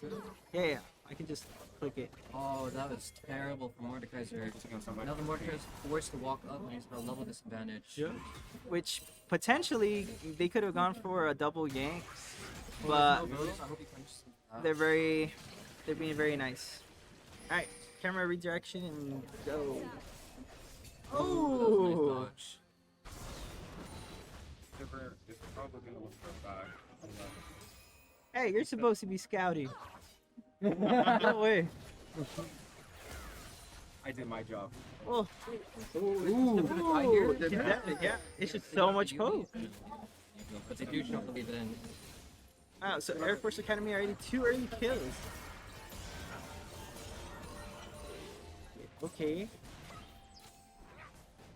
It's just non-stop pressure in the bot lane right now. I mean, so much built from Ashe with the W. It's got so much range with this Q. It's just, it's so much damage in this really good game. Yeah. Interesting. Alright, so you're gonna take their back. Bring around bot, but I don't think they'll get anything out of it because the bot lane is that. I would pull up what items they have, everyone's going, but I'm afraid that if I do it, it's gonna crash. Just like yesterday. So I'm just not gonna touch it. Is that then? Yeah. I mean, you can see in the chat what they purchase sometimes. Oh, you're right, actually. Yeah, we'll look at the chat. I didn't see who, but someone got a Tiamat already. Someone has a Tiamat? Yeah. Rexa. You're right, Rexa has Tiamat. Awesome. Okay, so his clear is gonna instantly just pick up. He is the Rumble going for the freeze. The Rumble is going for the Oh. Oh, but he messed it up. Yeah, it's still It's in a very fine, good spot. still very gankable. We're looking for the regank. Does Rexa have flash? No, but Rumble does have sticks, so they should force it. Yep, let's look at top. Ugh. There we go. That's a death. Yep. Another Rumble clean does gank get the by the kill Air Force again. Academy top laner. Ooh, and Rek'Sai. Dings gets Silver again. Yeah. Again, there, Mordekaiser, because of the early freeze, was still level 5, as Rumble had level 6, so he just forces the Do you fight. think they're gonna contest the focus here? I guess they're gonna contest. The important Ace gonna part. roam up? Ace Oh, and Aso is roaming down roaming up. against them. So this is a very good fight for Air Force Academy. Rise Flash Yeah. and Kindred dead. And 3 Grubbies. Yeah, three grubbies. Yeah, we call them grubbies. 3 grubbies. I wonder they're also gonna look for the dragon here, since they didn't decide to go for the trade. Riverside Rumble seeing a lot of OPS. They are back in the Yeah, we're looking at a 3K gold lead, almost 4K gold lead for the Air Force Academy. Okay. Right? Oh, if I was right, I would like to see a full commitment there. I think he could have killed the Aesol. But that was a very good trade. Yeah, that was an amazing trade. Very good by Crimson Red. Do you think that Sandy is gonna contest this dragon here, or do you think that they're gonna give it up? I don't know. This Rek'Sai is feeling kind of strong. A lot of poke in the bot lane. On Kindred, I would maybe look for a steal, but you might also have to just respect the Rek'Sai. At least until you have level 6. Okay, well, Sandia looks like they're prepping for the dragon. Mid lane's backing, doesn't have TP, so yeah, they're just not looking Maybe for a it. dragon for the Air Force Academy. Yeah. Let's see if they can set it up. They might even give the first 2 dragons. And then once the... Oh, that's Oh. Mordekaiser ults. Mord wants to fight this. Okay. That is the Ignite from Rumble. Ooh, That looks not good. very Heal. winnable for... Rumble has ultimate and flash and gets the kill. Nice. Really nice. Very close fight. I think the Mordekaiser could have won it if he held on to his W until he had it charged more. Yeah, definitely. I think then it could have been winnable. But Rumble is just so strong right now. Alright, we're getting off the dragon. I think maybe they had time to do it, but I guess they're just playing it safe. No prio for their mid laner. Now they do.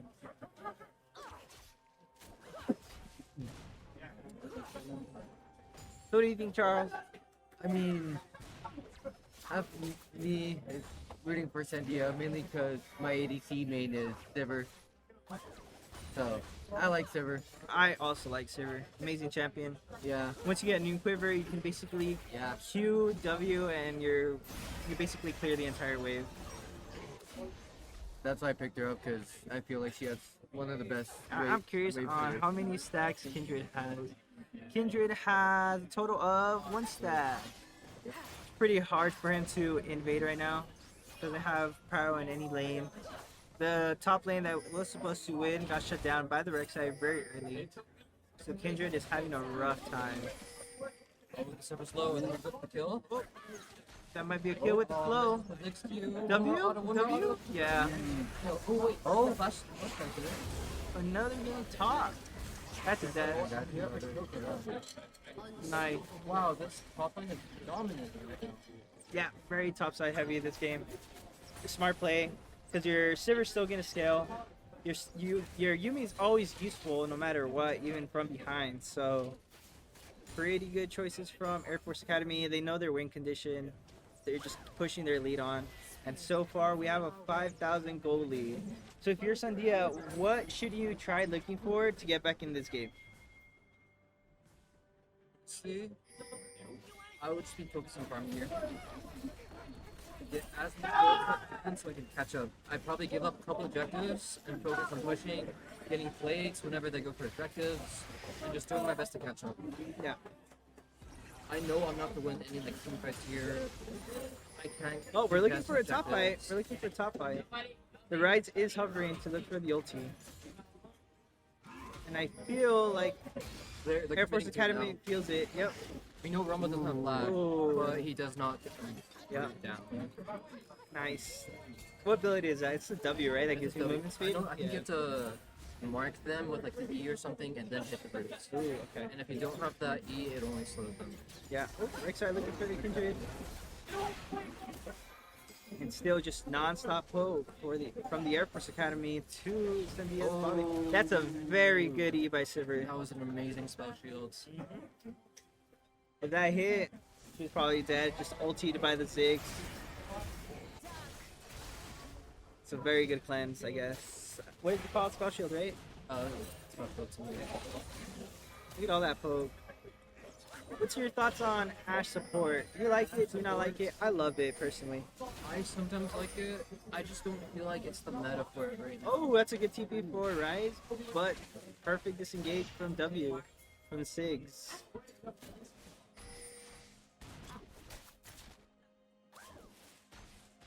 I would like to see a Force Dragon here just because Sandia is half HP. Now you're already so far ahead at the Air Force Academy. But we'll see on what they decide to do.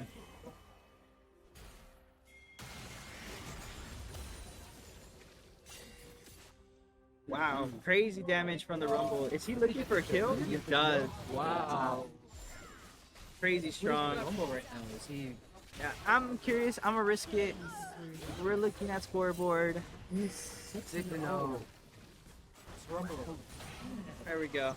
Let's just cross our fingers that I didn't screw up the stream. Yep. Ziggs also completed an item. It's the, what's it called? Luden's something. Basically, essentially, as the old replacement for the Luden's Echo. Luden's Tempest. There we go. Yeah. Luden's Tempest. Asul has the slows. Rumble, Leandri is very strong. They are pretty tanky, so Leandri is a great purchase. Alright, bot lane rotates mid now. Asul starts split pushing. Let's see how this Rise is going to deal with all the poke, or is he just going to match the Asul? Gets a good ult on the right side here. I think the Rex I can still just keep start fighting it. Oh, yeah, he gets it. Oh, no! Oh, Still 1 for 1. It was actually not that bad. If I'm the Mordekaiser, I'm very happy with that. It's a one for one, but you're so behind. And Asul flashes with kill. This is a 8,000 gold lead. Do you think we can make it back here? I think there's still a chance. But You have to. There's still a chance, but the issue is you just have to stall until around 25 minutes to be able to pop off. We have NMSU that already won. Yeah, they already won. Wow, NMSU won. That was a 20-minute game. Interesting. This tower's gone. Yep. That's all 3 tier 1 towers gone for Sandia High School. Air Force Academy just keeps pushing on the lead. 11,000 gold lead now. It is looking rough. Maybe they're getting this dragon too. I really like blue comp, but I guess the issue is you have to scale, right? So your early is extremely weak, and the person that does have a strong early got shut down already by the right side. I also really wish Mordekaiser went MR here instead of going AP. I don't mind it just because you want to chase down the Rumble and the Rek'Sai, but 100% you can just go for a full AP MR build, I guess. So I don't want to see any AP items. If you're a Mordekaiser, you need to go Merc Treads this game. Start stacking up with that MR, get the Sunfire item, Jack Show. Start looking from there, just non-stop MR. You don't want to die, you want to do all the damage. He does have ult, so he might keep pushing. He should have W too. Flash quickly after Rek'Sai comes in, flashes back, and Alright, they're looking for a 15-minute Rift Arrow, which just spawned. So this has been the cleanest game I've seen from the Air Force Academy from both days. So I don't know what happened, but they are on fire. Tier 2 going down. So for those of you that don't know, Tier 2 gives more money than Tier 1 tower. What's that? I don't know. More important? You put it. I don't know. Well, you see, If you're gonna say something, there's a thing called coding by Riot Games, and they program a set price for Tier 2 tower, and it just so happens to be more than Tier 1 tower. Okay. Good explanation. So, in other words, if you get the Rift, you want to use Rift on a Tier 2 tower rather than a Tier 3 tower. Ideally, that's if you're looking for the gold. If you're just looking to open up the base, then of course use it on the Tier 3. Do you think you'd use Rift on a Tier 1 tower?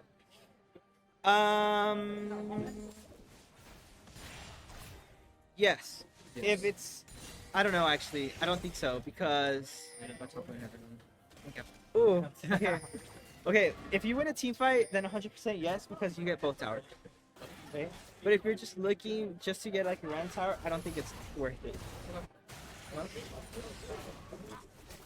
Yeah. What would you do here if you were going to be there? I would say, guys, we just need a turtle. It's okay to give up the Baron as long as we're fighting inside our base. We just need to scale at least three items each. 2 preferably, just so they can at least have like a small chance to fight back. But yeah, just turtle. Just turtle. I don't know if y'all want to get set up for the game y'all have. Oh, are we up next? Yes. All right, cool. Yeah. We'll take our spots. Yeah. You got the new Good luck, good luck. I believe in y'all. All right, where are we at? What did Cassie's so bad. Winnable, always winnable for Blue Side, isn't that right? Yeah. Look, about like point. You just want a turtle. Hope they ints. Hey, look. Ooh, he yes, yes. No, he's not hasn't died. Neither He is hasn't Yumi. died. That's true. He has not died. Even their eyes. Surprise! Surprise! Build yourself and. Oh, Jukes coming from Chakith. That's a lot of rumble damage. Holy Balara. Chad the Barbarian getting that Conquer proc healing. Oh, I was so close actually. That Q was off. That's crazy. 1-8, almost beating an 8-0 rumble. Wow. That's Mordekaiser for you. Challenge. Ooh, canceling the ulti from Rise. It's gonna be his first death.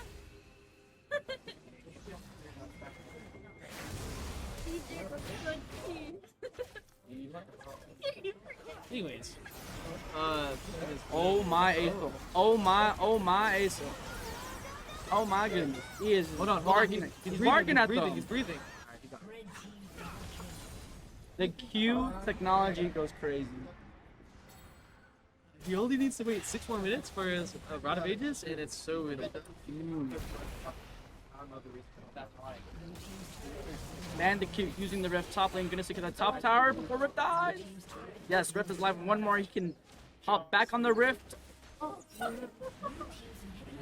We got 2. Oh no, 1 in it down. Ace clearing wave over a wall. That's Ace. Rift gets the charge on the tier 3 turret. Oh, it's gonna be a half HP gone.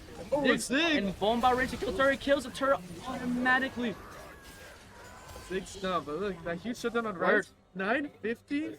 That's huge. That's huge. 950 shutdown. That's great.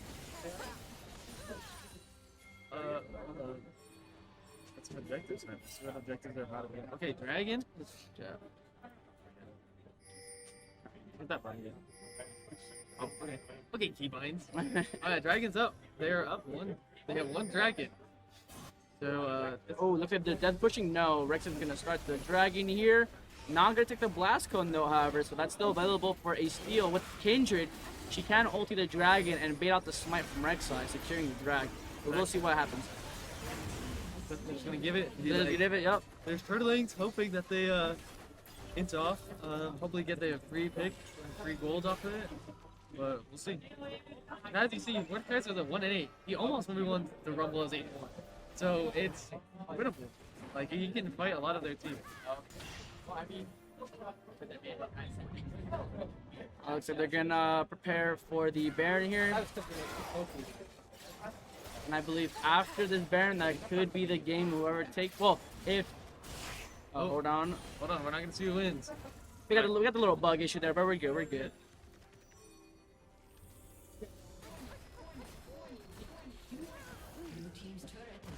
I believe this is the first time we've seen a rumble here in the top lane.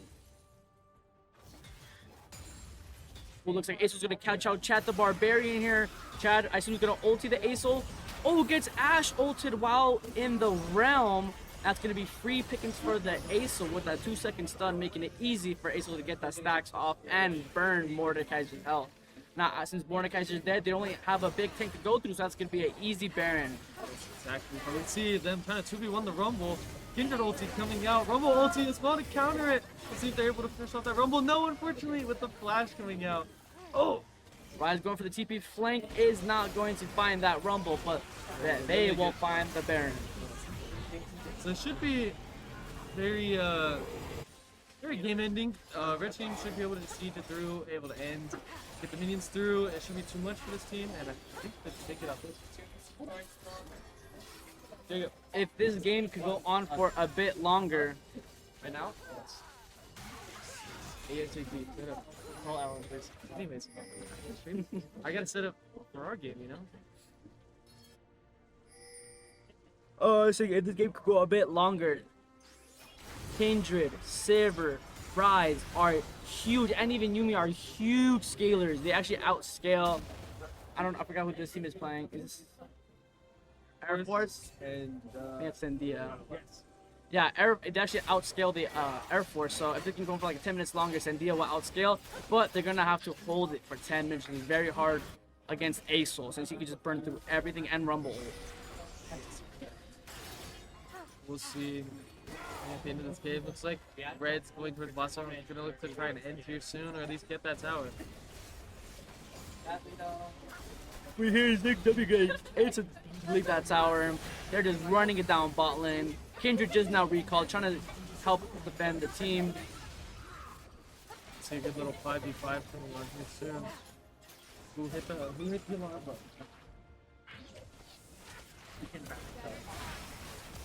So much poke from just what was that? Huge rumble. Oh, gonna demolish the Sivir. Bomba coming from Aso, hitting everyone. You trying our best, and that's gonna be a team. Oh, JK Kindred is still alive with 1 HP. Ash gonna flash in. Not gonna get the Kindred in. Oh, but she dies to the minions, and that's gonna be a GG. Yeah, easy, guys. Air Force takes the game. Good job, a good game from both the teams. We're looking forward to seeing what Air Force has to go on through. Look at the that rest of the rumble bracket. damage. We'll see what they have to do through the rest of the bracket. We'll see how the next games go, and we should be back shortly whenever the next games are about to start. GG's for both teams.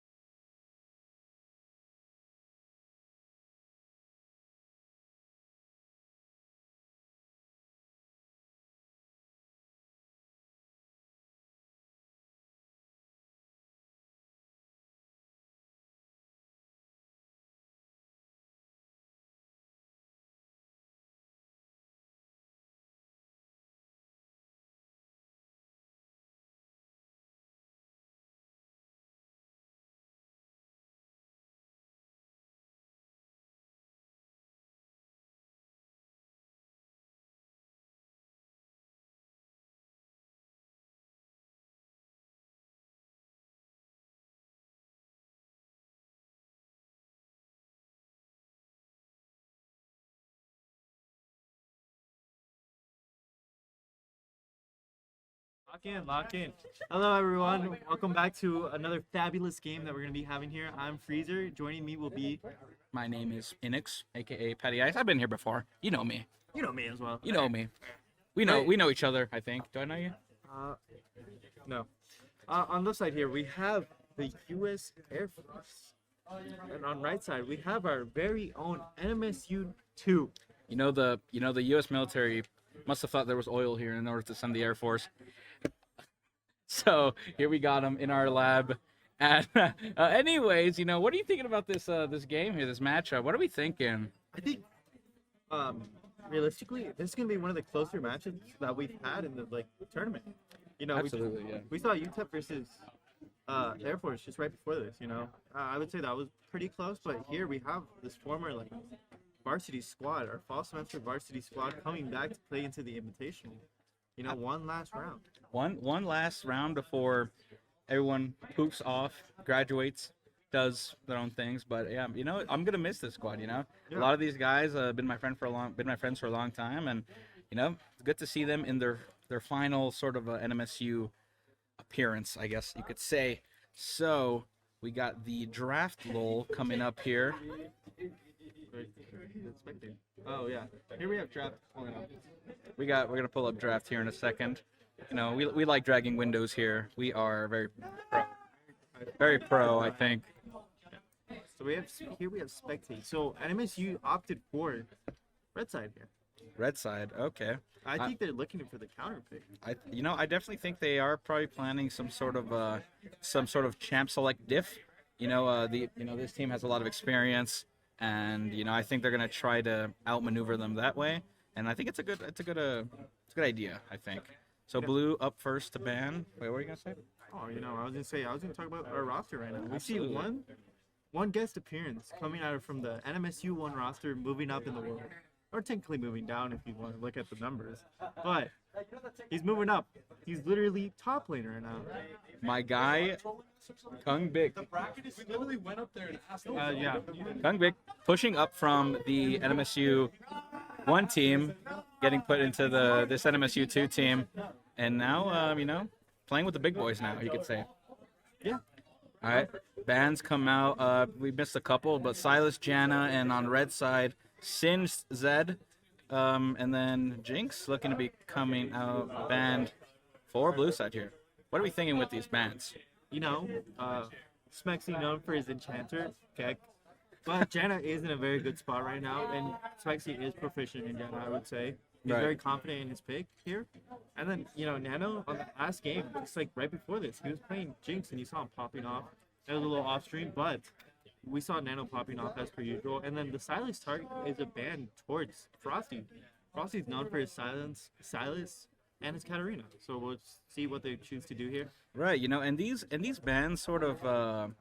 I feel like since Air Force is basically new to the tournament, they don't really know NMSU like that, right? Sure, they can look at the graphs and they can look at the OPGGs and stuff, but they won't really get the full picture like some of the high schools who have played NMSU for years now. I feel like Air Force is coming into here sort of blind, right? So they're gonna have to I guess ban the best way possible. Looking at OPGG, looking at recent games. So it's looking like first pick came out Nami, right? Nami, yes. Nice. That could be what, Nami Lucian, or Nami's just in a decent spot, right? Yeah, good for Nami's team always fights. good. If you're looking here, the Lucian's open here, so you see Nami probably Lucian here because they want to pick it up. It's always been a solid combo, patch after patch. We always see it. And, it's always fun. And then here we see two potential. On the NMSU side, we see a Poppy coming out. And, that could be flex to jungle or top. And then this Vi, but you see this Vi, Smexy's always cooking with something. Of course. Is that... That might be Xerath IDC. We've seen this previously. We did see it, earlier today. I was casting that game with the Xerath. And, I don't know. It's interesting.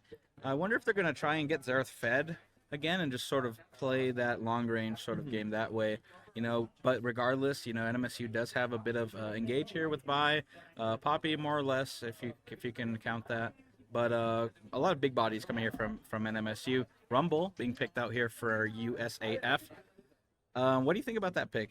I think this just all goes back to comfort picks. You know, we Right. saw Rumble previous game. We've seen Xerath earlier in today, and then this Nami. You know, if he can't have his Enchanter, you know, if Jet is banned out, then Nami's always gonna be solid. Of course, yeah. And then, you know, I want to see what NMSU's cooking here for the third pick. Lee Sin. You know, this is okay. I'm confused now. I'm actually confused. This I might had a previous idea of You know where what? things would be going, but Yeah, this kind of throws a wrench in things. NMSU, you know, going a little goofy with it, if you could say. So I'm thinking probably Lee Sin jungle with Vi support, maybe. I feel like that would be goofy enough. Smexy might be crazy enough to run that. Poppy top, most likely. That's just my guess for now. Red ban comes out. Sejuani, I think a good ban. Sejuani's always solid. You always see Sejuani played in pros, so I mean, it would be a good ban here. Smolder ban coming out here. How was Smolder in the recent metagame? Smolder, you know, at the beginning when he came out, his stacking was at 225. He did a ton of damage, so you were playing for that. His stacking's changed a little bit to get like that real serious power up. It's around almost 250, 275. Yeah. So it's closer to the 300 mark. So it's a little harder, but Smolder's always going to be solid. So taking that away, this scaling champ, just kind of puts a wrench in things because we see Lee Sin always kind of has a fall off after mid game. You know, late game he can't really one shot as he could before. Yeah. And same with Vi. I would say Vi just has a fall off after mid game. There's a lot of mid game champs here on the MSU side, so taking away a heavy scaling champ like Smolder. Good idea, I think. Yeah, it's a good idea. NMSU looking to get some either finish this game early or get some sort of late game hyper carry sort of thing going on. Tristana is neither of those, I'd say. Tristana definitely plays into that early game, all in aggressive sort of thing. If I had to guess, you know, Trist Vi bot lane, you know, that's some crazy engage, you know, Q in with Vi, W in, sort of, you know, put bombs on people and then just kind of go ham. But you know, we're gonna have to see for this fifth pick. We're waiting for Air Force here. Pick number 4 comes out Malphite. That is really good engage. That's great engage. Malphite Rumble sort of engage combo will be pretty good, even with Nami. And then Xerath can just sort of free shoot from the back when they're all knocked up. So I mean, that I see a lot of synergies here. Overall, you know, I'm thinking, I don't know, something about NMSU's comp just gives me the ick. Yeah. I don't know. Something's definitely wrong here. Master Yi. So that is definitely something they're gonna have to watch out. You see, if this Yi gets online early, he's gonna be a real problem for everyone. And then right now, you see this NMSU. Of course, they have Poppy. Vi. You know, it's easy to lock down the Yi. Nico. So I think this is gonna be. What is going on? I think this might be. This is looking. It could be Tristana, Nico bot lane, Lee Sin maybe top. Right. The Vi mid. I've seen a couple videos of Showmaker play it, and it could be really powerful. And then you have just Poppy jungle. You know, I'm gonna stick with my guess. Vi support, Tristana bot, Nico mid, Lee Sin Jung, Poppy top. I'm thinking, but we're just gonna have to see. And that is draft finished. I think we're gonna go straight to game here, maybe. We're waiting up here. We're just letting them know production is ready. Production is ready, and we could just keep looking at this. This interesting draft while we wait for them to finish up the draft over in game, right? So, you know, a lot of synergy coming out from Air Force, a lot of engage, some good scaling here with the Xerath and the Yi. And then just sort of the goofiest comp I might have ever seen coming up from JB. Could be a little confidence thing, but could also just be, you know. They could turn back and fight them.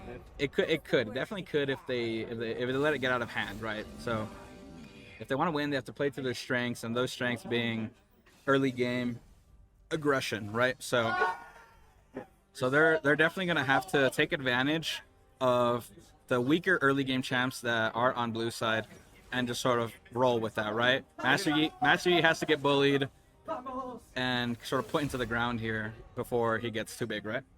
Okay, now we're seeing this. Okay, now they're just. Well, down third. I feel like they should have just gone blind pick. Yeah. Because, I mean, a little faster. We know the band. If they try to do anything, you know. we could We just have, restart we have, it. we have our refs ready to come in at any Hey, time hey, and hit it with the Whistle. Sorry. I tried my best to do a whistle sound. That was definitely not it. Definitely, that sounds like maybe a car backing up. I think it's definitely a noise ever. One of the noises ever. You know, shout out whoever's in chat. If you're here, put a little emoji. Put a little emoji down. We do not have chat pulled up right now, so we would not know. We can't verify it. Yeah, we cannot verify. Darlene, can you pull up chat? Please. Can we get a little? Can we get a little chat review? Oh. I'm calling I'm calling Leeson him top. Okay, but we see here that. Okay, let's wait till the end. Right now. It really should have been blind. I don't know why they did this tournament. Actually, I guess you need the. You know, they always put a timer, right? For Yeah, no matter what, there's looking to be. Never mind. I'm trolling a little bit. You know, we got a bunch of Air Force people in here, just cheering on their team. You know, that's all, what we like to see. You know, a little support from. Absolutely, we love seeing support in chat. We love seeing people cheering on. You know, a lot of good support here at the tournament in general. You know, a lot of parents, a lot of just teams just helping each other out. Okay. Really good vibe out here. 5 seconds left, and then the 3-minute epic delay. Yeah. We should talk about bracket currently right now. Yeah, we could pull up the bracket here. Okay. So if you guys want to see here, this is currently where we're at. We have Air Force versus NMSU 2, and then currently behind us UNM versus UTEP is playing. These are going to be best of threes, and then we're going to head into finals. Winner of both is going to be best of three as well. Right, yeah. Any predictions? You know, I'm thinking UNM edges out the Honey Badgers in that top game, and I'm gonna give it to, despite our weird comp, I'm gonna give it to NMSU here. You know, a little biased, but I do know what these boys can do, and they're a really strong team. I'm sure Air Force has a strong team, but we have a lot of great players, a lot of great synergy here. This is a team that's been playing for years now, so I feel like that and just their general skill will end up taking it. I'm hoping for a good close game here, Yeah. but you know, for the plot, UNM versus NMSU finals would be ideal, you know, for the storyline. For the plot. For the plot, of course. So that's sort of my prediction so far. What are you thinking? Well, I'm thinking UNM. Probably takes it 3-1 to UTEP. Okay. I played UTEP. It was a close game, and that's kind of saying a lot. Okay. But UNM is looking confident. They've been dominant this whole time. You know, they're pulling out new picks. They always have their comfort picks to rely on. Of course. And NMSU, on the Air Force side, like you said, they have a bunch of years together, a bunch of synergy. But you also have these two new rookies coming in. You know, we have Frosty that barely joined in officially last semester. But they've had so many hours together. And then you have Jacob or Kung Big. Kung Big is the rookie, but you know, mechanically, I think he's one of the better players that we have seen come into NMSU. You know, he lacks that veteran experience. He lacks the, I would say, in-game prowess to fully get him to the next level. But that's why you have your veterans in Smexy and Quartermaster. You know, they're always gonna be shot calling, and these rookies don't have to worry about it. And of course, you have Nano. Nano's always gonna be your safe pick. You know, he's a solid ADC player that you never have to worry about getting picked out or being in a bad position. Same couldn't be said for Kung Big. That's why we have him in the top. Hating. I'm not hating. It's teammate, by the way. But I get it. I get it. You gotta play the best comp available, of course. You know, and notable, I guess not addition, but subtraction. Arvion, the original top laner for this NMSU squad, out of this tournament. So that's kind of the only real change here, other than you know, Kungrik going top. I guess that's where we swapped out. But game should be starting up in a bit here. I'd have to guess maybe like a minute left. Oh, if I could click. Oh. What is going on? Oh, they are in. Is that, yeah? Okay. Well, there's just a little NA production moment. You know, happening recently. Oh, I mean, it's on us, so they can't. They. You guys will not know. They will never know how NA we are. You know? Maybe the client is just broken. Thoughts, opinions, something. Yeah, I think we've been having recent issues with the client for spectators, and I know it's been going on since a new patch release. We usually have, you know, there's always something that's gonna go wrong with League. Absolutely. We might have to restart the client, I'd say. Yeah, we're gonna try to Yeah, restart the client here. we'll get you your gameplay very soon, I promise. We'll be right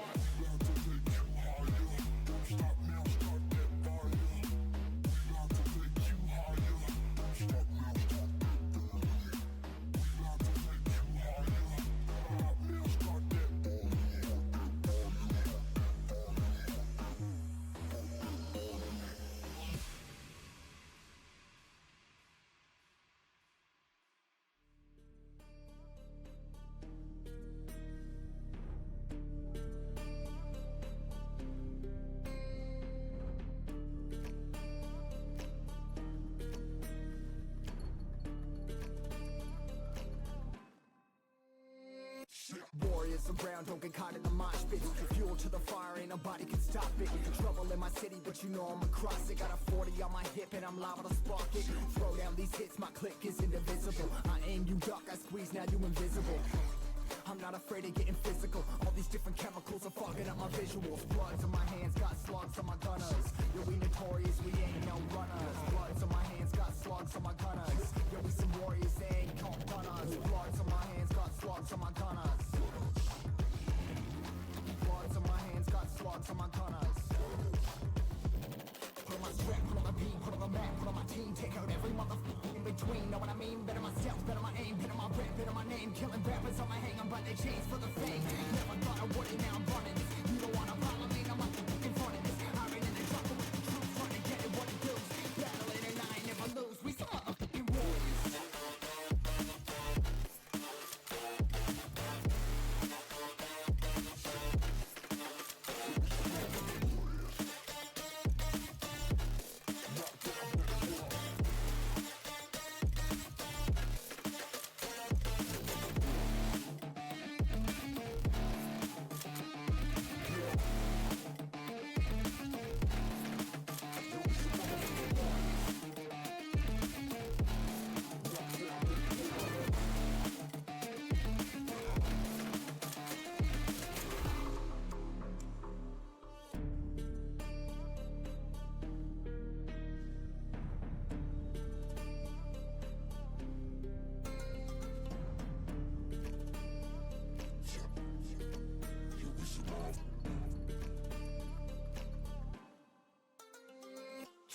Cover the map and still ain't know where you can find me at. Journey through the mind of an insomniac. I ain't never sleep, staying ready, keep an eye out for the fakes. For the snakes, load a clip and I'ma pull it, something shakes. Never go to battle if you plan to lose. Life a game of chess, you gotta plan the moves. Middle fingers up, I'm not a fan of rules. Fighting for the right to live in peace and not like animals. Bloods in my hands, got slugs on my gunners. You'll be notorious, we ain't no runners. Bloods in my hands, got slugs on my gunners. These warriors, they ain't no gunners. Bloods in my hands, got slugs on my gunners. Bloods in my hands, got slugs on my gunners. Put on my strap, put on my beam, put on the map, put on my team. Take out every motherfucker in between. Know what I mean? Better myself, better my aim, better my rap, better my name. Killing rappers on my hang, I'm by their chains for the fame. Never thought I would it, now I'm running this. You don't wanna follow me, no motherfucker running this. I ran in the jungle with the troops, trying to get it what it does. Battling and I ain't never lose. We some motherfucking warriors.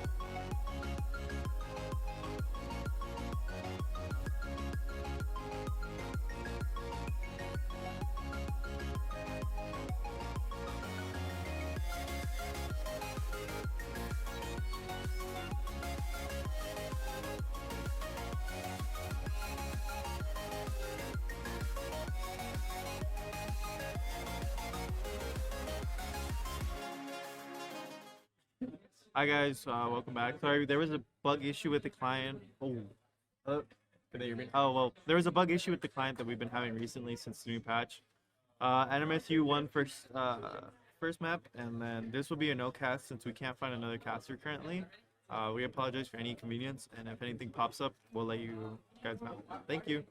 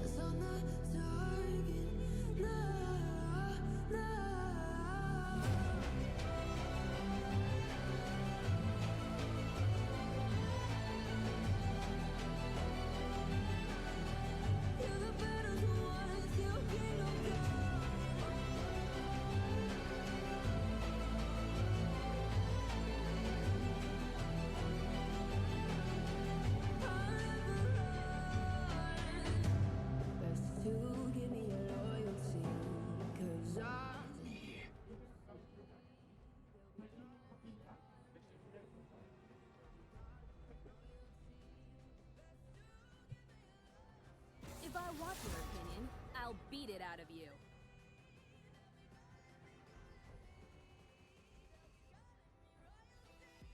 Is something from me?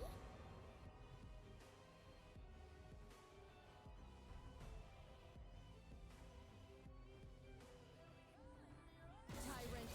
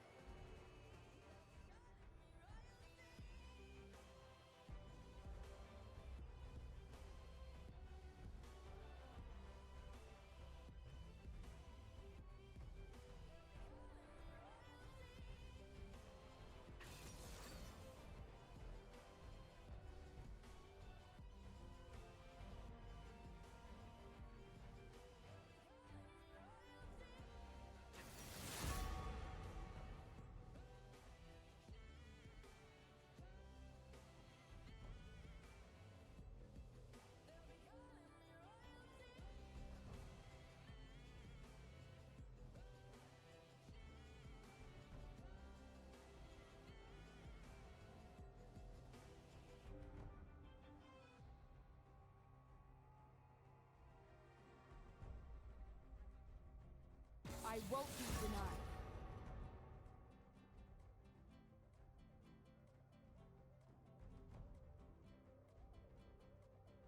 Okay.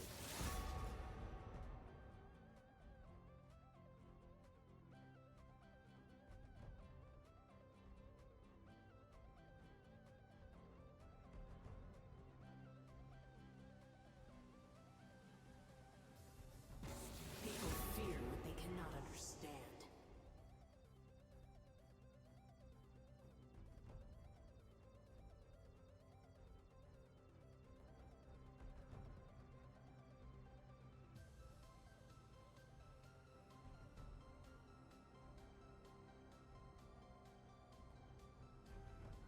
Happy to sit this one out.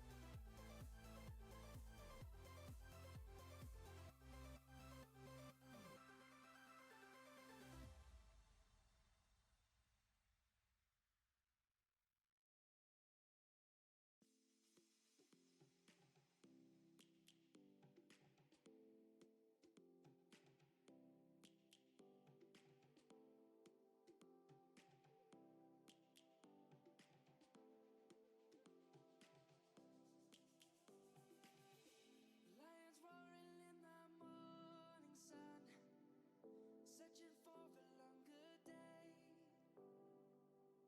People feeling like the light has just come. We must never stop the way. Yeah. Birds chirping and I hear my name. Grasping into life.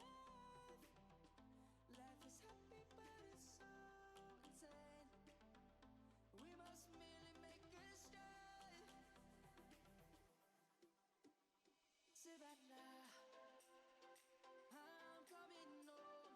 Savannah, we'll never be alone. Savannah, the beauty of the world. Savannah, let's all take a roll. Savannah.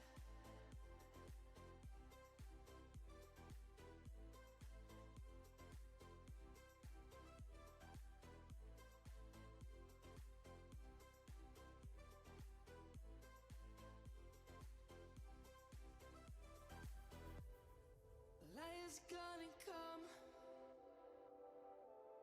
The birds have just begun. We will always take a stand for the people, for the land. Let's go back to when we were young. For the animals we stand. Let's go back to when trees were swung. Kids across the land. Savannah, I'm coming home. Savannah, we'll never be alone. Savannah, the beauty of the world. Savannah, let's all take a whirl.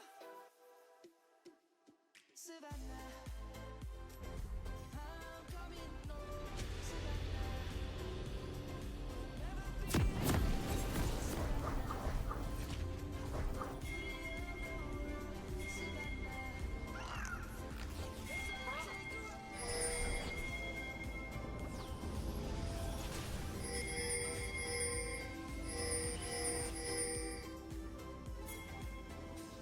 Welcome to Summoner's Rift. I'll be right under their noses.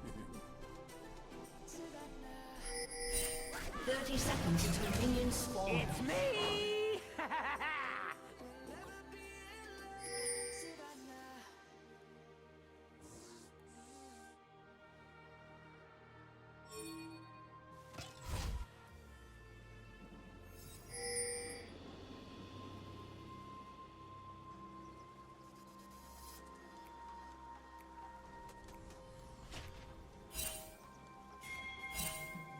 Minions have spawned.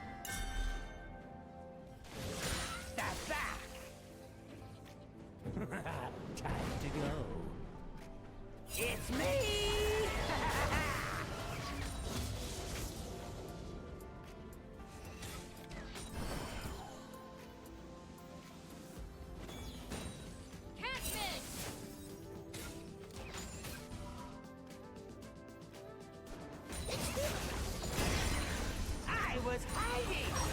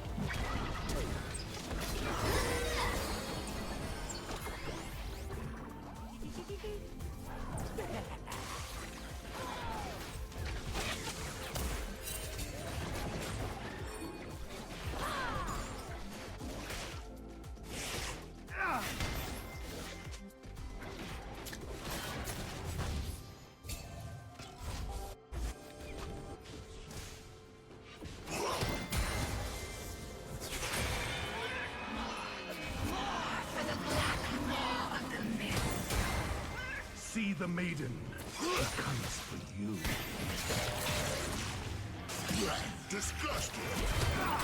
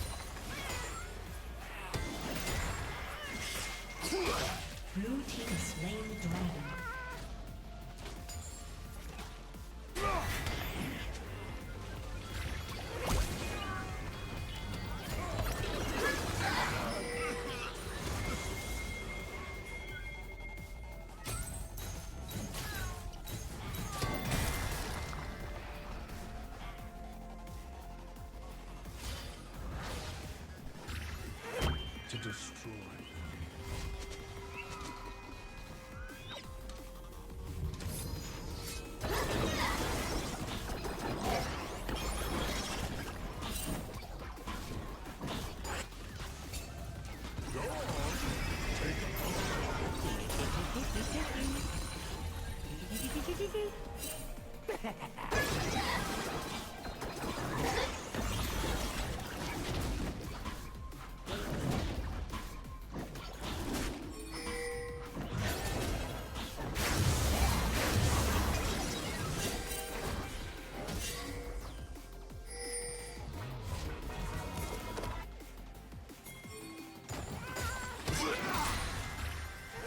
The ruins of these isles rise to smite.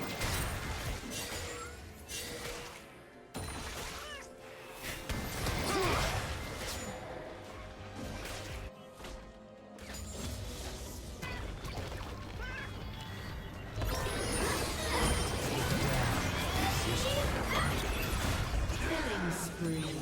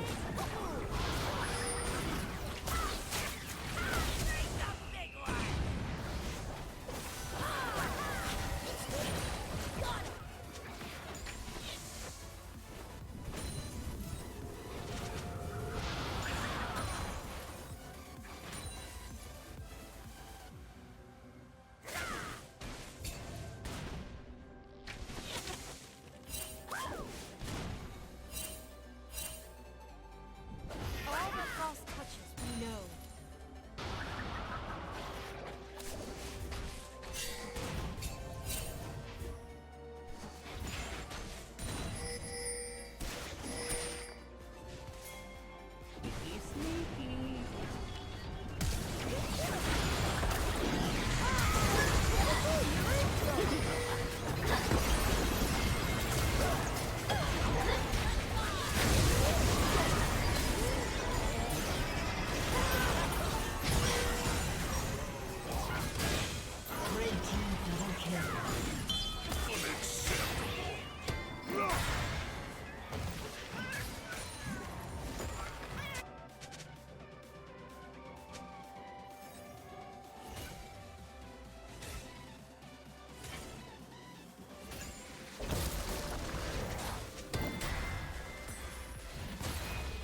Blue team's turret has been destroyed.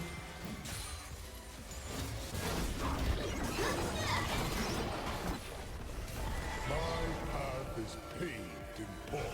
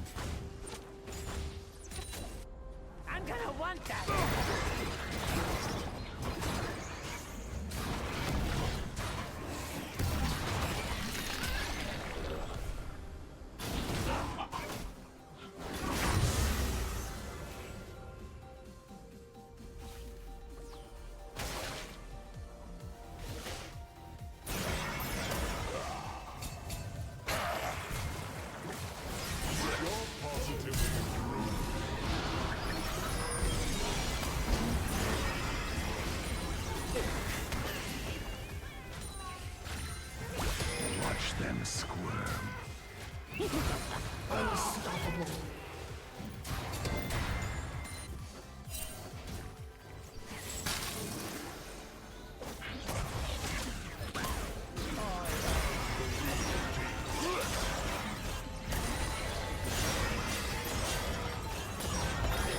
Unstoppable.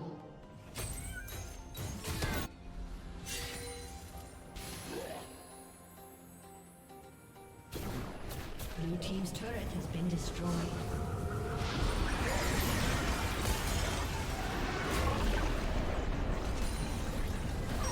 Blue team's turret has been destroyed.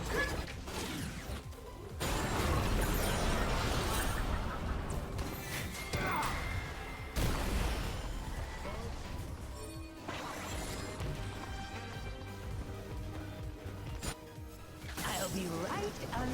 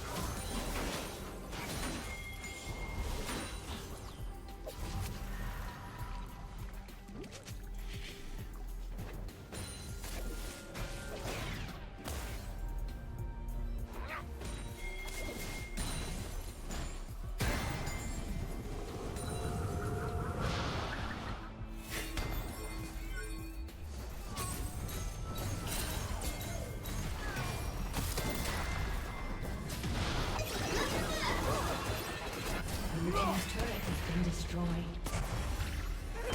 Won't you join?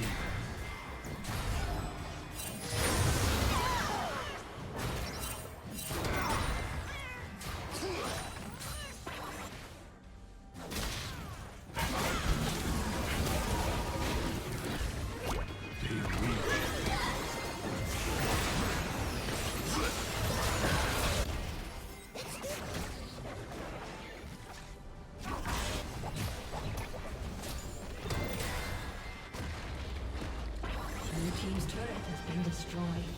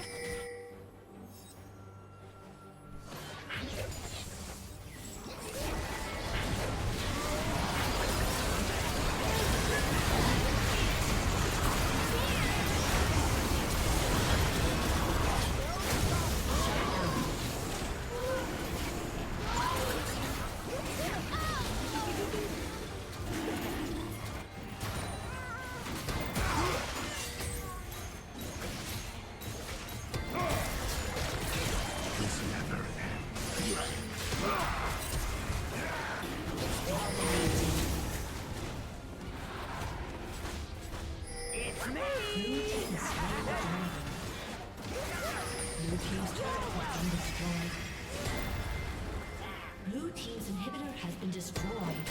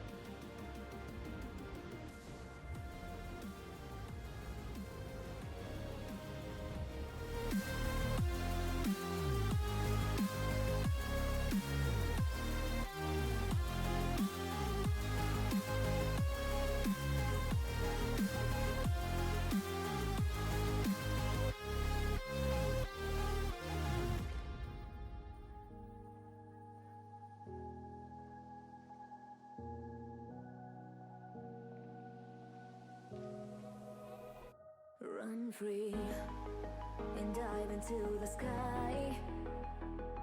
Hear the wind crying out its prayer. Why are we so ashamed to be alive? Break the chains and our freedom's ours to take.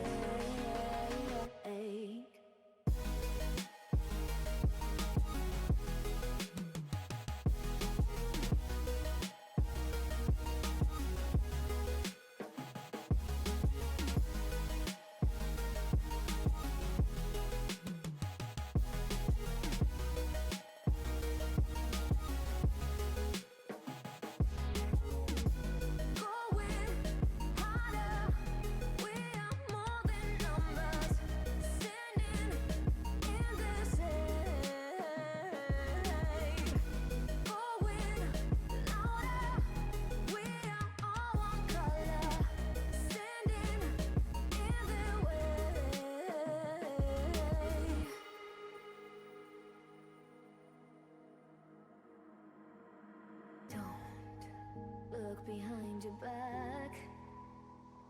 Chase a light when the world is getting darker. I have a dream where love's the only side. So take my hand, join the army of the shadows. Going harder, we are more than numbers. Standing in this hate. Going louder, we are all one color. Standing in their way.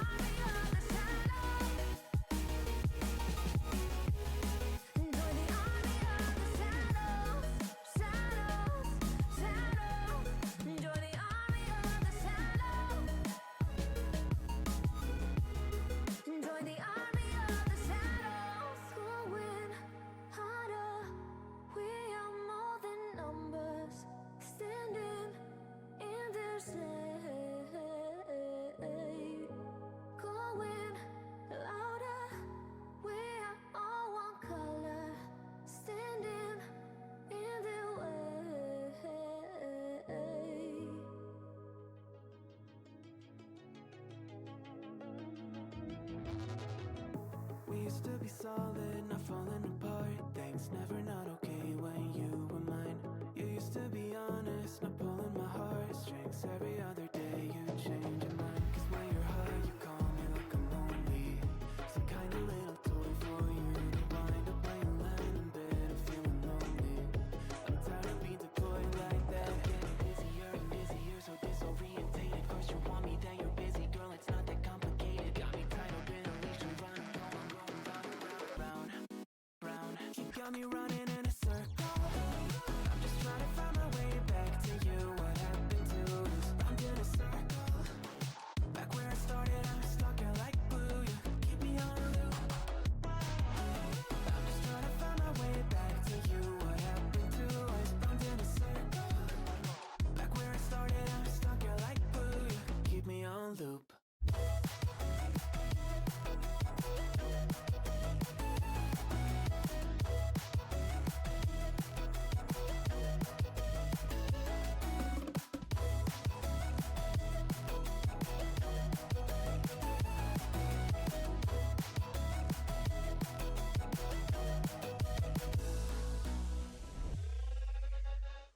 I used to respect you, thought I was enough. Yeah, feels like half a century ago. Guess you keep coming back after telling me off, without even feeling sorry between goodbye and hello again. Thought we could grow again, how about no again, again and again. I'm trying to tell you we can't be friends, struggling to comprehend that we broke up and ended again and again and again. And I'm getting busier and busier, so disorientated. First you want me, then you're busy. Girl, it's not that complicated. Got me tied up in a leash and running round, round. You got me running in a circle. I'm just trying to find my way back to you. What happened to us? I'm in a circle. Back where I started, I'm stuck. I like blue. You keep me on a loop. I'm just trying to find my way back to you. What happened to us? I'm in a circle. Back where I started, I'm stuck. I like blue. You keep me on loop. Yeah, when you're high, you call me like I'm lonely. Some kind of little toy for you to wind up when you're lying in bed and feeling lonely. I'm tired of being deployed like all I am to you is a pet. You think you own me? I'm nothing but a boy for you to wind up when you wanna pretend to get to know me.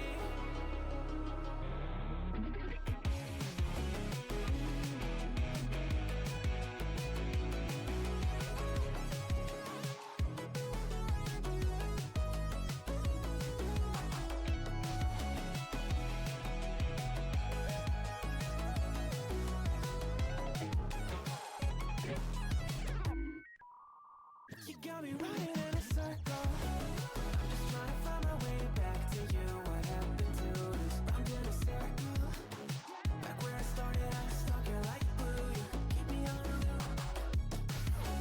I'm just trying to find my way back to you. What happened to us? I'm in a circle. Back where I started, I'm stuck. I like blue. You keep me on loop.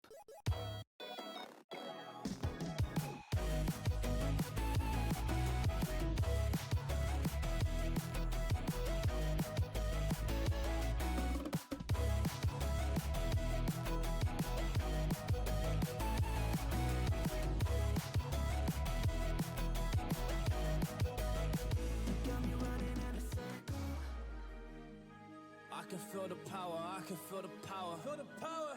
Yeah, money that is time and hour. Time and hour. Yeah, well, I better activate the power. I'ma activate it, gotta make it, gotta chase it. I don't care what they be saying, I'ma do it now. And I've been really saving, I ain't giving up and I ain't giving in. Do it now for the dividends. I'll be on the path, I just gotta get it, cause I got my mind on some bigger things. So man, I ain't gonna give in now, I just gotta live this now. I be gonna be when I'ma kill this stuff real quick. I'ma go take it to town, cause I gotta be that king in the ring. And I'm knocking them out when I'm back with the brain. Cause I am just up on the journey, you just know that I'm just going insane.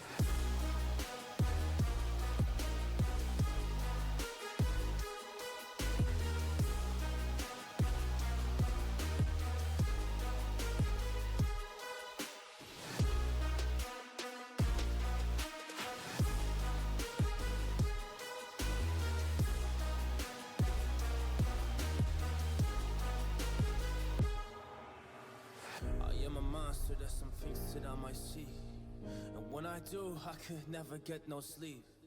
'Cause I just need to get it, man, I need to be the thing that I just painted out, man, you won't go see.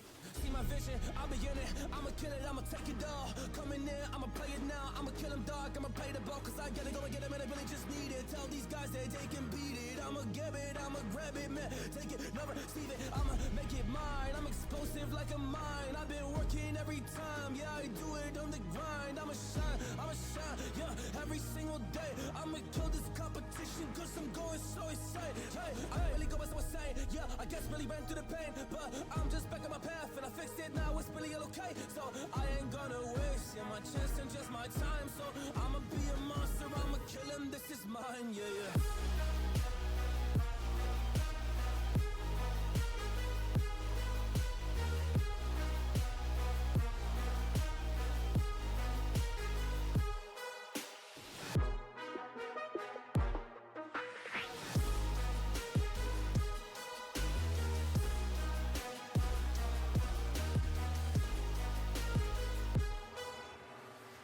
I am ready to fire, I got a million desires that I just need to go achieve, I just need to acquire. So I've been climbing up this ladder, yes, I'm going up higher. I need to do it till the day that I might retire.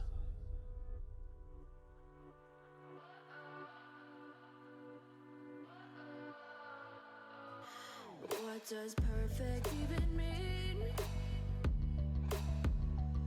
Is there even such a thing? Ooh, can we switch up all the rules and imagine a utopia? Darling, I'm just so fed up with these expectations. They keep weighing me down. My heart is begging me to get the hell out of my head. I'm gonna live inside the upside down for a minute and pretend, honey, I'm a perfect 10. Whoa, whoa, honey, I'm a perfect 10. Whoa, whoa, and if I say it enough, it gets ingrained in my head, and I start to see, honey, I'm a perfect 10. Honey, I'm a perfect 10. Whoa, honey, I'm a perfect 10. Honey, I'm a, yeah. Yeah, I'm disgusted with myself, and I'm disgusted with the way we're told to have a certain face, a certain weight, because we aren't pixels on a screen. No, we're human, we breathe. Every single thing we see curated, it's overrated.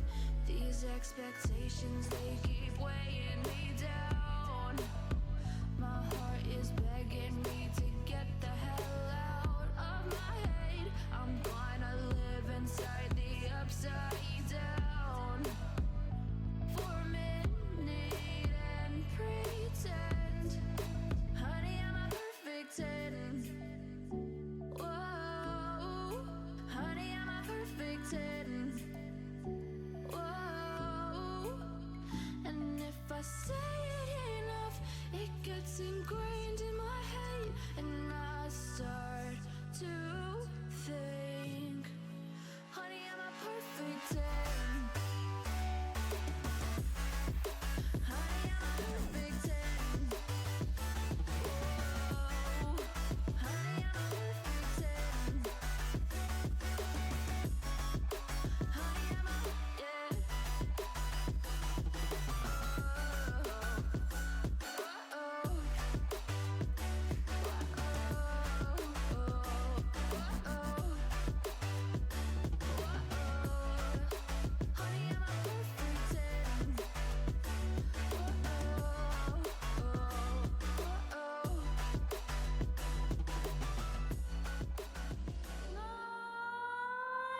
Let's keep while you and me repeat.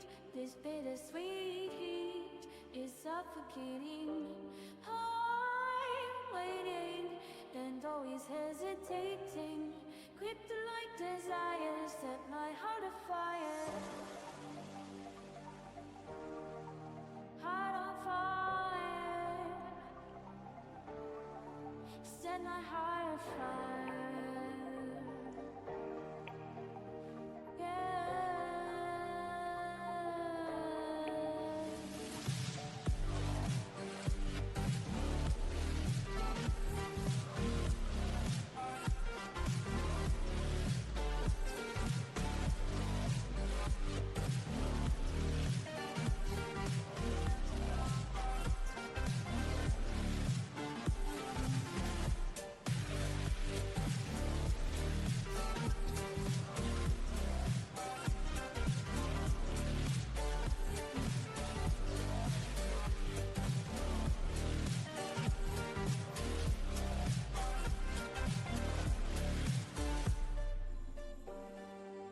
Plans and secrets and forbidden bliss can't stay still. Don't stop that thrill.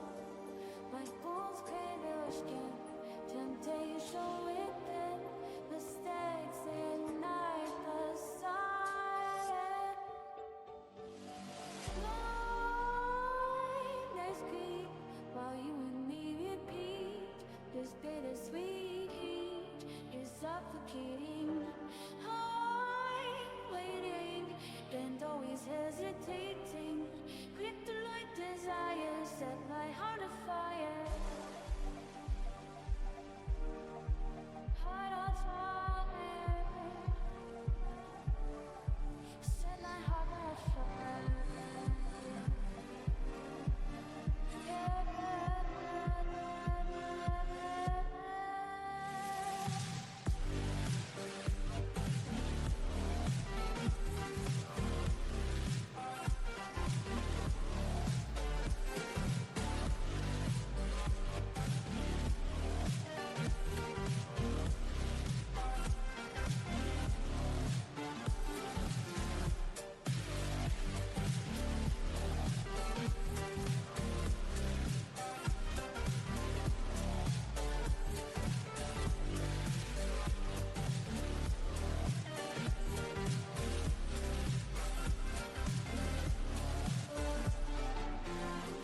Connected thoughts speak to the start of intoxicating war.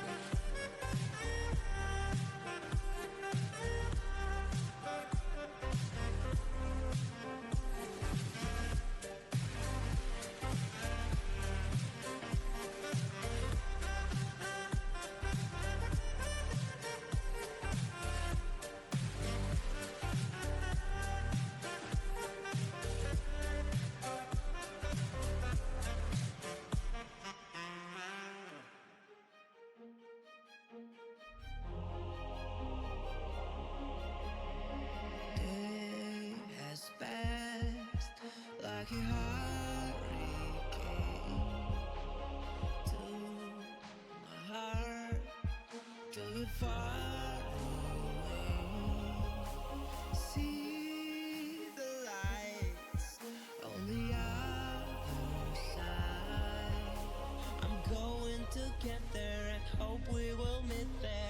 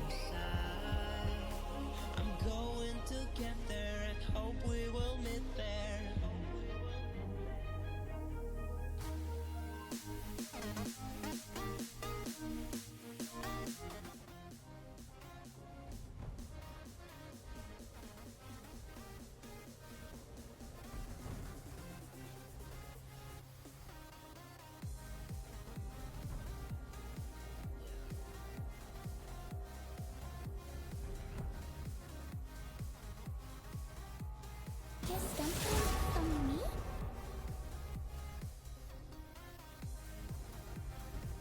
As you wish.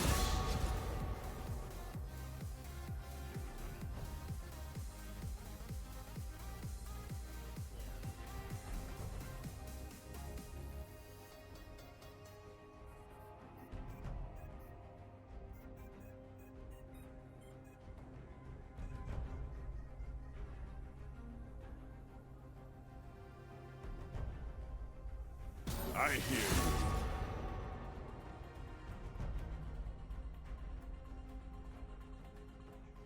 Ah, come on. What's the worst that could happen?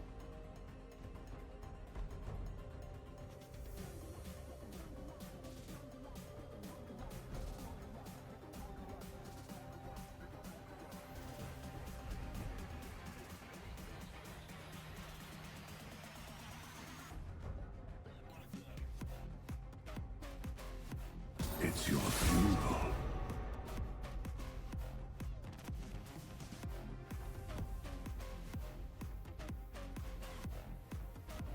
Seems you left your brave pants at home. Want me to wait while you go get them?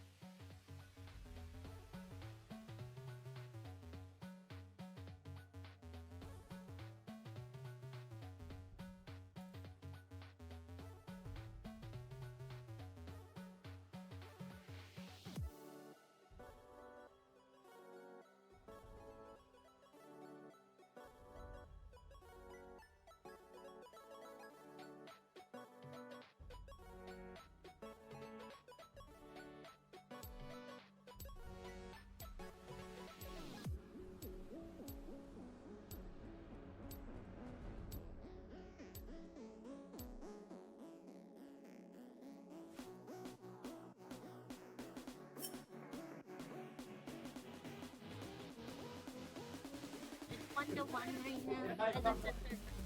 Okay. Transition me. Am I on? Okay. What's going on, chat? Sorry for the lack of commentary the past couple of maps. We're a little busy out here, kind of going everywhere, but we have the NMSU versus Air Force semis game here. Went currently 1-1, and let's look at this lineup from both sides. Mordekaiser, Lee Sin, Katarina, Tristana, Rel. Looking a lot different from the very first game, if you guys remember that. Very, very trolly sort of a deal there. I didn't actually get to see that map, but we're back here.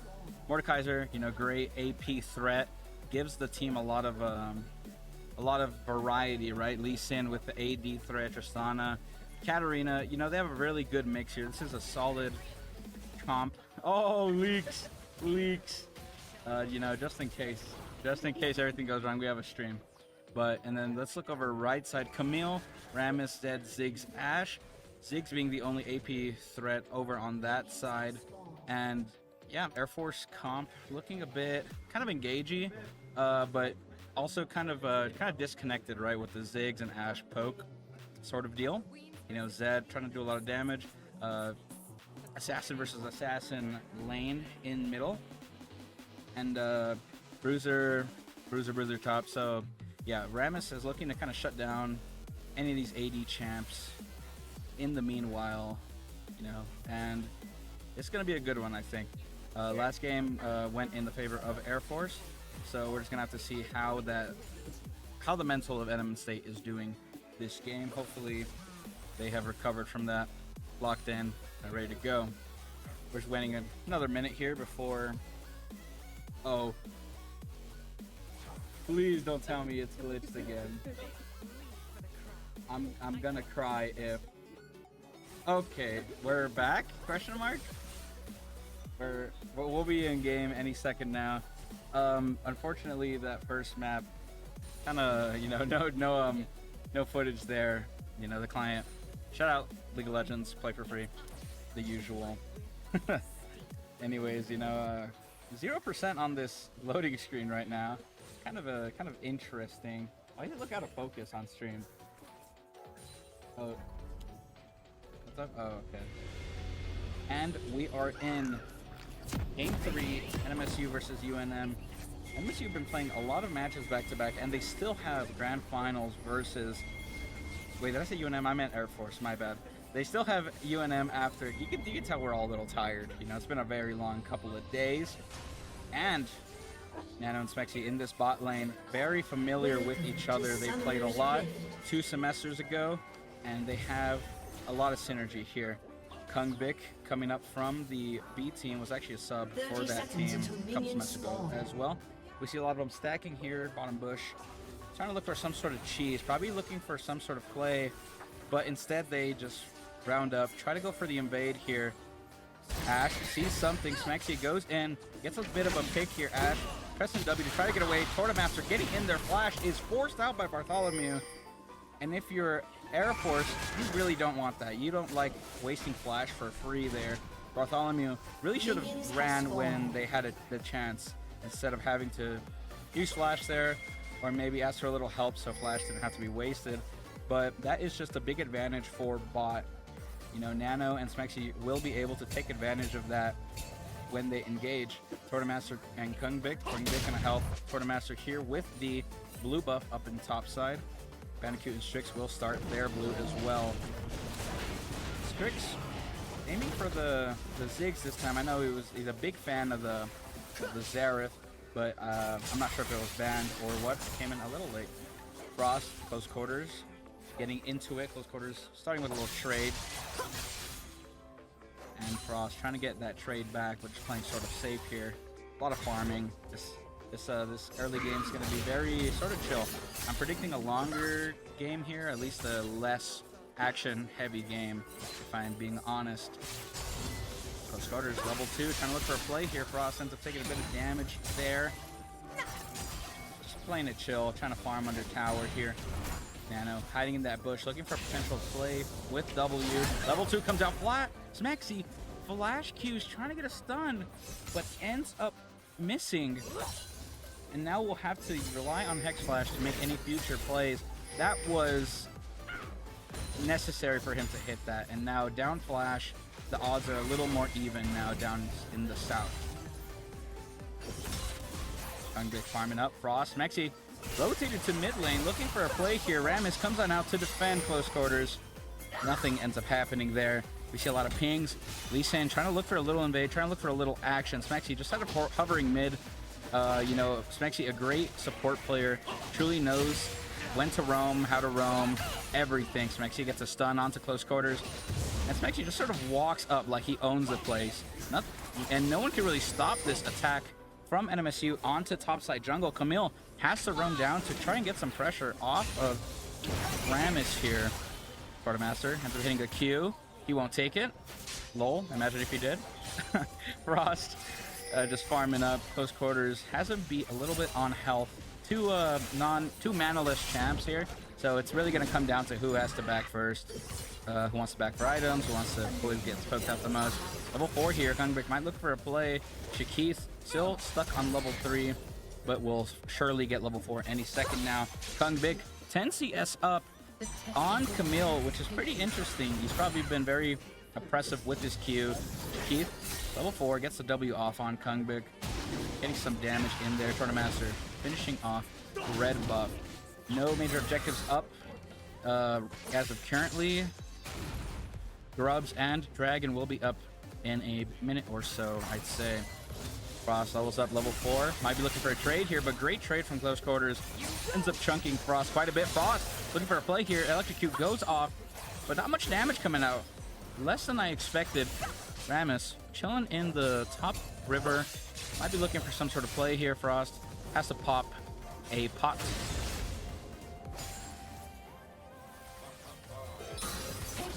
Kungbic sort of chilling, letting the wave push out. Little wave management, and we see Lee Sin coming up mid lane, pinging. They want to make a play happen here.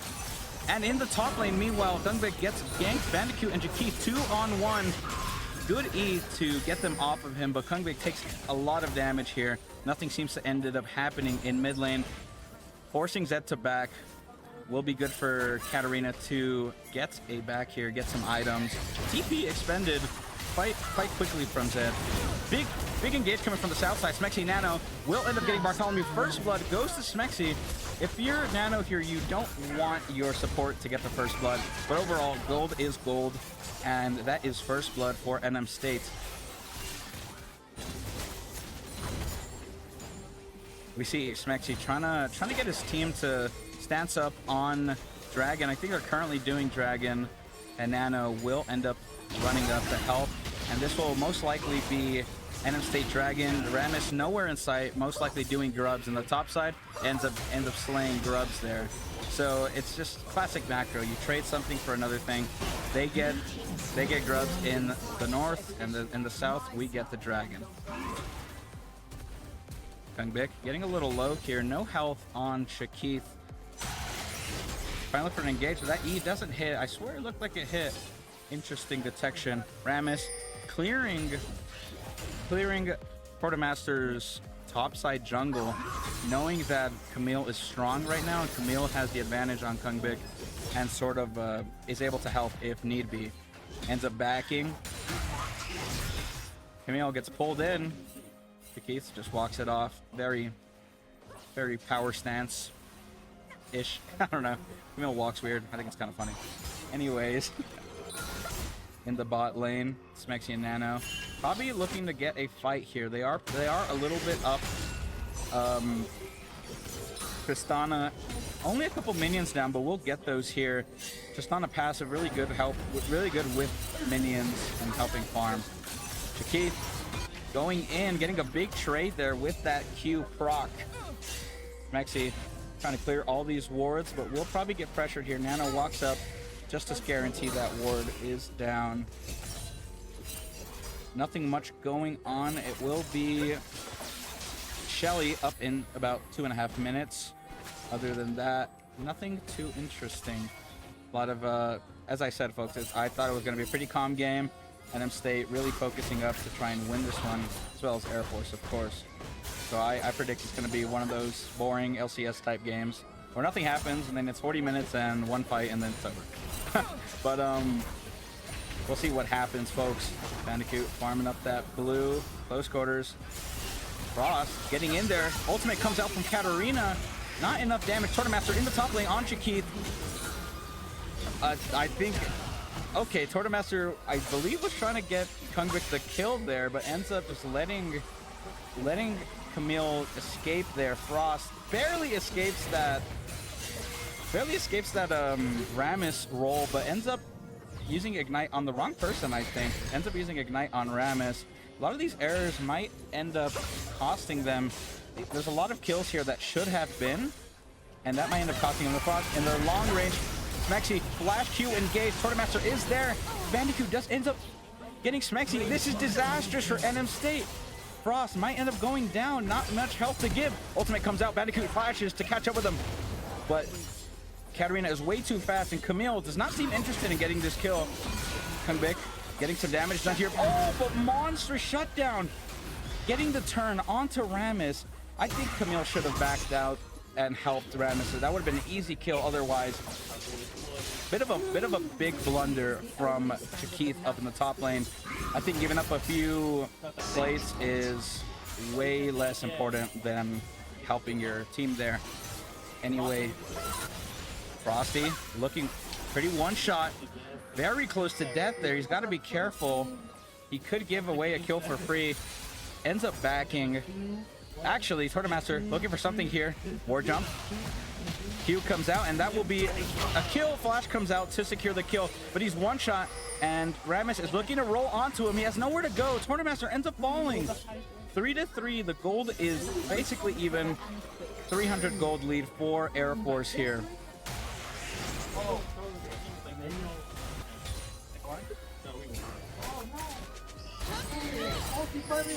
Yeah, dude.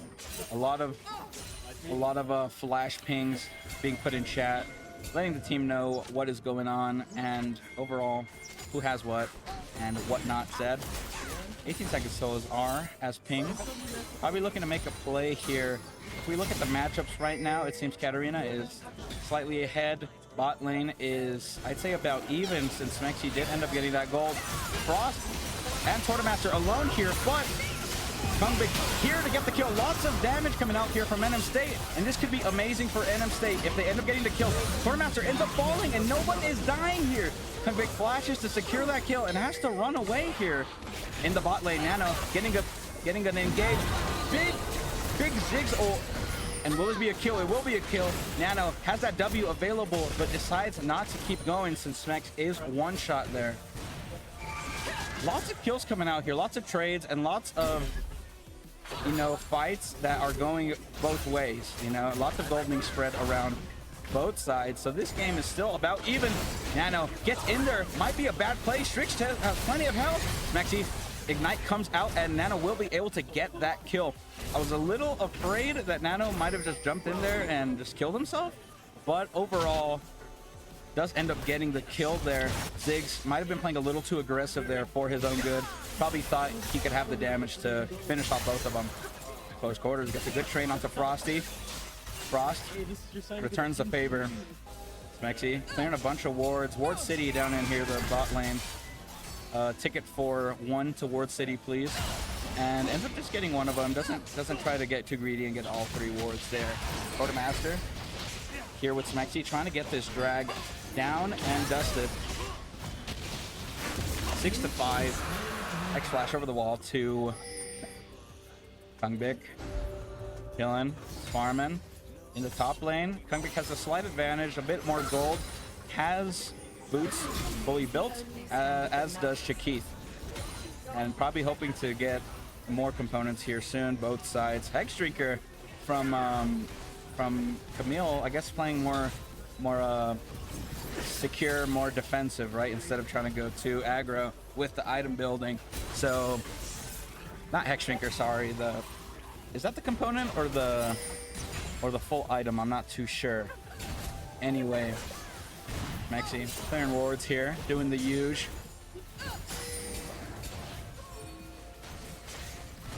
NM State in a decent spot right now. Has 2 dragons, up by about 300 gold, up by a kill's worth of gold. And honestly, regardless, it's looking like it could go both sides. Big flash comes out here from Strixie, and Strix is completely alone, gets caught out. And if you're Air Force, you can't have those. You can't. Oh, sorry. I love this caster. He's funny.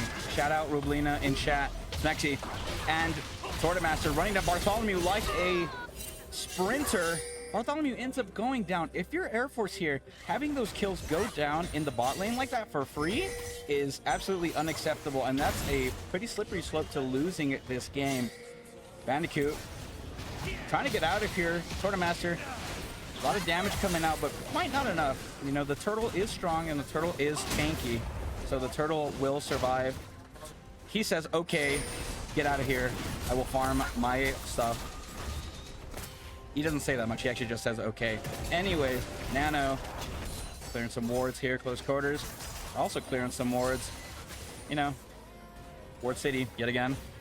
Strix has to be careful here. It seems like Strix has been pretty separated from his support for what seems like the longest time. That's probably a lot of the reasons why they keep getting picked off. Has to be careful there. Shakith and Kungvik staring contest in the top lane. Riveting gameplay here. I think I might just have to keep the camera up here the whole time. Shakith with red buff ends up getting out of here. Not really. Just kind of trolling a little bit. Kungvik tries to get some damage, but Shakith easily ease out of there. Rammus, Thornmail fully built. Eclipse built for Zed, and Archangels is built for Ziggs here. I did notice you, Rublina. Shout out for being in the chat. Shout out all the viewers in the chat. Shelly is getting bullied here in the pit, and it will seem like NM State will easily get this Herald here. And if I had to guess, I would probably say they're going to send Herald either top or maybe mid. It seems like they're probably trying to get mid, but they're standing up in a defensive position here. They don't want a Herald to hit their poor little tower. Anyways, in the river, territory battle here. Smexy takes a bit of damage from Ziggs here, but overall not much happening. No objectives up for the foreseeable future. Actually, I lied. Windrake is up in 120, give or take. Frost ends up taking a big arrow there, but just gets out of there. What is that? I mean, I guess it was a point blank Frost arrow, but still, that felt like a half a second stun. Interesting ultimate Riot Games. The bot lane Zed sort of chilling. Frost coming back. TP is expended. I feel like that could have been saved, to be honest. There was no real pressure there in mid lane. So, I mean, whenever TP is necessary in the future, they will be missing it. Bartholomew and Styx sort of chilling, trying to lead the charge onto this mid tower. In the top lane, Kungvik slowly pushing this wave out, trying to get some, potentially a push here. But other than that, nothing else. If you are NM State here, you really want to use your advantage here to try and get this dragon going as soon as possible. But it's looking like Air Force here, standing up in the river, looking a bit dangerous. They could, if this Ashe Rammus duo keeps going into the river, they might get sandwiched here. Interesting position. So, bot lane moving up, trying to sandwich here. Rammus all alone, but this could be bad for Nano. Nano ends up flashing out. Smexy will have to be the poor sacrifice, but ends up just coming out scot-free. Tortamaster gets booped back, and not much happening here. Bandicoot going back in, trying to escape. I would assume good flash coming out there over the wall. That was a pretty well-timed flash. I feel like flash didn't need to be expended there if he just rolled the other way, but interesting. So Smexy and Frost looking to get a kill here on Strix. Poor Strix has been getting bullied all game and does end up using that satchel to get out of there. Shout out Rocket Lady from Valorant. What's her name? Oh my gosh, I forgot Raze's name. Oops, I am definitely getting old, ladies and gentlemen. Frost gets a big trade here onto Styx. Big level advantage here. Will be easy to bully. Close quarters. Has to flash out of here. Tortamaster. Big Ziggs ult coming out. And the fadeaway Q. Very good plays here from NM State. Bartholomew ends up going down, and this is where things get really out of hand. You're down 2k gold. A lot of your team is really weak. You're looking at Ziggs, really easy to one-shot from most of this team. And Ash, Bartholomew also getting bullied a lot. And it seems like NM State is just taking advantage of that. And if Air Force is not careful, they will maybe end up dropping this game just because of that. Shelly unable to get that final charge. Kungbik takes a little damage under tower. Shield comes out though. Chemo thumbs up. And Smexy goes over the wall. Styx ends up getting ulted solo by Frost. And if I am Styx, I am slamming my keyboard right now. Brother is getting cooked. Smexy has to get out of here, but it might seem like Smexy might actually fall. Bandicoot ends up taking a Q, but ends up just walking out. NM State is getting away with too much tomfoolery here, and Air Force is really just not capitalizing on any of it. Quartermaster farming up here, close quarters, getting his... Oh my goodness, it's so loud in here. I'm sorry. It's hard to concentrate. Quartermaster punching the frog. Little boxing contest here in the top jungle. It seems that the directed camera thinks this is the most important thing going on right now. And potential game coming on. Bandicoot over the wall ults. Kungbik does get the aggro of the tower. Kungbik one shot here.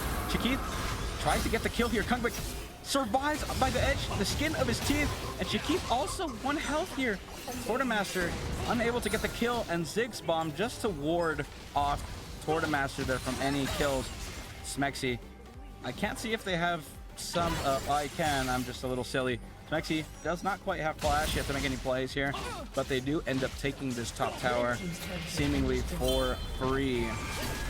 Not much else going on in the side of the map, and this is where Air Force really starts to get pushed out of their jungle. They start to get pushed out of their lanes, and this is when objectives become basically free for NM State. So they have to make plays here, and they have to make them fast if they want. That has to get a little bigger here, start one-shotting some of the squishies, but if I'm being honest, the only potential one-shot targets are maybe Tristana and maybe Katarina. So even then, it's still slim pickings.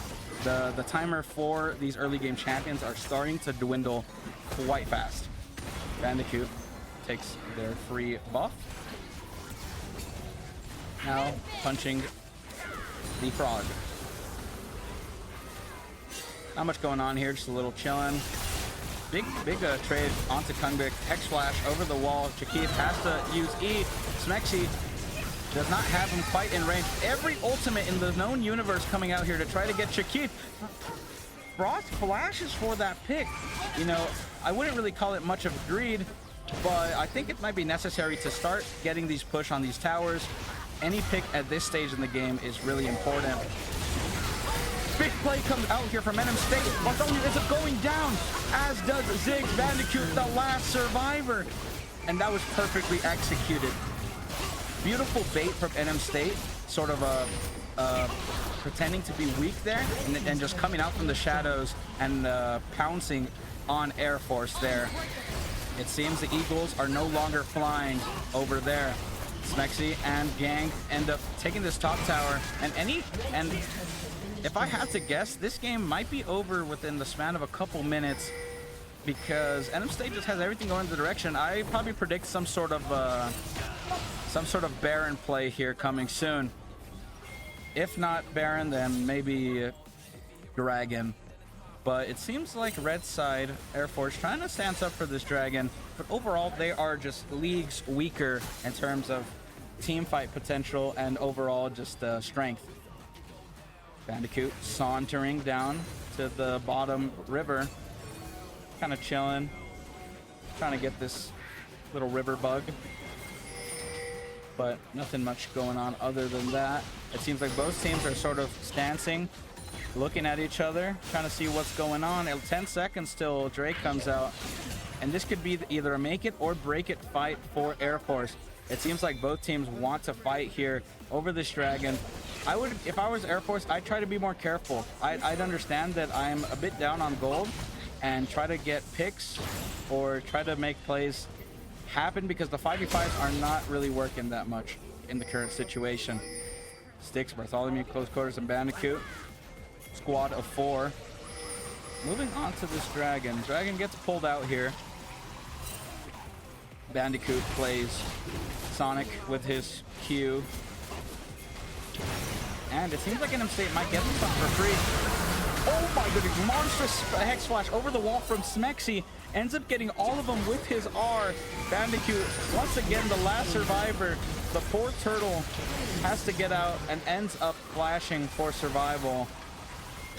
But overall, absolutely amazing play there from Smexy. Hex flashing over the wall and getting, I think that was 3 or 4 Air Force players. And that's really the power of Hex Flash and a just really dedicated Rel player that Smexy is. You know, a bit of a disrespect not banning that out, or maybe they just didn't know. I'm not sure what Smexy be playing nowadays. But if you are a regular here at the NM State sort of lore, then you'd know. Anyways, maybe another fight coming on the bot lane. Camille locks down Nano. Lots of damage coming out for both sides. But Zed ends up going down, as does Tristana. But overall, this fight goes in the favor of NM State. Smexy under tower, gets shut down. Quartermaster probably ends up dying here as well, but actually doesn't. Bandicoot trying his damnedest to get Tortomaster, but unable to. Lots of money being traded here in that fight. Bandicoot ends up catching Jungbik out. And this is sort of disastrous for Bandicoot. Bandicoot yet again. Shout out Argon in the chat. Bandicoot yet again. Poor fella being left to rot and die. Flash comes out from Tortomaster. Maybe a little greedy here. TP comes out. And that might be disastrous for NM State if Zed ends up getting these kills. But it seems like they're playing hide and seek. Little bush camping. Bartholomew ends up getting them exposed, and it seems like Zed kind of went the wrong direction, and it seems Swordmaster and Jungbik will end up escaping death for now. Ugh. A lot of talking without a partner here, guys. Maybe I should just not talk. Anyways. Poor Usafa. Oh, Usafa? Why did I say Usafa? U.S. Air Force Academy. That makes sense. I'm like, who is Usafa? You know, it sounds like somebody's name. Anyway, Shakith defending that top inhibitor. Bandicoot chillin', and Dylan. I don't know what I'm saying. I am a little delirious. It's been a long day, everybody. But there will be plenty more League of Legends to come after this. Anyways. Smexy and crew chilling in this top jungle, looking for this Baron fight here.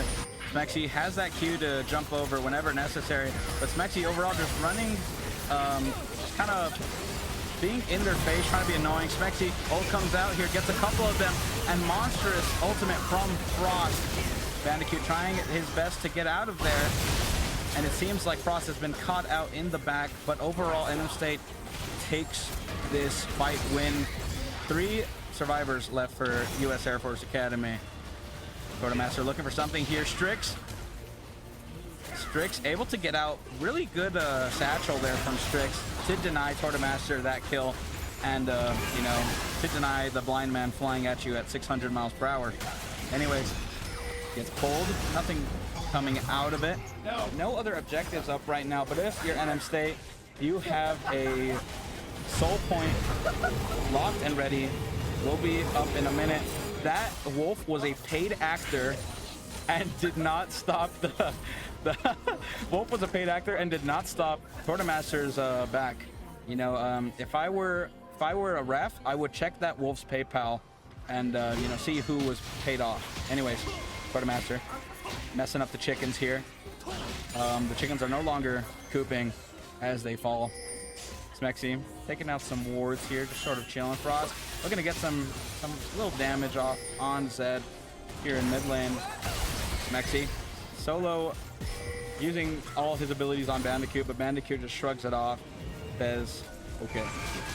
Anyway, Frost and Nano taking down this purple bug in the bot lane. The bugs have been corrupted. No one is safe. Monster blue buff kill from all 4 members of USA Usafa, as been said in chat. And it seems like they're gonna go for Soul Point here. And if I'm Air Force, I'd be scared to enter this, if I'm being honest. The insane bias. I'm sorry. I'm just trying to be a little goofy. Blue team ends up taking down Cloud Drake. Bandicoot running for his life, Mexi. Flash ultimate, what's new? Chakith trying to get out of here. Good arrow coming out from Ash there. Frost gets stuck in this Camille ultimate. Bandicoot jumping back in to try and defend the squad, but nothing coming out of it. Quartermaster and squad trying to finish off Bandicoot. Bandicoot ends up falling here. Quartermaster taking a lot of damage from turret. Is one shot, but it doesn't seem like much coming out of here. Turret does fall for U.S. Air Force Academy. Strix ends up finishing off Smexy there. Close quarters trying their best to survive, but Nano does end up getting that kill. Flash comes out from Nano and will finish off Ziggs. It seems like if there is a wave here, this will most likely be game and will be semifinals, and the game just ends. Oh, I am flying. I'm sorry, folks. Hello? There we go. Nothing happened. U.S. Air Force makes a comeback here and wins it all. Anyways, Bartholomew ends up taking a Q there, and it seems like NM State will take this. Well, not yet, actually. Quartermaster will end up maybe going down. And yeah, Quartermaster does end up going down there. Potential for... Oh, I'm just gonna wait for directed camera. Okay, maybe not. Please. There we go. And overall, we're gonna see how Air Force turtles here. Air Force gonna have to do a lot here to try and ward off NM State. Strix chilling on the outer walls of base, trying to see what's going on here, trying to scout out any potential NM State rascals. Chakith running out of spawn here, and it seems like NM State will most likely be going for a sort of ARAM after Tortomaster gets up, send it mid lane, and try and fight their way to victory here. Bandicoot chilling, trying to get a taunt onto Frost. Nothing of it.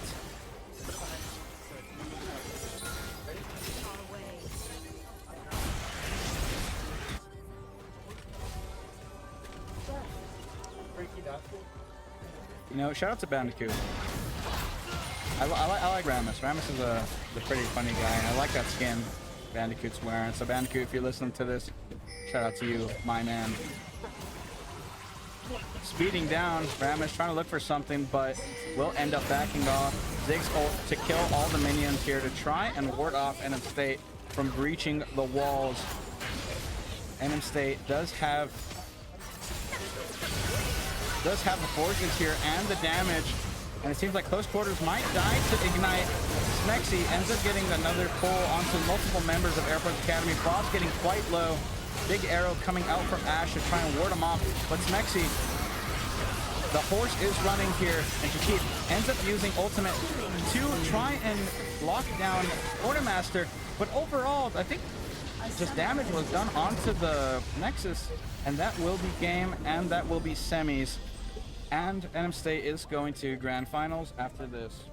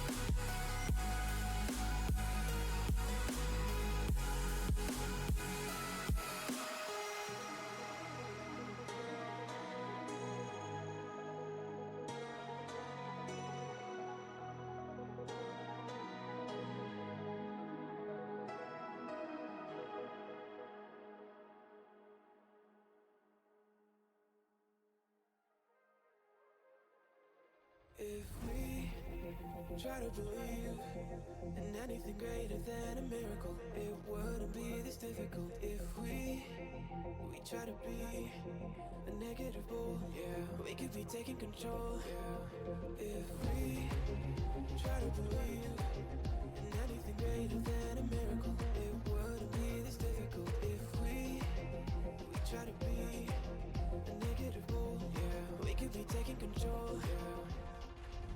Negative bull, yeah, we could be taking control. Yeah. Negative bull, yeah, we could be taking control. Yeah. Negative bull, yeah, we could be taking control. Yeah. Negative bull, yeah, we could be taking control. Yeah.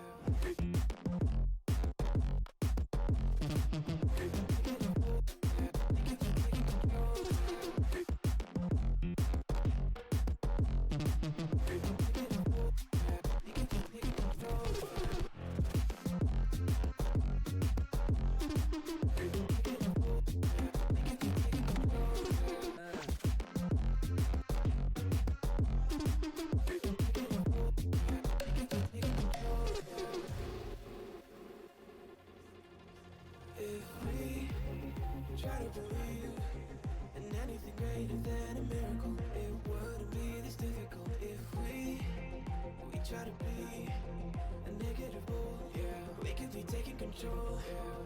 If we try to believe in anything greater than a miracle, it wouldn't be this difficult. If we try to be a negative bull, yeah, we could be taking control. Yeah. Negative bull, yeah, we could be taking control. Yeah. Negative bull, yeah, we could be taking control. Yeah. Negative bull, yeah, we could be taking control. Yeah. Negative bull, yeah, we could be taking control. Yeah.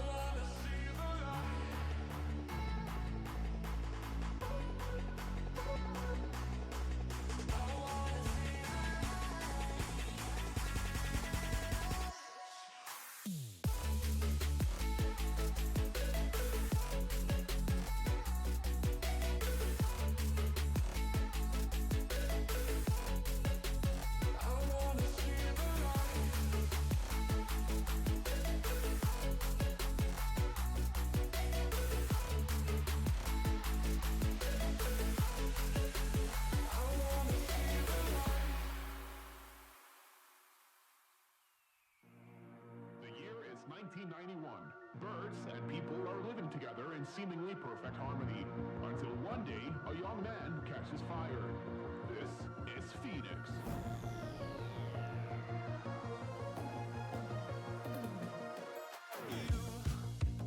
You've been knocked down and got up again. In a corner, you're surrounded, no defenders. You've hid your fury and kept it in. But it's time now, you ignite and turn to embers. Like a phoenix, you burst in a fire burn. A thirst and desire, you transform right up in a flash. You spread your wings to rise from the ashes. Phoenix, you burst in a fire burn. A thirst and desire, you transform right up in a flash. You spread your wings to rise from the ashes.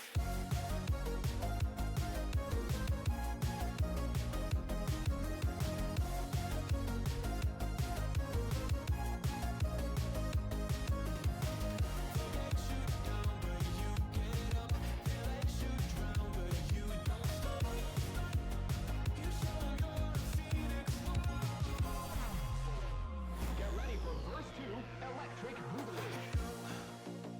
You see the truth behind the veil, and you know that they're just looking for attention. Oh, you don't let the ruthlessness prevail. Oh, it's time now, light your fires for ascension. Like a phoenix, you burst in a fire burn. A thirst and desire, you transform right up in a flash. You spread your wings to rise from the ashes. Phoenix, you burst in a fire burn.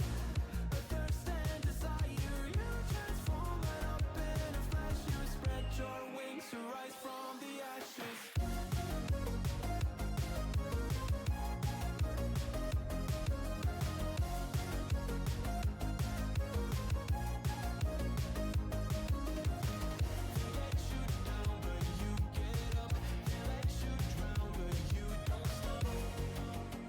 You show 'em you're a phoenix.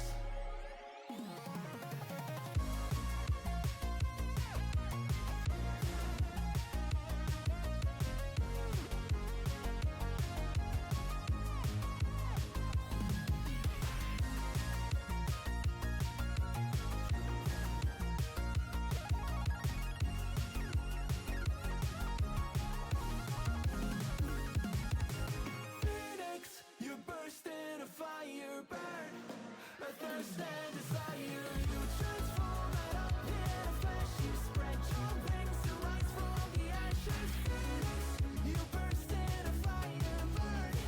A thirst and desire, you transform right up in a flash. You spread your wings to rise from the ashes.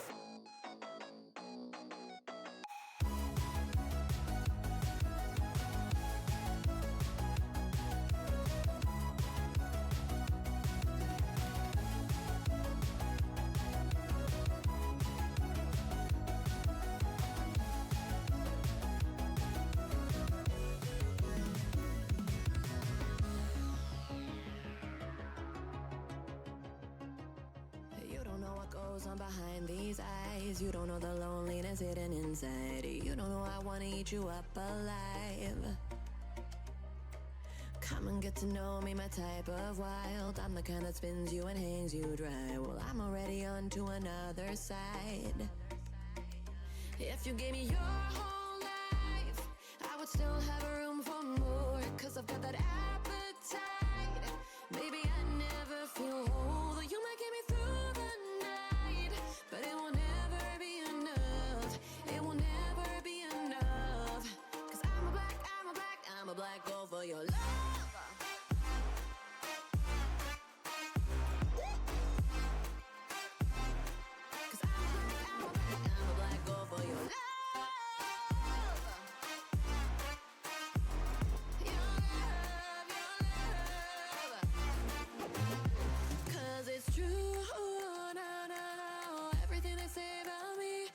Suck you, na na na, to my center of gravity. Cause it's true, na na na, everything they say about me.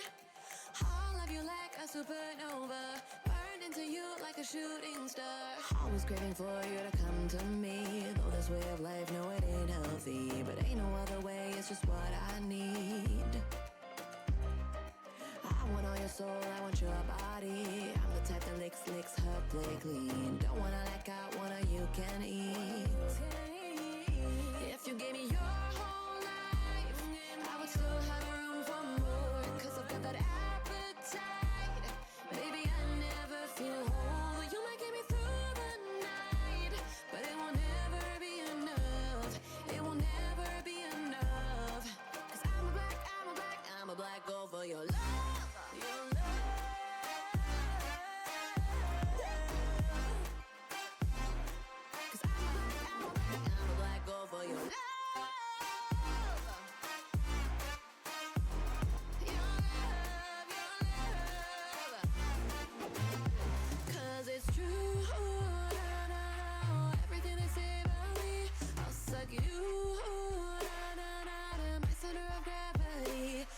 It's true, na na na, everything they say about me.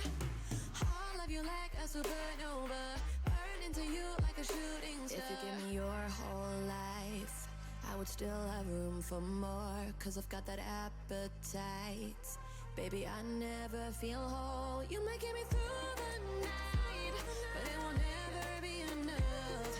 It will never be enough. Cause I'm a black girl for your love.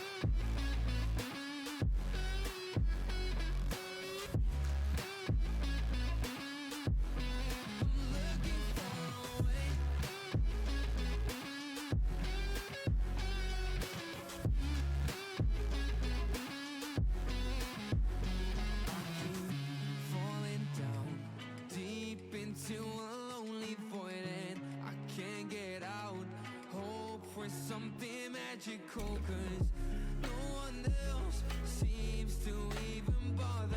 Looks like I'm on my own, facing this loneliness. It is hard to be found when no one's looking. I'm feeling left out and I keep screaming. No one ever understands it. Feels like I became Atlantis. Hidden from the world, I'm looking for a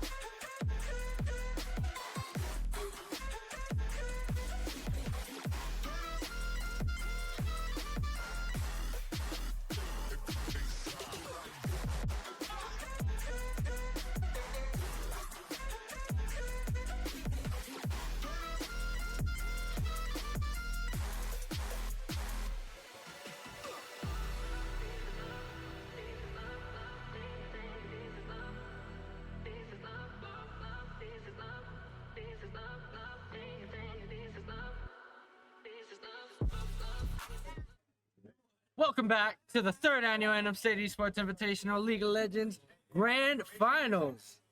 I'm with Patty J. Splice. What's going on, guys? My name is NX, aka Patty J. Splice, aka The Last Hope, aka the funny guy, according to some people in chat. Anyways, we got a great game. A tale as old as time. You know, UNM got us in crew battles earlier, but we're gonna get them back here. Just kidding. We'll see what's going on. What are we thinking? What are we thinking here, Mr. I'm Pack? picking Fizz first pick, and we got this in the bag. Clearly the rigors of running a long event have gotten to us. It has made us crazy. Anyways. Get off comms! Get off comms, please.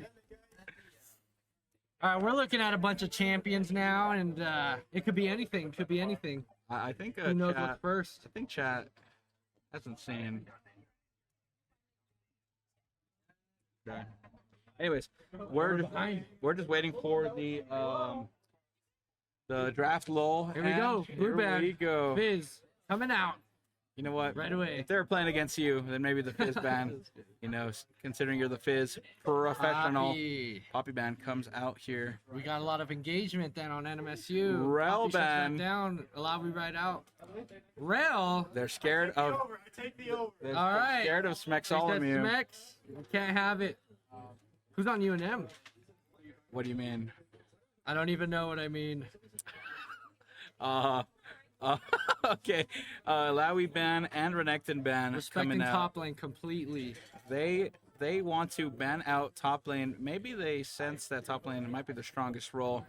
I'm honestly seeing a 5 ban here from JV and MSU. Would be kind of funny. Katarina ends up getting banned out here, most likely from UNM. They saw Frost going a little crazy earlier today, and we're just gonna have to see. Tristana. First pick comes out Tristana. Same. They might be looking for a similar comp than they did last game, which is not possible since Rel is banned. Anyway, how you doing? Have you lost your mind yet, or are you still kicking? No, lose my mind never. Of course, our glorious king. What? Anyways, Sivir.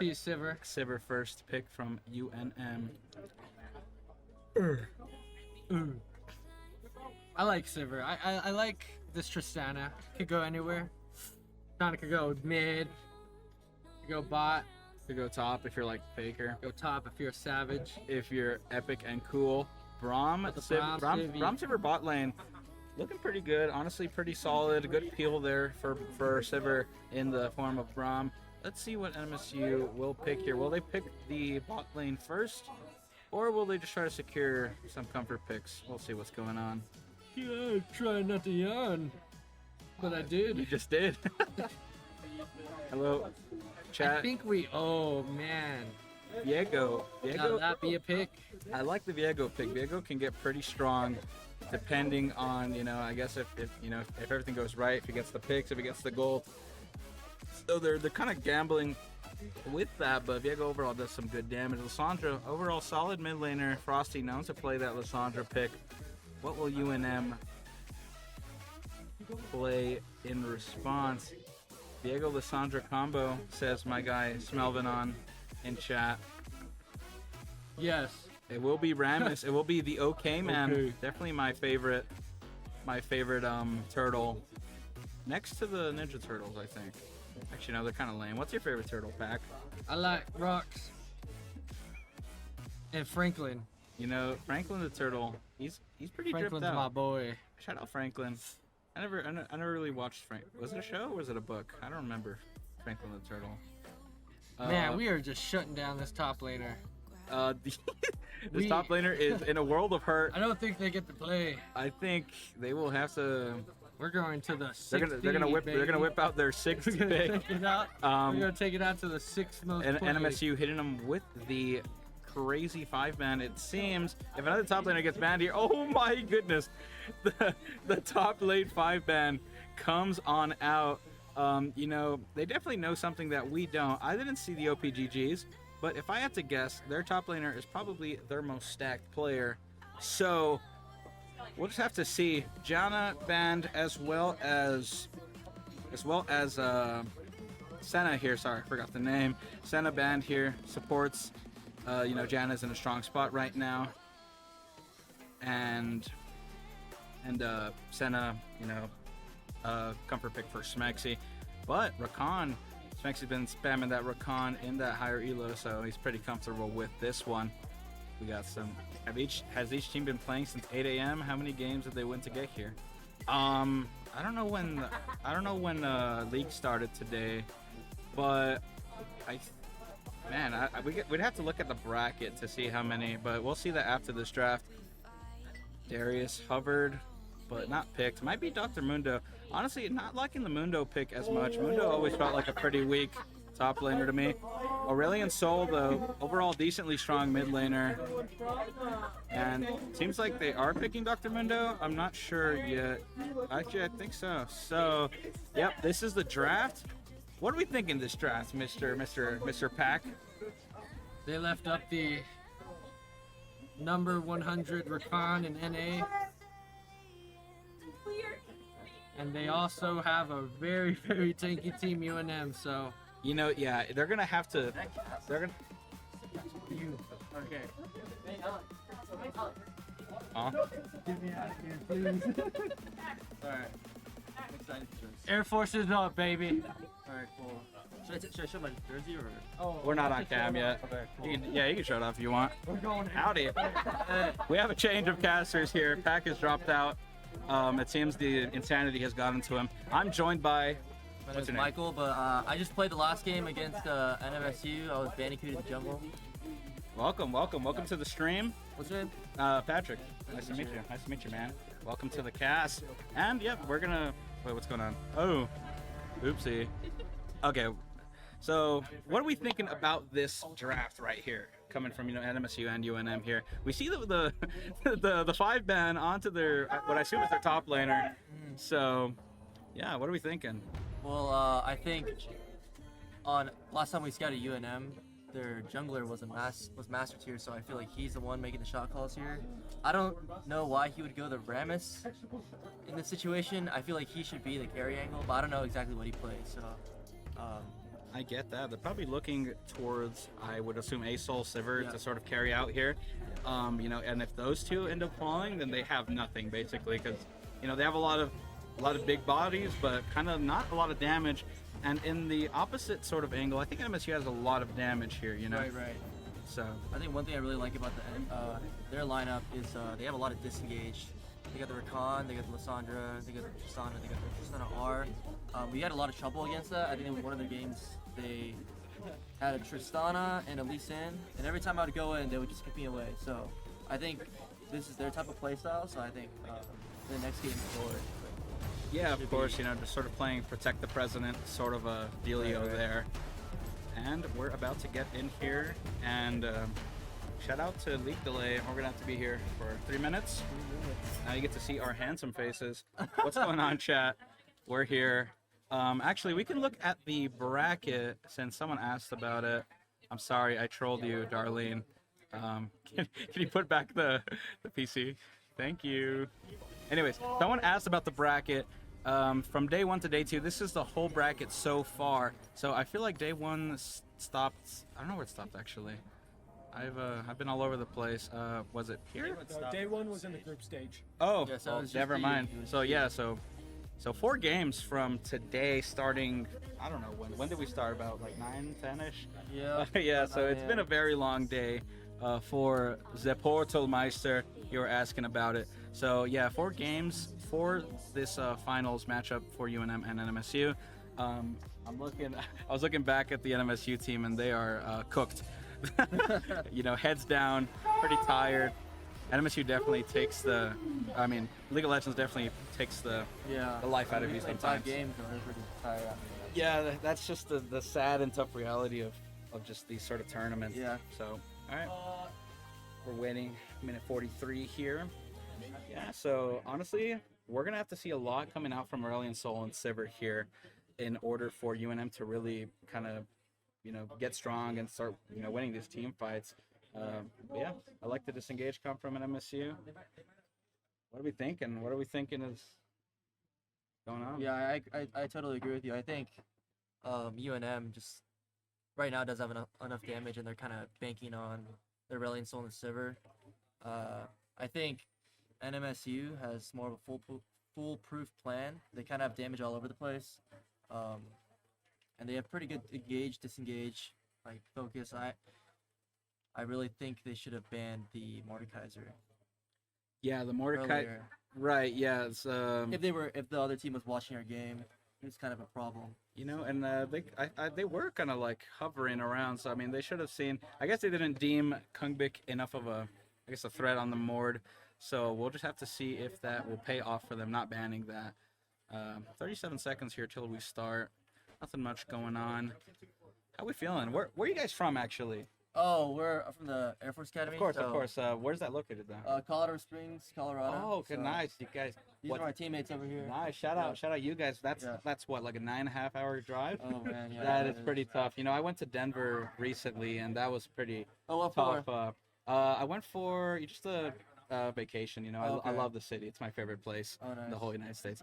Yeah. So yeah, you know, watched the Nuggets game, Broncos game. Yeah, I like the Nuggets. It was a great time. I went to the playoff game last year. Really, Yeah, dude? against That must have been sick. Yeah. It gets kind of expensive though. So. I bet, especially in playoffs. Yeah, for sure. Yeah. Dude. I wanted to see LeBron play last year when. Yeah. What is it? The Nuggets were against. Oh, in the playoffs. Lakers. Yeah. Yeah. Okay. That's what's up. Yeah. No, yeah, I love the city. I love the state Are overall. you based in New Mexico? Yeah, I do live here in Las Cruces. Okay. I was born in a little town like 40 minutes away called El Paso. Okay. And yeah, now I'm here. So chilling. Nice, good to have you I guys. really like the food here, actually. Really? Yeah. Yeah. We've been on Yelp all day yesterday. After Looking- we were done. looking for And spots? we were just looking for spots. And I haven't had a bad place yet. Really? Okay. What you guys have? Give me the. Where's Brandon?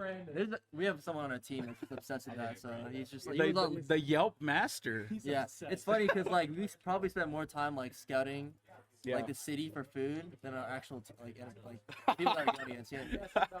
That's so funny. I mean, it was worth it though. It was totally worth it. Dude, that's awesome. Yeah, let me get the circuit. What was the Las Cruces food circuit? Yeah, What happened? Okay, so we went Mexican food.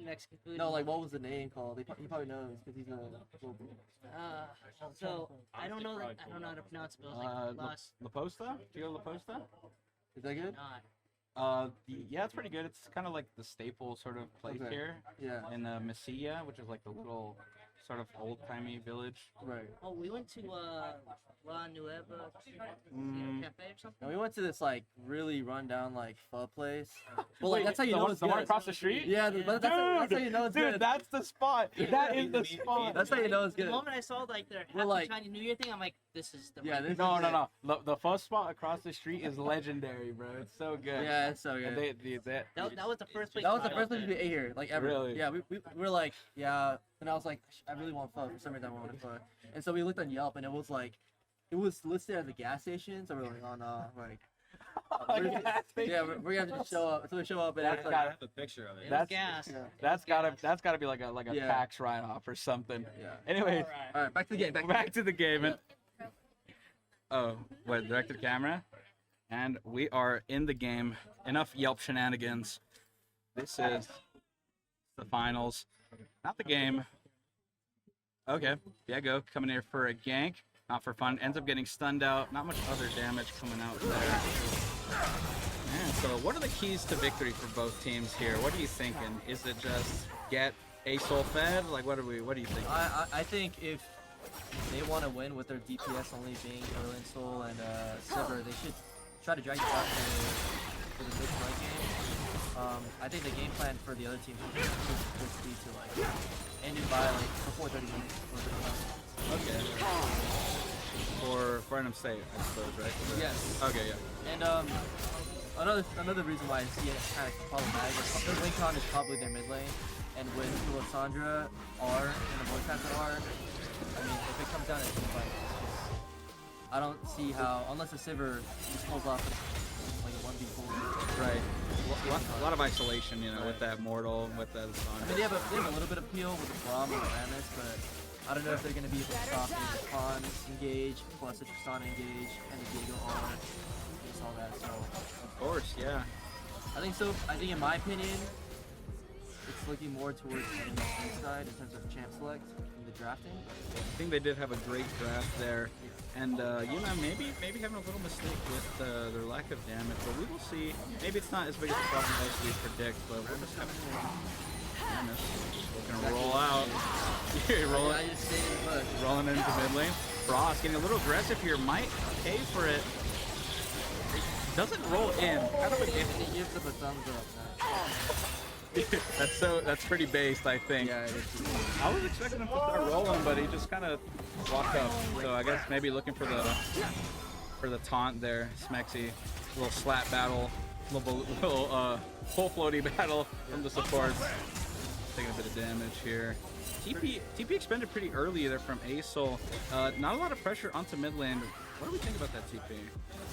I don't think it's the end of the world. I mean, by the time his TP's back up, this should be an objective fight. So I don't think he's wasting it. I think it's okay to use it early.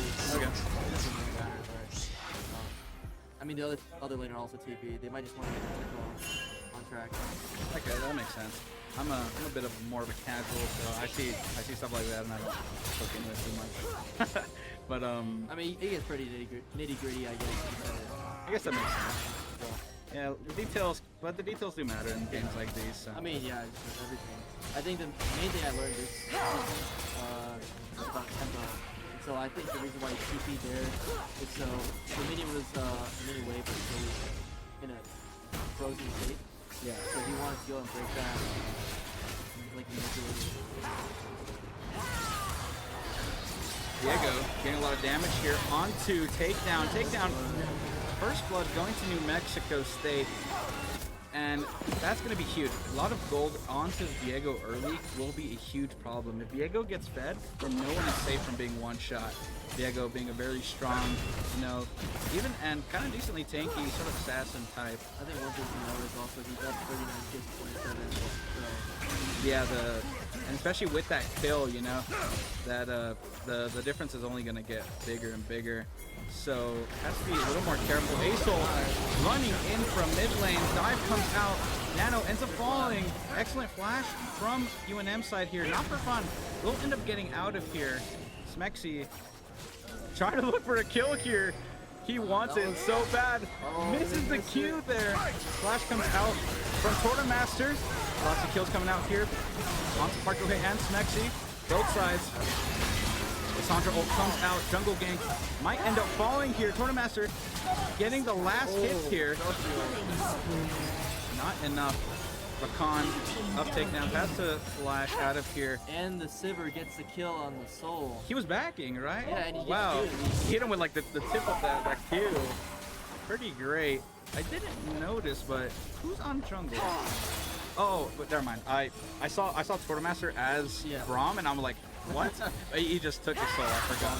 Yeah, you know, Braum jungle in grand finals, kind of hard, I think. And now NM State will probably take the dragon for free. Braum for Samson up, force the smite. I don't know how capable Braum is of stealing. Maybe a little Q there, 50 damage. But about 1,000 gold ahead. That's pretty big gold lead, big, especially this early. Yeah, especially this early. That's a pretty solid gold lead. 4-0 Viego. So. Oh, I didn't even notice that. All the kills went to Viego. This is genuinely disastrous for UNM. UNM will have to find a way to shut down Viego here. Smexy goes in, but easily just gets out of that situation. Could have been bad, but Rakan pretty good at escaping those sort of stitches. That's why I think Rakan is this big. You can actively go in and come back to wherever you know. Has great peel, has great escape, has great engage. Oh yeah, for sure. I think Rakan is good. Like he's spamming it in the ranked ladder as well recently. I think. I don't know. I'm not staring at his game too much, but let's see what's going on here. Rom trying to look for some damage onto Smexy, trying to catch him out, but Smexy plays his spacing pretty well there. Not much going out. Actually, a bit of an invade in topside jungle with Sandra and Mordekaiser pulling this Rammus out of his own jungle this early. That's kind of a... Yeah. It feels bad if you're a Rammus there, and you're behind. If you're playing a Rammus and you're already behind, set you out of the demo like that, you don't have a fast player, so it's gonna be a tough to especially game plan here. They saw the Viego. I didn't really see the draft. They saw the Kassan and the Ramis, but I don't know. I think that Well, we'll have to see. You know, Ramis is behind about 22 CS as well, so it's gonna be a while till that Ramis is online and really tanky as he should be. I think Mundo was a good pick if you're more You do or don't? I do. Okay. Do you think it's sustained? What's up with? It's a sustained, gets pretty decent rate here. I think when I see a Mordekaiser on the other team, the main thing is you can't really gain. Wait, Wardrip stolen here by Mundo. Probably a straight cleaver hitting into the pit. And Aurelion Soul is 1v1 killed by Aurelion Soul ends up going down there. Lissandra gets more gold. You know, you would assume that. Actually, I don't know. I don't know what the Aurelion Soul Lissandra matchup. Maybe he got a little confident with that kill that he had, but ends up paying for it. Little pause. Well, a little freeze actually. What happened? Hello. Okay. Oh, is it boss forever? No, please. Okay. Well, unfortunately, we will have to sacrifice the big view, and we're gonna have to look at the Discord stream. Apparently, we've been dealing with it all day. Hopefully, game 2. It doesn't glitch out. That is quite unfortunate and annoying, I think. Oh, it's already here. Okay. Okay, here we get the first-person POV. Oh, nice. This is what we get instead. We're gonna have to look at Frosty's POV, and we can be super nitpicky now. Yeah, we can be like, the cannon. yeah, you know that Frosty misses that cannon there. 3-0 now though, so we need a little sped up. Yeah, so we fast forwarded into the future, and if you're a UNM fan, seeing Frosty 3-0, not too happy about that. So from what I can see, it's gonna be hard because we can't see both sides of it. So, but we're just. I think it's. Huh? Is this stream down too? Okay, the stream is being reset. Reset the stream mid game. Pretty based, pretty Chad, if I do say so myself. No objectives up for. Actually, I lied. Void. No, what's it called? Rift's Herald. Yeah, is up. So we're gonna have to see what happens there. Oh man, this kind of sucks. I'm predicting the NMSU win by 30 minutes. By 30? Yeah, by 30. That's what I'm predicting. I think they're a little too far ahead right now. I do too. If I'm being honest, I feel like they could take it down by 25. I don't know. Never mind. I guess you do have to take out all the towers. Yeah. I was looking for their Herald angle. I thought they were gonna leave my boy Frost hanging with the fist bump, but they do end up hitting the trifecta. Oh yeah. And then the Viego just used the hidden thing. I just forgot what it's called. Oh, the where you go sitting, yeah. Oh, okay. Is E, I think. Good trade. Good trade coming out from Frost. Ends up ulting. Wow, and look at that mobility. Popping off a little bit there, getting a little excited. That was just, you know, that's the power of Rakan. Just coming in from 3 screens away and just sort of getting in there. That's got to be my favorite support. I like to play with at least. No, yeah, there's a lot of mobility. There's a lot he went from like the tower to like where Lissandra was in like 4 seconds. So literally like insanely quick, and you know, good communication on their part. Of course, great CC, great overall gank there. Frost might get caught out here, but he does have support from Smexy. Ramis trying to get on some of this action. There's a free dive here. Free dive, bot lane turret. Might go down here soon. Smexy getting poked out, getting damaged. Ends up going down. Nano ends up going down to Sivir. They're trying to get another hit on here, but it actually does end up going through. A lot of damage coming out here. Lots of kills. Viego gets 2 more. A little greedy. They're looking for the Penta here. Stoner Queen has to run out. Smexy knocks up. They're trying their damnedest to get Tortamaster this pentakill, and it will happen. It is a pentakill for Viego Tortamaster. he is beyond fed. He is Omega level at this point. They got outdrafted and they got team diffed. Viego diffed, actually. A bit of a you know, early jungle diff, unfortunately. Yeah, I don't think people realize how much of a difference drafting plays. Like that first game that we played, we lost in like 20 minutes because they just completely outdrafted. Right. But in the second game, we drafted way better. Okay. And we actually won that game. Yeah, good. But the third game, the third game was really close. I was looking at that game. I don't know if it was close. We were trying to hang on. We were trying to make it 30 minutes. You know, at the beginning, it kind of fell out of you guys' favor near the end. But the beginning was looking really good. Yeah. I was honestly having a lot of fun with that. So context actually. So one of our ADC couldn't come here. Okay. And he's like our main DPS. Really? And so we had to get someone. Our support to play the ADC, but he only knows how to play like Xerath, like. Dude, was that you? No, I was the Ziggs, yeah. Dude, the Xerath? So we had to go super unorthodox, and then our support who had to fill in his role was someone that just started playing too much.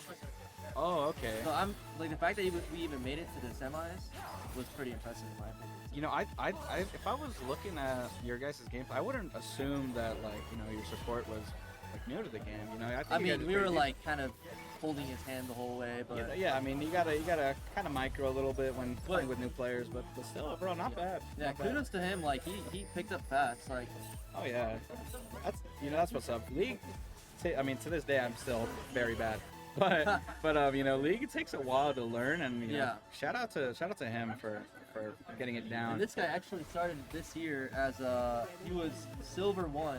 Okay. And he ended Emerald 4. So that's pretty good. Emerald to silver to emerald. That's been a journey. That's what gold, plat. I'd say 3 ranks? I'd say the Air Force Academy's player development. Oh wait, hold on. Big fight coming out here. Lissandra. Big ult coming out here. A lot of damage, but Viego ends up going out. That's a huge shutdown. That ends up going to Braum, which is not the best if you're not Air Force, sorry. If you're UNM here, Kungbik will end up just free farming these champions in the back. They are desperately trying their best to kill. Kungbik pops the shield, but not enough. Not enough damage.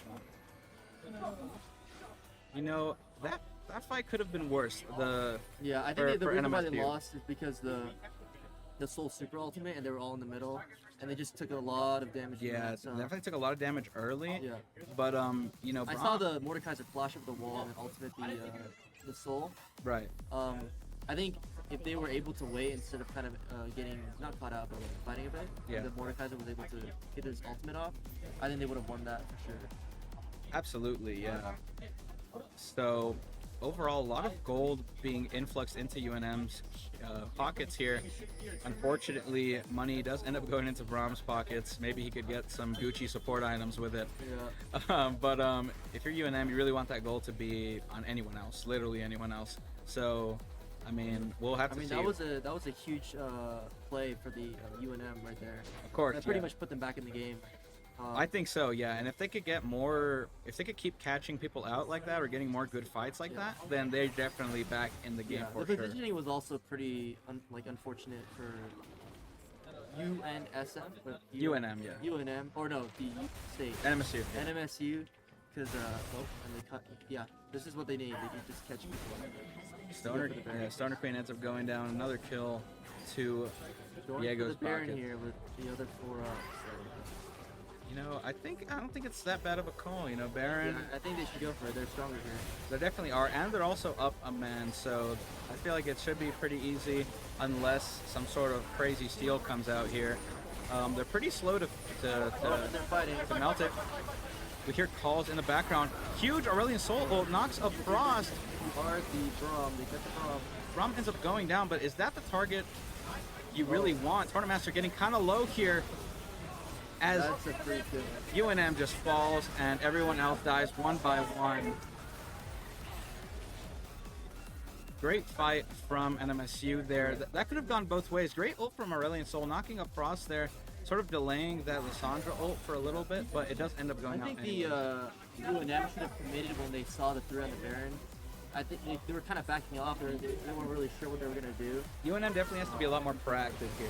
I think because UNM is down, they need to be more risky with their plays. And I feel like they were trying to play in between, so. And we're seeing that now, you know, Mundo TPing to deny them this Baron. That's a tilt TP. Is it? Yep, that's a tilt TP.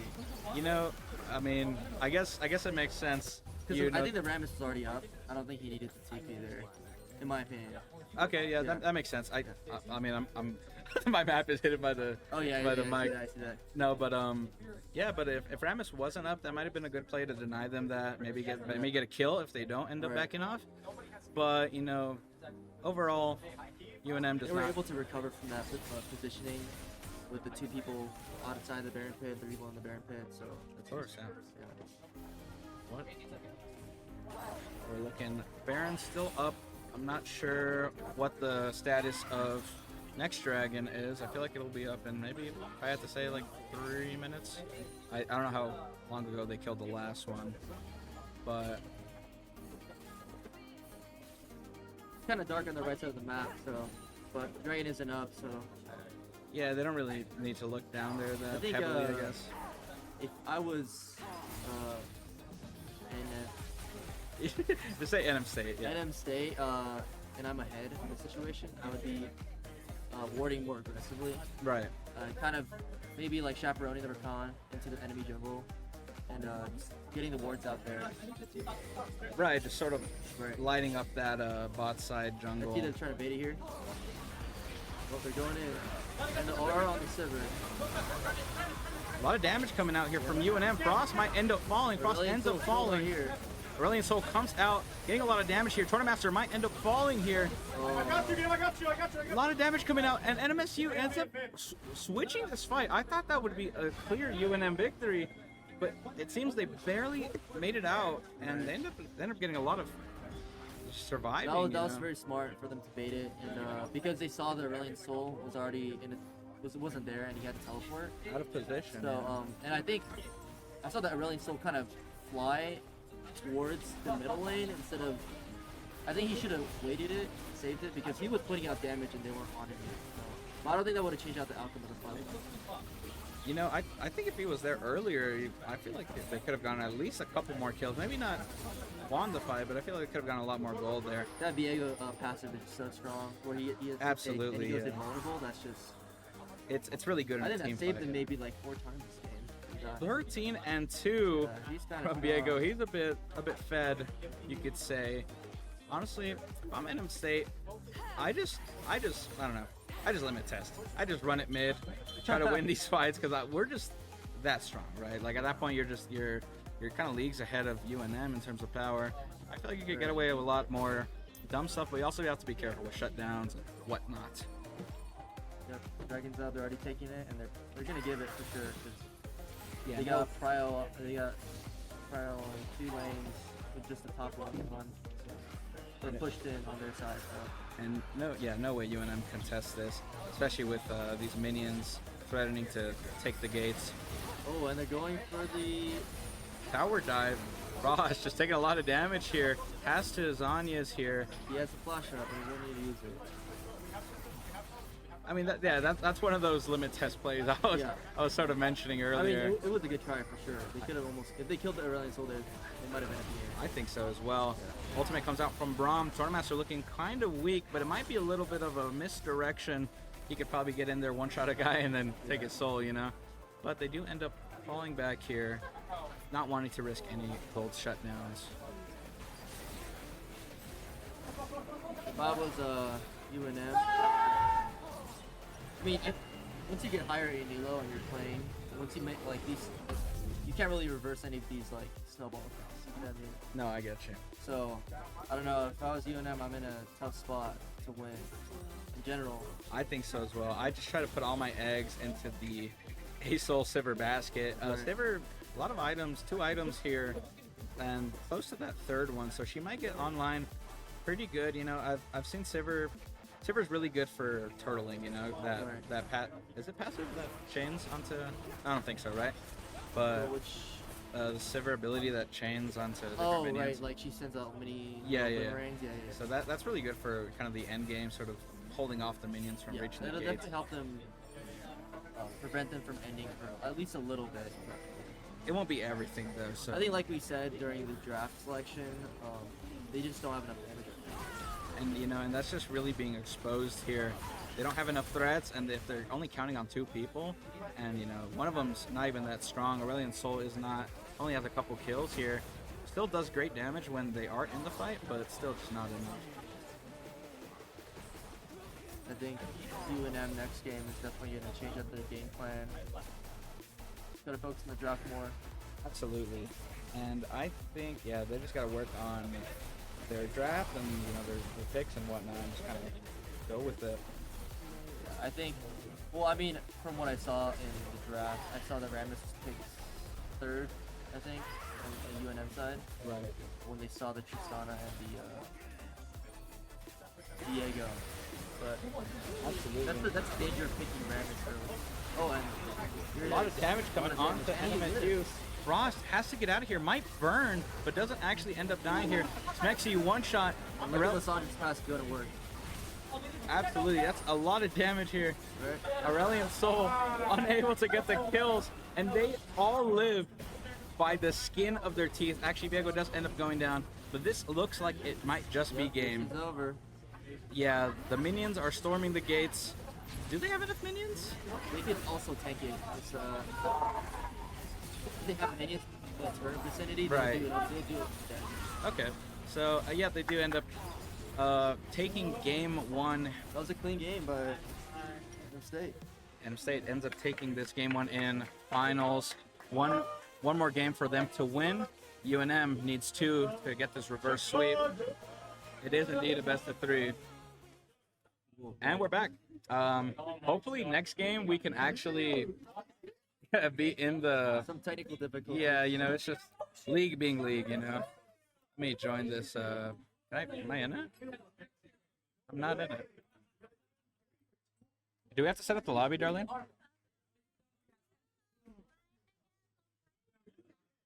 I appreciate you having me for the stream. I'm gonna have to head out. So. Of course, man. Yeah. Appreciate you Yeah. joining the stream. Yeah. Is it... One more, Patty. One more. Okay, there we go.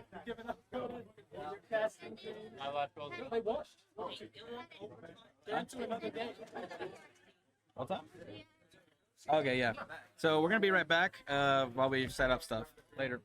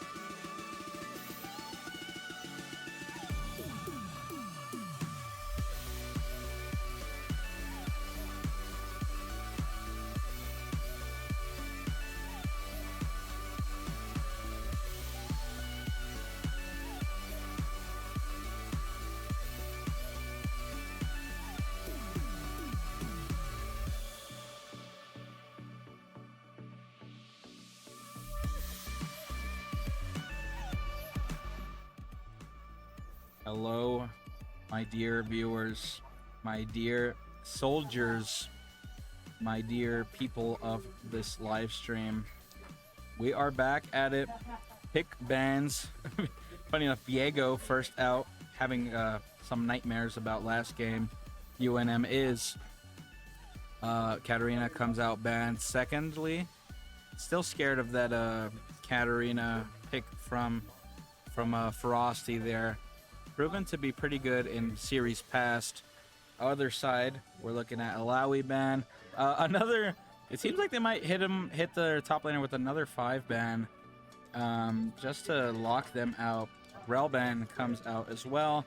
I wouldn't be surprised if I see a Mordekaiser ban coming out from UNM, but otherwise, I feel like they maybe have learned from. But we'll have to see what they pick, right? They're gonna have to get a little bit more damage in order to really compete with NMSU's damage from last time. And it seems like NMSU might just run it back with the old Tristana comp here, trying to play for a bit of an early game sort of deal.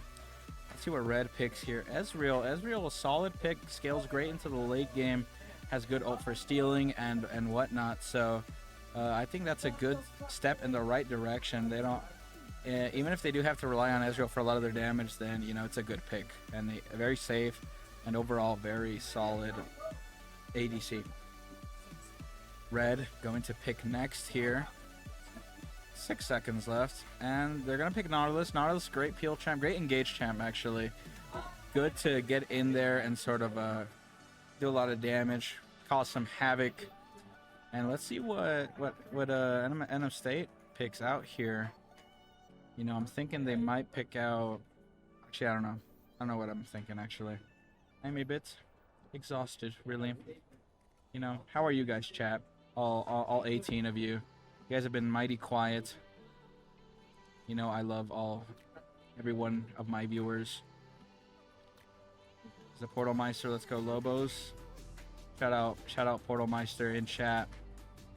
Nico, the pick for NM State.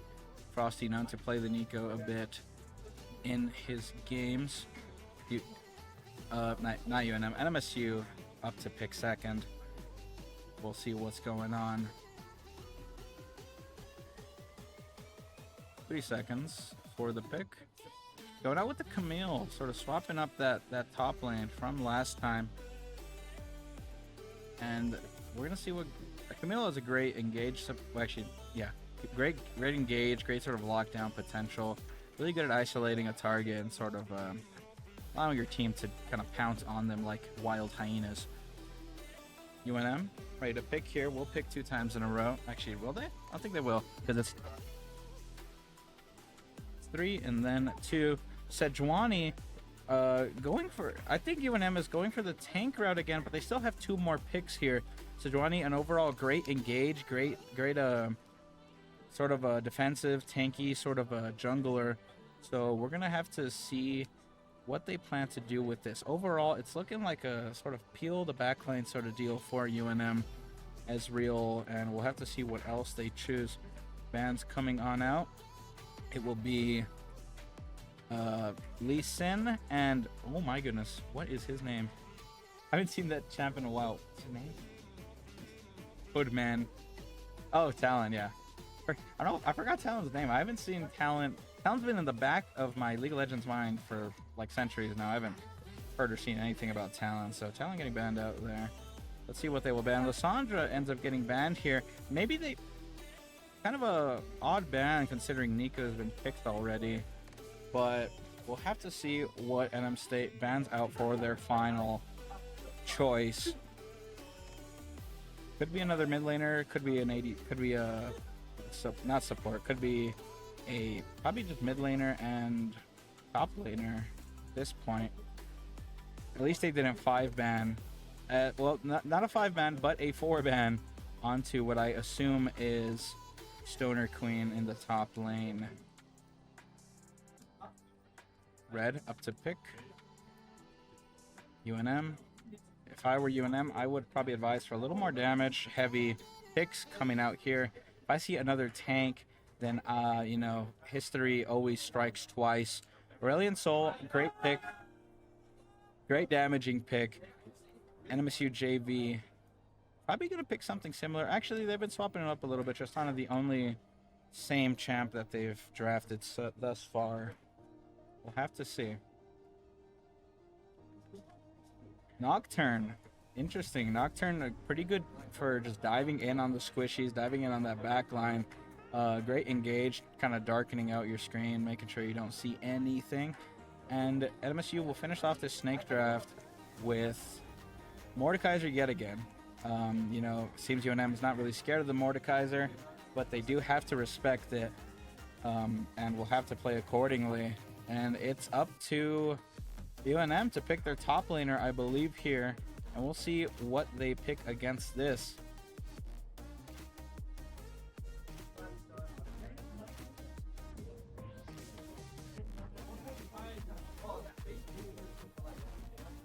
Three seconds left for this pick. It will be a Tom Kench, you know, and I was really hoping at least for a little more damage coming out, but it might just be up to Ezreal and Aurelion Sol to sort of kind of get it done here. I'm looking at NMSU JV and I'm seeing damage and tankiness from all sides. Camille, great one-shot potential, great sort of a chunk potential with her Q. Tristana, obviously pretty good early game champ. Nico. Sorry. Someone in chat. You know, Camille, good damage. Nocturne, obviously all damage. And then Mordekaiser, good damage hybrid there. So we are done with this draft. And we are going to say ready. And then we'll say go. We're waiting on UNM here. Jordan cast here is Freezer now to annoy Patty Ice because I found nothing else to do. Shout out Freezer. Arvion says Kung Vic play anything but more challenge impossible. This guy. You know why last game was close? This Arvion guy, this bum, he decided not to show up for the Invitational. This would have been a clean sweep. Arvion would have 1v9'd really. I believe it, you know. Arvion, a legend of the game here at NM State. Oh, what? Who are you? he's talking mad poo in the chat. Yeah. Anyways, blind pick. They're just gonna pick all their picks here as usual. 75 seconds here, and then another 3 minutes. The 3 minutes are my favorite time in the whole universe. There's nothing I love more than waiting for a timer in hit game League of Legends, play for free. Anyways, how are you feeling? How you doing? I'm feeling good. Been a long day. We still got League and Valorant going at the same time. Shout out Riot Games for making the longest games known to man. If it was Overwatch, it'd be going a lot faster, I think. Yeah, if this was Overwatch, we'd be done. Just saying. Listen, for next Invitational, just put Overwatch in there, please. You got it, bud. I'll replace Riot Games. You know what? Who needs them? I feel like Valorant can go, you know. Yeah. Overwatch, better game anyways. Light chat. Haha, please. Back me up, someone here. Anyways. Dead chat. Dead chat. 18 viewers, but no chatters. No chatters online. Overwatch. Oh, Arbion finally speaking up. Little yapper finally talking. He's the only yap. Okay, snooze. A snooze fest. He's snooze. Says, oh, let's watch top lane. Mord versus Tom Kench. Tom Kench, both together gonna permanent stat out the wazoo. You know, and I was just talking about comp here. Honestly, I was expecting a little more damage here from UNM. It seems like they have a bit more of a solid comp. Very tanky, very sort of peely. But, you know, NMSU looking to just sort of overwhelmed with damage. Darlene, our stream manager, threatening to put us on camera. I don't want to jump scare you folks at home. So I'll save you the trouble of looking at my mean, ugly mug. Anyways, like I'm saying here, they have 3 tanks and then the scaling champion, Aurelion Sol, and Ezreal's really a pillback champion. You know, you have this Camille, this Nico, and Nocturne to, you know, catch up to him. So like, what are we doing here? I've seen some good drafts coming out of UNM. This one does not make sense to me. It's very similar to last draft if you saw that game. Very heavy, very tanky, not much damage, and it's sort of more of the same if I'm being honest. It seems like the champ pools aren't as diverse as they would like, and it sort of ends up culminating in stuff like this, right? But you know, NM State with you know, decent draft, decent champ pool. They kind of can bob and weave, unless you're Kungbik, who has played Mordekaiser for literally the whole tournament, I think. Right? Did he play Mord for you guys? He did not actually. We had him on jungle and he was playing Lilia. He loves his AP champs for some reason. You know, please go attack damage. The little cope coming out there from Freezer. Shout out 0-4. Shout champions. out 0-4. AP, this guy gets it. This Chad top laner Arbion in the chat knows AP players. They're not real players. They're not real humans? Is that what you're saying? Exactly. They're not real humans. I believe Chad. Any AP mains in chat taking offense to this? Sue this guy. No. Kill him. Put him on the stake. You see how Frosty was after the game against the Air Force, a close game with Katarina. They took away his AD champ. You want to know why? AP a little easier for the less skilled fellas. Are you saying Frosty is a negative skill player? I'm saying Frosty is the fraud. The fraud of all time. You know, kind of like that guy, the Shy. Oh, I'm not taking any disrespect of the Shy in this chat room. Arbion is the next the Shy, by the way. He's definitely Shy at all, if anything. You know, I don't think he's the Shy. He's just a Shy. Will not talk to anybody. The silly XD. Oh, the silly, the Shy. The Shy. Anyways, we We're will. into game here. Hopefully the bug doesn't crash final game. If it bugs one more time, I'm literally putting like puppy videos on stream. I'm over it. I'm genuinely over it. Oh, 0-0. Oh my god, please. I am very disappointed in Riot Games. They always troll me. I do not want to watch the whole game through the eyes of Frosty again. That was definitely not that fun. Watch some real gameplay. Top lane. Okay. Dude, are you... Did it bug again? Might have bugged. Stream manager? Stream manager? I think it bugged again.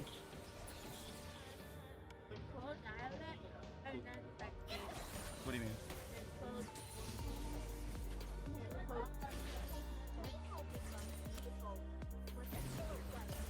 Anyways, a small indie company, Riot Games, cannot get their flagship game right, so we have to sort of try our best to get back into the game.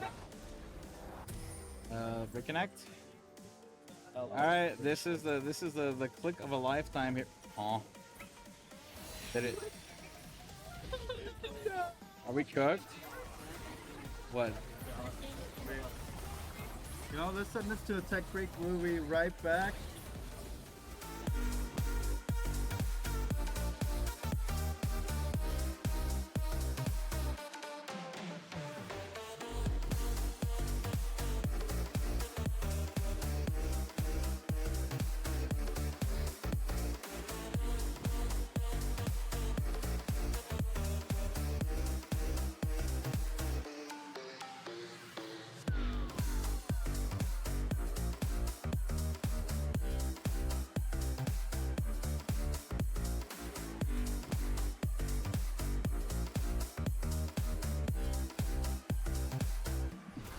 Welcome back, everyone. We're still back. By the grace of the powers above, we've been blessed with actual gameplay. So,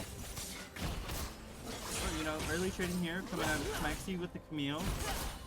You know, really a non-traditional big fan of anything that's not a hook champion or enchanter. Please play support. I'm kidding. You know, Frosty a little Frosty aggressive. here with the flash, hitting out the tongue. Oh. Frosty Vibes can't get the job done. Frosty Vibes cannot finish the kill onto the poor Hog Rider. Frosty Vibes not being able to do anything really. Kind of useless. A lot of hatred coming out here from you, Freeze. What's going on? Are you harboring a deeper sadness inside? I'm tired and I want to finish the game. Oh, nice. No one forced you to be here. Anyways, Frosty taking a lot of damage here. Aurelian Soul. Oh, death push. Coming up here. Boost. Ends up getting baited out here. Parko. First blood going over to the Notch, and realistically, what's like going over to Sana, but you know, Coop can actually carry the game, unlike Frosty Vibe. He is this guy Freezer is genuinely on a rampage.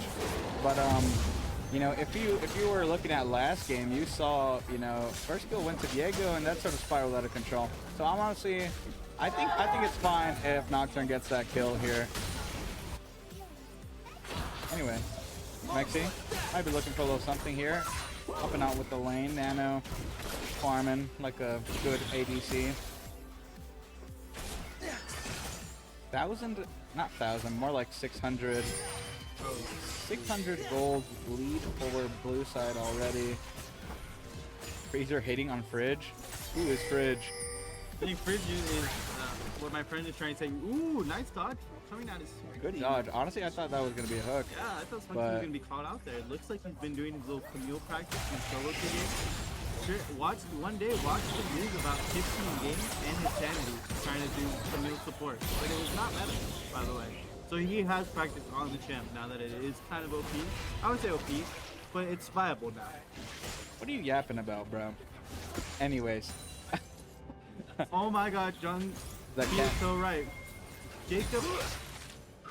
Hello? Kungbik. Complete footwork. Is that right, chat? I don't know about the fleet footwork play here, but if I was Kungbik, I would just start slamming and bamming on this catfish here. What's your typical Mord build? I don't really play Mord. AP abuser, really. You don't play Ooga Booga? Yeah, I don't play Ooga Booga. I play real champ. Shout out Asus. Ooh, nice bumper coming out of the KO. Cake ends up taking a lot of damage here, but ends up surviving by the skin of their teeth.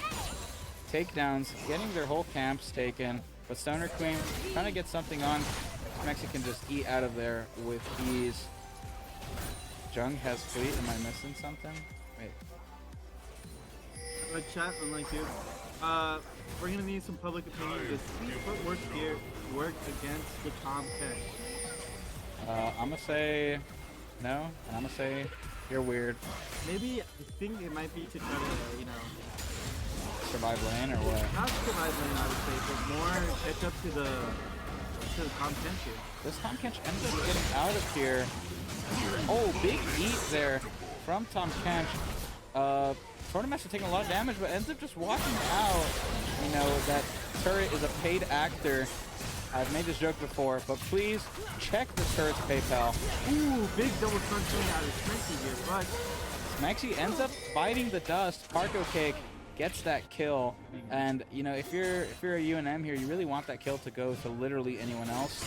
But you know, still good gold coming for UNM. Smexy wants game 3. Yet again, I will make the joke for the 3rd time. Check his PayPal. Check his Venmo. He's been paid off, I believe, folks. There was one game against the Air Force that he was definitely paid off. I don't know what any of that was. You know what? They put us through about 40 minutes of torture. I gotta shout out my boys in the Air Force. One of them captured me earlier. Honestly, cool guys. I like them. Yeah, they're pretty cool people. You know, I respect them a lot. You know, they're good. You know, surprisingly, they're really good at like video games. You wouldn't expect it. I think you would, considering they play with joysticks all the time.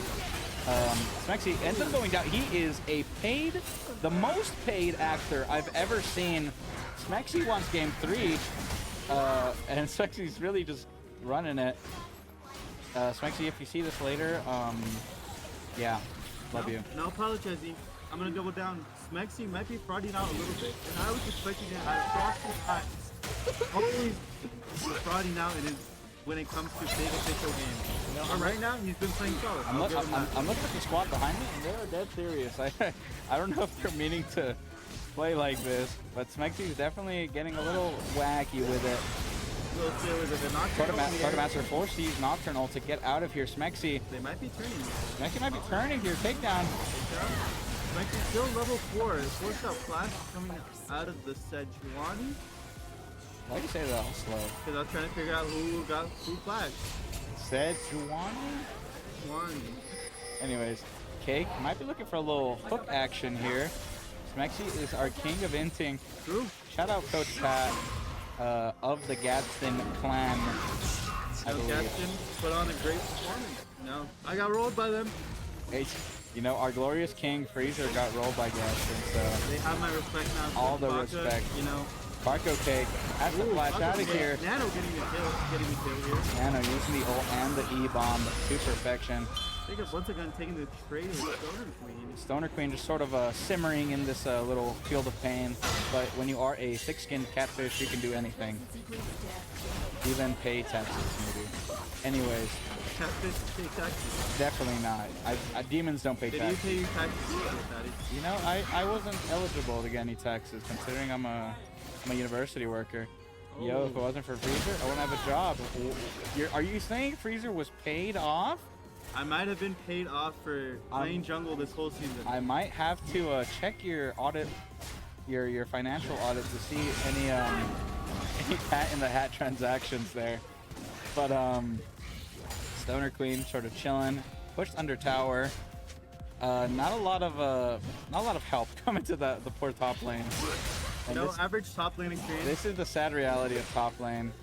You know, I wish top lane was more busted so we could actually have impact in the world. But nope, we just sit here and we take damage and we stun people. I don't know what top laners do. They just stand and take the damage. That's it. Aurelion Soul going aggro here on Frost, giving the thumbs up. Like, my bad, bro. You good. I didn't check your game. I wasn't familiar with your game. You know, Frosty known for the avid thumbs up because of his ADHD. Not non-diagnosed. This is an estimate, but every time he takes any type of trade, even if it's bad, thumbs up. You know, I feel like that's a crazy mental game stratagem coming out from Frosty vibes. You know, you could take a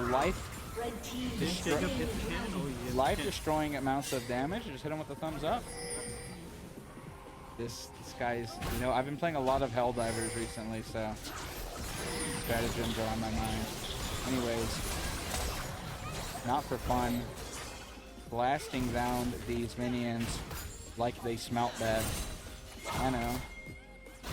Gets the cannon. Oh my goodness, we are so back. We're so back. And you see Nocturne here just dealing away the red buff. You know, he has the advantage in, you know, just overall lane, so he's able to do this. He's able to not be punished for it. He's kind of just chatting out of his mind right now. You know, I definitely feel that. Actually, might get caught out here. And my jungle gank ends up missing the Ezreal, or unable to get that kill. Smexy gets the ring put around him. Will jungle gank end up getting that kill? I feel like they have to kind of change sides. Nano ends up falling here. Smexy trying to get some damage off, but the near sight comes out. Smexy ends up falling to, oh, I touched the thingamabob. I'm so sorry, chat. Smexy ends up falling to the power of 5 seconds, please. Shut up! Anyways. We're back, chat. Sorry about that. We're back. Ooh, big hook coming out of for the Nautilus. You know, Nautilus been hitting a lot of good hooks here. I'm pretty cheesed to watch this gameplay. Stoner Queen gets a little, never mind. Pause. A little lick lash. I don't know what the ability's called. I think it's just a Q. I think Stoner Queen just hit their Q. You know, trying to proc the passive, a little slow. For you? Okay, never mind. I'll go home. You know, I would enjoy that. Just kidding. You're my homie. Anyways, Big just doing a little bullying. Classic Mordekaiser Ooga Booga shenanigans here.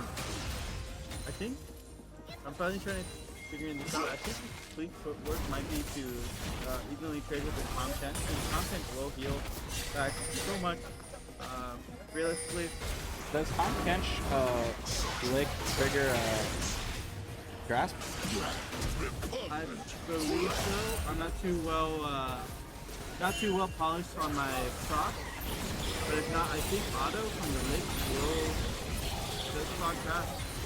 Alright, so I mean, I guess that makes sense. Big just trying to survive lane. Stoner Queen with a bit of a health advantage, and just as I say that, ends up getting to about even. Bomba! Sorry, I heard some comms, some crazy comms in the background. Out of our star jungler, Goob. Or Quartermaster 5000. Goob. Hitting them with the bomba, bomba, bomba. Goob, Quartermaster, John Smith. Nico comes out here. Great gank from Quartermaster, and there is no hope for Aurelian Soul here. It seems like Air Force is popping off. We're in the Valorant game. Over in the Valorant game. We apologize for that noise. But if you're an Air Force fan, then you know, shout out your Valorant team. Seems like they might be winning soon. Not too sure about that. Where it might be a little even. We haven't heard a Let's Go in a while. So that's an indicator that they won the round. I think so. Isn't that this classic? That's classic Valorant, to be honest. Round by round. Over here, it's fight by fight. You know, you're playing objectives, things like that. Ooh, tongue big. Ooh. Cage ends up getting the stun onto Smexy. Smexy, paid off actor, has to flash out. Cake does.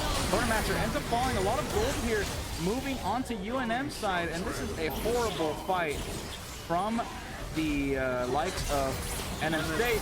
But Takedown gets a stun there, and actually ends up surviving, barely able to outrun the tower shots. I thought certainly Sedrani would die there, but good on them for escaping. Frost trying to get some damage in, and honestly, I didn't think I would say this, but it looks like UNM will start to move the momentum if NMSU keeps sort of tossing these fights like that. I think the problem is here, they're trying to burst with this Tristana Camille Nocturne, right? There's way too many tanks on the other side, and then this Ezreal can feel back for himself. Absolutely, a lot of CC and a lot of.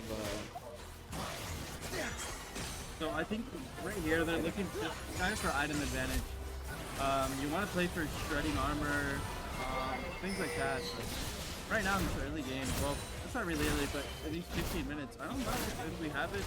I'm not too sure how to pull up items, objective timers, things like that. I'm a little new to this spectator. You are a silly Billy, I believe. Ooh. Oh, I think I know what it might be. Oh, big TP coming out here from UNM. Quartermaster is here in the fight. Can my jungle gank ends up coming in, getting some free damage on. Ultimate comes out, and Quartermaster might end up falling here. Gets swallowed and spat out by Stoner Queen. Yummy, yummy, says the catfish. Stoner Queen trying to look for some damage onto Frosty.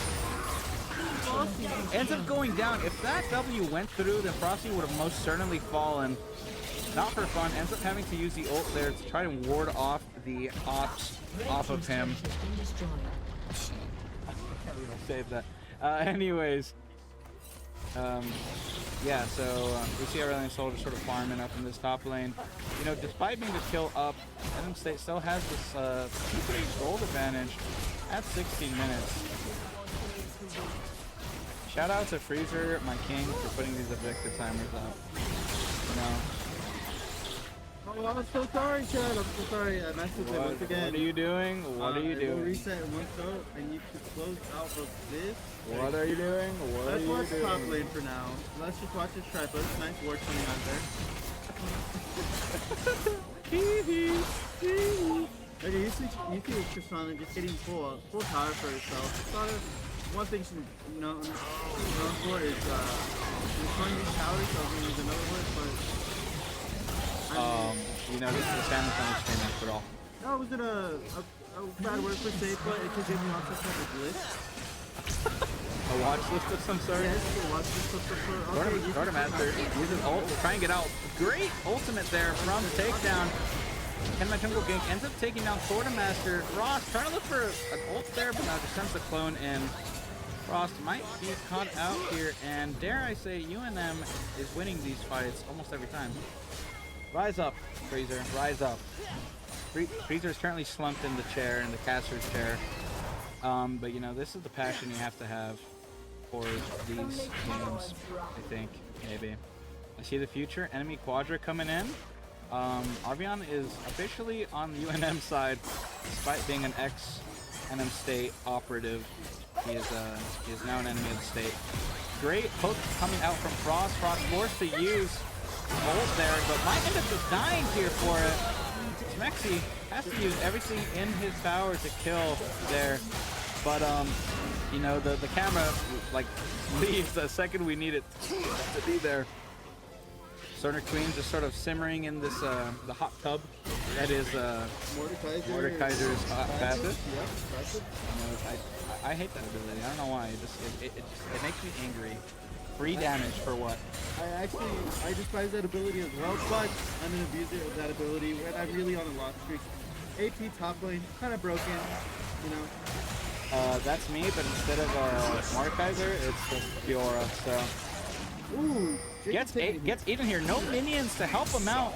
Chunbik might just end up dying here. Stoner Queen does end up getting aggressive here. Probably scared of that shield, I'd say. But honestly, if I was Stoner Queen, I would probably just try and go for the kill there. But playing it safe, honestly, not a bad idea either. Lick comes out, but Queen just has to sort of walk out of here. Very goofy walk that content has, doesn't he? You see Nano here using his W to get in, not to commit his flash, you know.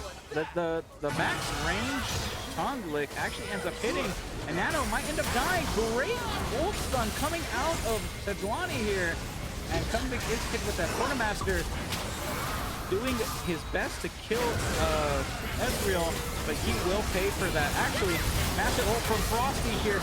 And we have the dragon for backup here. Chunbik will end up falling here, as well as Frost. Monstrous team fight. Quadra kill. Oh my goodness. Oh my goodness. Arvion genuinely just predicted that. The prophecy has come true. The prophecy has come true. Maybe NM State.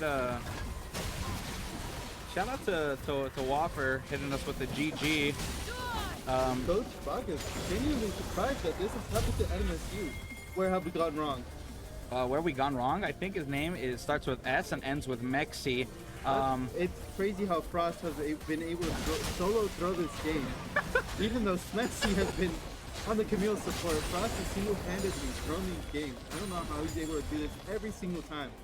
And for the first time in this series, I think UNM gets a gold lead, a kill lead, an everything lead, and probably not objective. Well, they're still even in objectives, but tower-wise, they're still even as well. Actually, I don't know about mid tower. Mid tower's still up. Pan in the hat says Freezer sold. You know. I sold. You know. Smexy, that's crazy. You know, as I said before, check Smexy's financial statements. You will see he's been paid off by the University of New Mexico for this game 3. I'm pretty sure everyone wants to go home at this point, so I'm not sure what's going on. Maybe they're just genuinely getting outclassed. Do not forget, UNM has to drive back to Albuquerque here, so do they really want this that fast? I think they do. I think victory is worth everything. Quartermaster might end up falling here. That is a wide miss from Ezreal, and Ultimate comes out hitting 4-man knockups here, but it is not enough. Too much damage coming out from UNM, and this one is looking pretty grim for NM State here. Ultimate comes out and kind of a staring contest here. Chunbik scared to get out of there, lest he gets dunked on by everyone else. But you might actually end up dying here. They get aggressive. Aurelion Sol will get another. Is that another quadra? Is that a penta? That's a double kill for the Aurelion Sol, but that is a clean ace, and UNM decided not to go for this mid tower, but instead probably going for Baron here, which is a great play after getting an ace like that. NMSU down 11 kills. And honestly, this will probably go UNM's way if they keep up this place. What do you think? I think this Aurelion Sol didn't spring a problem for NMSU. You know, the fact that they let it through, it speaks volumes. They were confident, but now they're not. You know, they're not able to lock him down. Space in range, they use attack. And he has these big bomba, as Goob would say. You know, and I think NMSU just sort of chalks this one up and goes next, you know? You didn't hear anything. There's definitely no spoilers going on in the background. But overall, UNM looking like they just have the advantage in every single way here. They get Dragon, they have Baron, and we'll just have to see what happens here. Okay, sorry chat. Sorry chat, I showed him something and that genuinely left him. But aside from that, you know, what can NMSU do to come back from this game? Not a lot, Freezer. Honestly, I think this one's an FF. Go next? Go next, yeah. Do you think they just play for next, regain their mental, you know, you say we messed up? I think so. You know, sometimes you get a little too goofy. You know, you whip out the Camille support and you get punished for it. So I guess that's a little lesson in humility there. Anyways, UNM primed here to run down the gates, knock them down, and say, "Give us the house." Are they taking the house and the children here, Patty? I would hope they don't take the children. It would be pretty brutal with the Lobos. The children did nothing wrong, I'm afraid. Frosty Fun beating us here. Nice little pop-off gun from Air Force. The Air Force. You know, they showed up in Black Hawk helicopters. It was really cool. You remember that? Yes, opening ceremony. If you were not here in person, they actually showed up. They had a, you know, whole whole entourage, the whole air show. Yeah, the Blue Angels came down and everything. Yep. Next thing here, Frosty once again, we're on lockdown. And having to die here, quarterback had to die because of the next season thing. I did not mean Frosty there, but that was the next lockdown. You see what I mean? Like, they're trying to break one single target, but they're just way too patient here. Sunbreak versus the world here. Nano might go, and Frosty goes on no follow-up. Frosty, huge pull, but Empress is getting taken down here. The enemy is at the gates, they are knocking, and they are saying, "Give me this game 3." And it seems like NMSU has sort of called a GG, and that will be game 2 of 3 of this grand finals. It's 8 o'clock. We'll be back at midnight, fellas. We'll be back when this game is done, and like, they're okay, just get me out of here.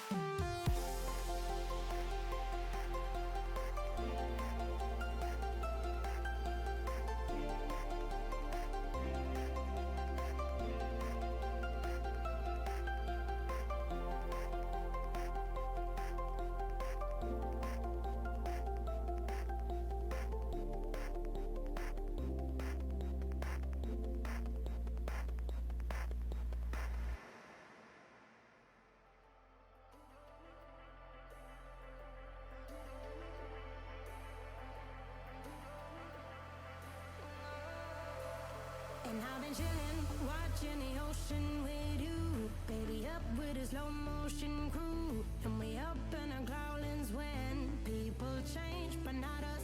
And we just chilling, kicking it, kissed by the sun. Could be soaked to the skin in the mall soon. I know she got the good vibes when seasons change, but we're the same. Even if I lost all my money, the zero runs deep, honey. And I don't need to speak a single word, 'cause you got me holding, holding. Even if my jokes sound funny, my tongue tied up on it.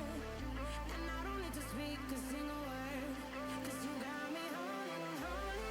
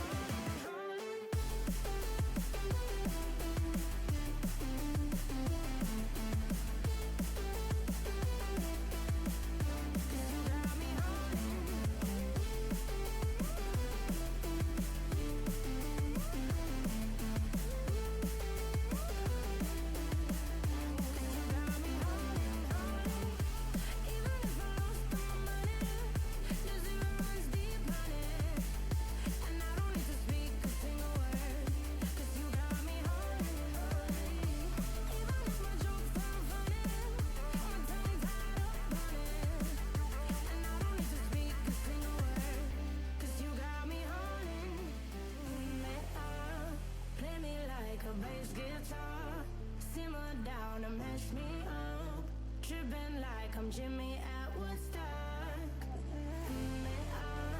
Drum me round in your red Ford, shivers down my spinal cord. Oh, oh, oh, oh, 'cause you got me holding, holding. Even if I lost all my money, the zero runs deep, honey. And I don't need to speak a single word, 'cause you got me holding, holding. Even if my jokes sound funny, my tongue tied up on it. And I don't need to speak a single word, 'cause you got me holding, holding.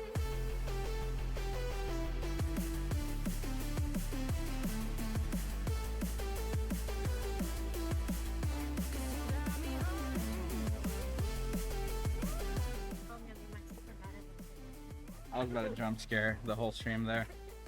Anyways, welcome back. We're back here on the draft. LOL said Juwani, first pick out of NMSU. Going away from the hyper carry junglers here, it seems they are. And oh, actually, I forgot to mention all the bans. Aurelion Sol, a good new addition after they got cooked by it last game, as well as the classic Poppy and Alawi that they've been banning all game. And from the other side, we see Smexy's Rel go down, as well as Viego and Katarina, so nothing different in those first three UNM bans. And Ezreal, Zac. Seems like they like the Ezreal pick, and they're going to kind of run it back with that one. Zac, great engage champ, really tanky, really good at just kind of jumping in from cover and from bush and from vision and whatnot. Jinx, the pick here for NMSU JV. Jinx in a really good spot. Pat in the Hat says Smex on Rakan. We will have to see if that ends up happening.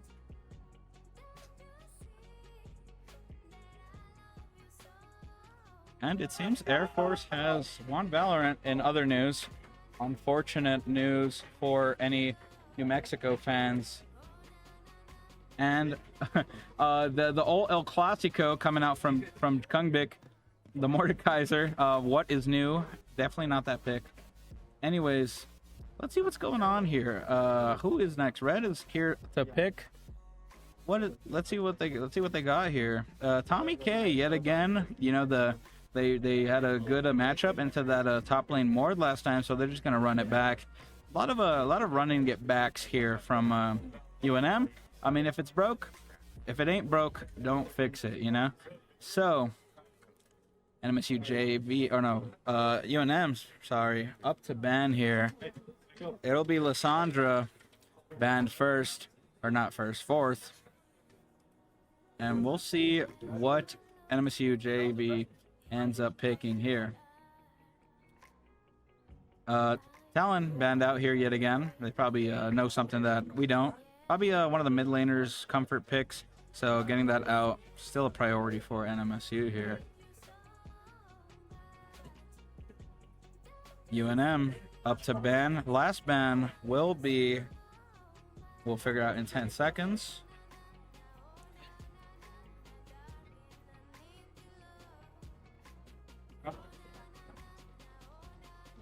Lulu ends up being picked here. So, I mean, the Enchanter pick sort of getting denied there, but there still are plenty of others. You know, Janna's still up, Nami's still up, but I'm not sure if that's what you want with Jinx. We'll have to see here. Blue up to ban last. Thinking really long about it. 5 seconds left on that ban timer. It'll be Hui. You know, Hui, pretty solid champ. Probably played by their mid laner, so these mid lane banouts looking pretty good after what happened to them last game. Nautilus the pick here, kind of running it back in that bot lane. This is kind of a repeat of last game, except for Zach. And just going for the big tanky sort of build. Welcome back, chat. I'm back. It's Freezer on the mic here. You know, it's Fraudzer. Fraudzer coming out of you, washed old man. Go back to your game. Oh wait, dead game. Anyways, we see. I'm just looking here. Nautilus, you know, comfort champ probably for Ezreal. I don't think that Ezreal was the problem. Not Aurelion Soul got ahead, but we see an AP merchant coming out of Kongbik. This guy loves Mordekaiser. You know what? You know, and surprisingly, they haven't banned it out. They just simply do not care enough, I guess. I do not think they think the Mordekaiser can be a problem. And Pat in the Hat correctly guessed the Rakan Smexy pick here. So congratulations, you are now officially a prophet. Can you please tell me the winning lottery numbers? Anyways, Swain, the pick here for NM State. That's probably a Swain mid if I had to guess. Yeah, Swain mid for Frosty. Another AP merchant. Another AP merchant coming out of Talia. Talia has been busted this patch. She's so good. I don't know if we can call the enemies merchants. You know what? That's fair. But AP enjoyer. AP enthusiast, even. Yes. But like I was saying, Talia is so good right now. She's such in a great state. Her team fight ability, her roam around. I just touched the mouse, but her ability to roam through the map and just take control of the map herself. You know, if this Talia gets out of control, you're gonna have a real problem on the NMSU side. You know, and I feel like UNM yet again has a bit of a damage, maybe problem. But the thing is, NMSU is probably going to be relying on Jinx pretty heavily, to be honest, for their damage. So we're just waiting for them to get into the game. Hit some blind pick. You just moved my hand. Who do you think you are? Your friend. I am your friend. That's why I'm here casting with We you. are my Even friend. though I could be going home right now. I have homework. Average college student activities, really. You know, I feel that. By the way, I've had these assignments for the past week and put them off till now. I think it's doomed. I think all is dust, and tomorrow we have school again. So really, I'm kind of sad. You know, I really don't want to go to school tomorrow. I'm kind of sad this event is over. You know, like after this match, it's done. After this match, we're literally done. So last match, hope you gamers enjoy it. So Pat on the Hat. Pat on the Hat not interested in our funny commentary, instead just cares about Gadsden High School VODs. So Pat, why would you do this to us? Why are you so mean? Anyways, we are waiting for NMSU here. Picks coming out from all sides. We'll just have a winner's thing over here. Who isn't working on homework with the stream in the background? You know what? I felt that, to be honest. Maybe I should be working on homework while streaming, but I am not. I'm a bit of a fraud, and I will fail all my classes. Just kidding. I'll lock in at the end of the semester, like I always do. Anyways, 40 seconds till we're done here. In other news, NM State ends up dropping Valorant to the Air Force. Unfortunately, just too many jets and bombers that they sent over our men, and we just couldn't deal with it. So 3 seconds left, and time to wait 3 minutes. Who wants a jump scare? Who wants a caster jump? No jump. You know what? No jump scare from Freezer. So we'll have to see. Anyways, let's what are we thinking here, fellas? I'm not thinking actually. My brain's a little foggy. I've been casting a lot of games all day. Yes, jets and bombers. Pat in the hat. It is the Air Force. They brought all the jets here. They actually parked them right outside of orbit. You know, should I go steal one?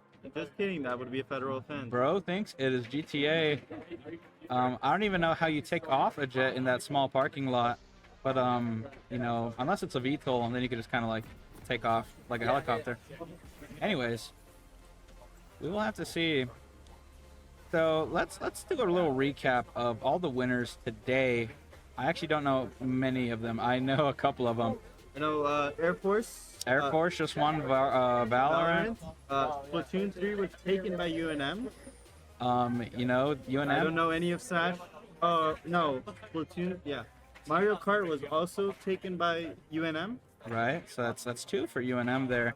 I feel like Smash Singles was taken by forgot the something community college. Central New Mexico Community College. It might have been Central New Mexico. Something, but and then obviously your Aggies took down Rocket League, and there's a title that I'm missing. League of Legends. League of Legends. League of Legends. We will see. Will UNM get the Michael Jordan three-peat here at the Invitational, or will they end up settling for 2? And I don't know. I don't think UNM has won the NMSU League Invitational. Gaston took it last year with an impressive showing. They went on to later win state that year.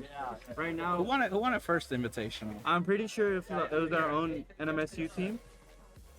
Maybe that was old news. I don't remember. I'm not that old. I was still young and then. You might remember my ancient goat. My library of history, you know. That's how old I am. I'm literally dust. He was here for the beginning one. Remember that? I was here for the first Invitational. I remember. Exactly. I wasn't eligible. Look, shout out to Loading Dynamic. Yeah. Oh, true. Who are you, mystery man? Who? Yeah. Well, what school are you from, Loading Dynamic? Might be Gadsden, because I feel like they're talking to each other. You never know. You never know. You know what? Shout out to the 17 other people that are sort of hiding in the background. We still appreciate your views. Pretty sure we still would have got cooked. I love the banter. I'm sorry, it's a little funny. Patty is officially losing it, fellas. Oh, officially losing? I've already lost. Anyways, we're here in the game, and we are ready to crown a champion after this game. Can we get some hype in the room? Yeah! Yeah! The room is dead right now. Everyone is so tired. We have 4 people. That's it. Mess up everything is my king. Good luck coming out from chat here, and we'll have to see what goes down here. Probably going for a 5-point sort of defense here, making sure no invades happen.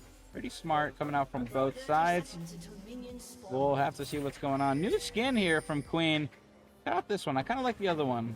I like the other one. I like the cook. I like the cookage. Yeah, you know, I like cooking too, except don't ask me to cook anything, actually. He will burn down the kitchen. Anyways, Hungbick back on Conqueror. He tried fleet footwork. He tried getting a little silly, but now he's locked in. He's locked in. I feel like for those team fights, he really needed that Conqueror. Yeah. So I mean, having this now will be pretty effective, right? So overall, we're gonna see what happens here. Probably looking like a slow start here into this. Please, no more fire alarms. I mean, a fire alarm right now would really devastate everyone in the room. We might just play an ARAM for this last one. I feel like a fire alarm would genuinely make me tweak out. I'm not even kidding. So I don't know. Shout out to Corbett Building for their detection being so wacky. I would say wacky, but so on spot for certain items. Certain inhalable items. Yes, inhalable items. I don't know who be doing that, but thank you for doing that, destroying our whole tournament. Anyways, you see Talia, you saw in the mid lane, you know, Talia is doing a lot of base damage. This lane, he's just gonna be big and tanky. He wants team fights. He wants to survive. You know, they want to focus out. They want to get as much, I guess, like heal onto this Jinx. Patty is currently falling asleep on the mic. I'm sorry, I'm just an old man, you know. Happens when you turn to the ripe old age of 22. Your whole life just sort of starts to fall apart. Your beard grows gray, and the world loses its color. Anyways, Kungbik here in the top lane, doing the good old farming, trying to get some damage onto Queen. I would keep smacking if I was Kungbik. I don't know what he's so scared of. Probably just trying desperately not to sell the game here. And, you know, something's missing. Nexi hasn't sprinted at this game yet, so something has definitely changed. They are ready to fight. Kungbik taking my advice and just starts giving them the field of pain. You know, Kungbik, I don't think he's been the problem these past 2 games. He's been really solid, even though this is not his main role. He's got a lot of practice, I'd say. He currently right now almost murdered me behind the camera. You guys will never see what happens behind the camera. This is very true. You know, this early game, there's not really anything to talk about. Farm, perma farm. I need my phone back. Please do not take that, good sir. You know, they're just here playing safe. You know, it's like they both don't want to pull the trigger yet. You know, it's a very close game, and it could be very devastating. Yeah, I think both sides are going to be playing a little safe here. You know, a lot of tension going into these last games. But Tortomaster gets a flash out from Jungle Gank, and flash also coming out from Cake. Overall, 2 flashes wasted from this bot lane. And honestly, pretty good to not give up the first blood there. How do you think? Oh, well, I think there was only 1 flash pulled, but... I am trolling, actually. I swear there was 2 flashes. It was Ezreal E. You know, he has that funny ability where he could he basically has flash on an ability. I forgot. You forgot. Zach coming out here, and Frost might be the first to fall here. First blood might go to UNM here, but Frost desperately trying to get out of here. You know, good trade coming out of Tortomaster. You know, great game sense being there in time. Tortomaster might actually end up getting 2, but kind of has to play it safe here. Unless he might die here. No, I think he gets out safe, you know? He does get out safe. Actually ends up using flash. You didn't get to see it on screen, but we can see it.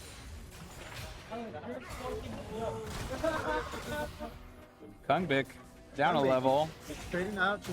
You know, can we just tell camera not to ever look top lane? I'm tired of top lane. I'm tired of seeing farm. We're done with top lane, I'm afraid. You don't die. Anyways. Yeah, we're down big man top lane.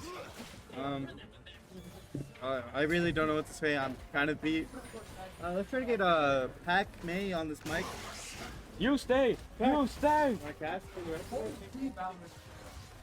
Please. No, stay, Please. Freezer. I need you, Freezer. Okay, never mind. Pac gave me the no, sir. This is your job now. I've been stuck on the casting table. You have been stuck? I've been here for the past 3 games. I started the casting table. I'm just kidding. I kid you. We're slowly losing our minds here. I think it's already happened. What if I shut down this whole PC? The world will never know who wins. Like that one Kanye meme. I wonder what happened if I didn't win. I guess we'll never know. Anyways, Frost, good trades onto Talia here. Not for fun 2020. Interesting name there. I love seeing all these gamer tags. They're really cool. I feel like this gamer tag from Tom Kinch is a little more obvious.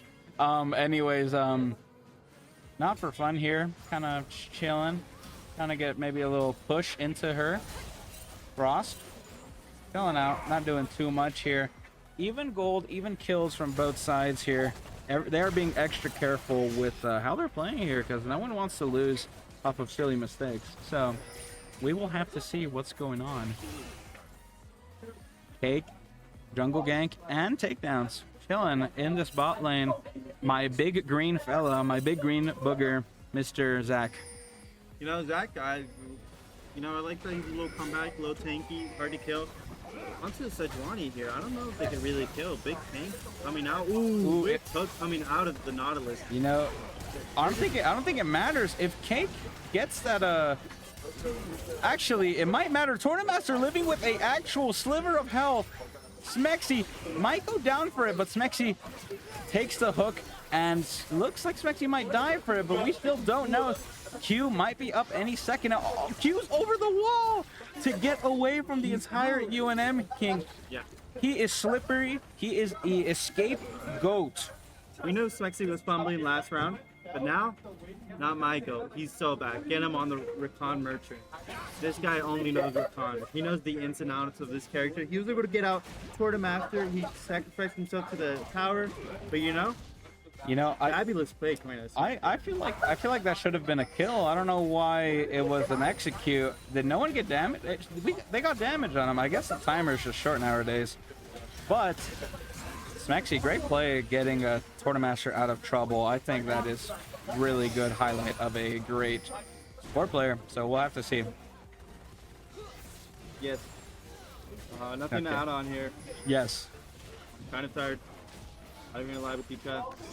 Shout out. I'm also doing my homework right now. Shout out chat, 17 viewers, my goats. My goats. I know Coach Baka's out there, my real goat. Okay, I thought I was your real goat. Play a better game, sorry. Rest in peace, Overwatch 2. Okay. Number 1 NA Recon player, BTW. Honestly, might just be. Literally, with a play like that, I believe it. Kung Bick, dancing up here. Ends up using the ult. I don't know if you guys see mini-map, but Swain and Sejuani are here. You know, they're looking here. And, ooh, big ult. Queen ends up going down. Great ult from Tournamaster there. And that's another kill for the likes of NMSU. Shout out to Portalmeister for finishing problem 1 of 8. We got loading dynamics 6 out of 31. You know, you high schoolers are on a different wavelength, you know. I can't imagine going through a high school course again, or just workload. Kind of sucks, actually. I do remember them. There was a lot, but I think they were pretty simple. Now college, you have one assignment, you put it off till the end. That's what makes it difficult. That's like me right now. Wait, am I trolling? Oh. Is loading dynamic not a high schooler? No. Ooh. Oh, ooh. Never mind. Ooh. Forget loading dynamic. Forget what I said, G. Not familiar with your game, G. I was not familiar with your game. Anyway, Smexy looking to make a play here. Ends up just getting a little smooch onto their backside. Kung Bick continuing the farming here. But overall, 1K gold league. Does this mean he's eligible to play for me then? Hat in the Hat doing everything to put a team together to put his GOAT loading dynamic back on the squad. Literally now. They're currently discussing for some reason behind me. Shut up! Shut up! Sorry, chat. Sorry, Chad. We're losing it here. I've already lost it. Maybe we could have beat the Air Force. You know, Air Force, strong squad. Maybe you could have dunked on thine Air Force. Queen, take a lot of damage here. Queen ends up swallowing Mordekaiser, has no minions. Kung-Bick really familiar with this move. He's been hit with it like 3 times already. Kung-Bick might end up falling here if another Q ends up connecting here. Q ends up connecting but doesn't decide to chase. Really interesting decision there. I feel like, I guess she doesn't know whether there's backup there or not, so a pretty smart choice overall. Smexy engages here with the Q, but ends up getting counter hooked by Cake. Jungle gank might end up going down and ends up getting killed by Smexy. Nano, a lot of damage coming out. Cake ends up falling. That is 4 kills to 1 from UNM, or 4 NMSU, sorry. You know, you say these names all day, you get a little confused. Number Rakan, by the way. I think you missed the 1 in there, Mr. Pat. Anyway. He is a number. Just like I am number Zarya, NA. Which number? I don't know. Yes. I teach history. Shout out to all the history teachers. Definitely the coolest teachers of all time. True. Smack might end up falling here, but if that ends up being Nano, and then okay, Flash committed out of Not For Fun 2020. You know, I would be a little tilted if I was Celia there and I didn't get that kill on Smecky. So good on them for finishing that off. Youngmik just sort of walking past Zach here, but ends up getting knocked up. Youngmik literally taking this on the chin is so funny. Literal pool noodle damage from Zach there. Nothing going on. You see Frosty here coming here. Great route. He's pulling him, you know, just chunking here. They're looking for Void Groves part 2. Florida Master just hovering around, trying to see if they want to look for anything. My phone is going dummy right now. You know, you don't sound too enthused by this epic Grand Finals matchup. It is truly a good game, but it just happens to be at the wrong time of day. My voice is going hoarse. I've lost my mind, chat. Anyways, Grubs are falling here for the side of New Mexico State University. Nano 10 out of 10 ulti. Did I miss a? I think I missed something. Did I miss a stray this Jinx rocket? I definitely did not see that. Youngmik trying to survive here. Queen trying to get a little lick onto the Lord of Death. I wouldn't recommend it, chat. I feel like Mord wouldn't taste too well. Anyways, Florida Master in the mid lane with man down. Oh, man down. Man down. With his Q. Man down, chat. My eyes are pretty heavy. You know, I didn't sleep as much as I should have last night. Maybe the delirium is getting to me. Anyways, smack the. You know, Jacob here trying to pull. He missed the cannon. I don't know if anyone saw that. -1. Just wrap it up at that point. FF at 15. Honestly, if I miss that cannon, I FF and I walk home. Actually. A good thing he lives on campus here. Let me dox him. Okay, literally dox him. Hit him with the -1. Thank you, chat. Thank you, chat. Our viewers still holding strong. Shout out to all the people watching from the background. We love our ghost viewers as well. Quartermaster gets a little smooch from Ezreal. Takedown. Might look for a little jump. Might have canceled it actually, and nothing really going on. Looking to stance up for Dragon here, trying to get a kill. Sorry, got distracted. Anyways, Queen ends up going in on Tortomaster here in the backline. Tortomaster is alone. Swain getting a lot of damage here, ends up unleashing it on everybody. Froth is looking pretty low here, might end up falling, but he's holding on by the skin of his teeth. That healing is insane.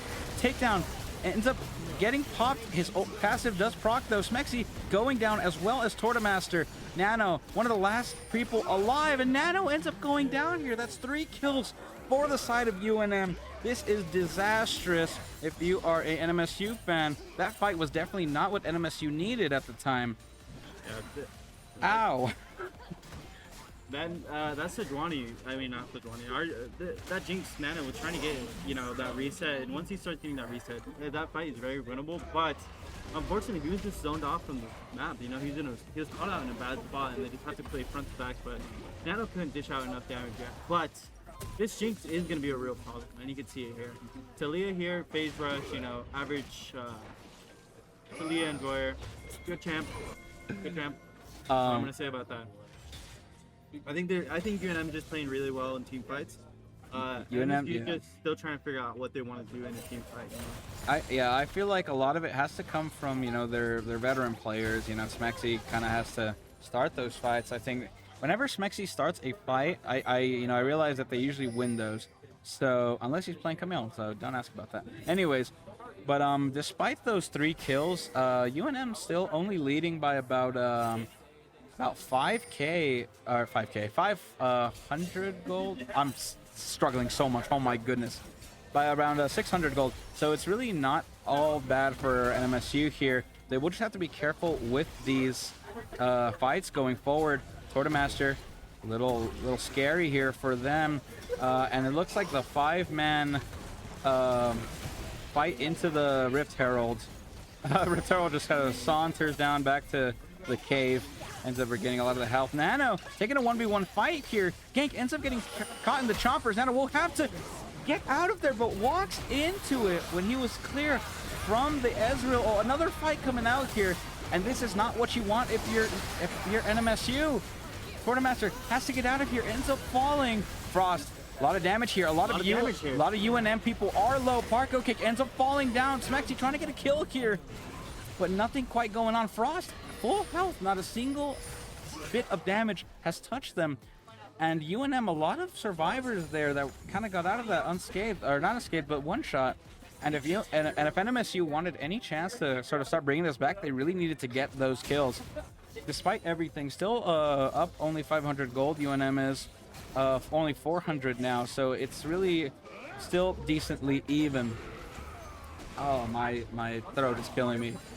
Everybody, I need a drink. We have water. We do have mini water bottles. Can we both get mini water bottles? Thank you, bitches. Thank you. We have water here now. Finally, Patty will maybe be able to do his job. I'm literally trying so hard, King.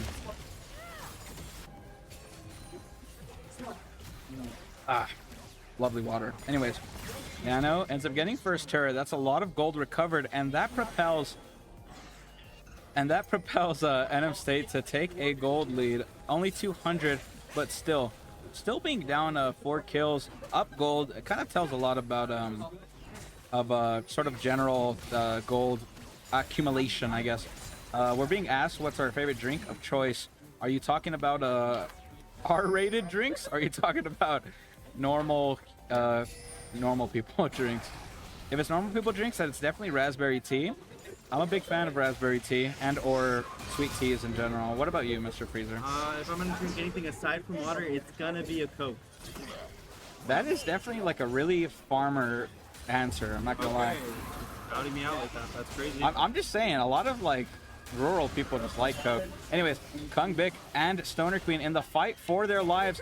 Kung Bik ends up queuing there, has to get out of here, trying to bait out this queue, but not enough. Queen perfectly reads that that movement and ends up getting that final queue. What's an R-rated drink? That's never mind chat. Raspberry tea is so good though. Raspberry tea is good. I love raspberry tea. I'm a bit of a raspberry tea enthusiast. I just like tea, but not like the good tea, like definitely like the unhealthy American sugary tea. Anyways, kill comes out from the frog onto the Lord of Death, and sort of just adding to the gold lead here to UNM. Catch was a catfish. What did I say? I said frog, didn't I? Oh, tech pause a bit of a tech pause.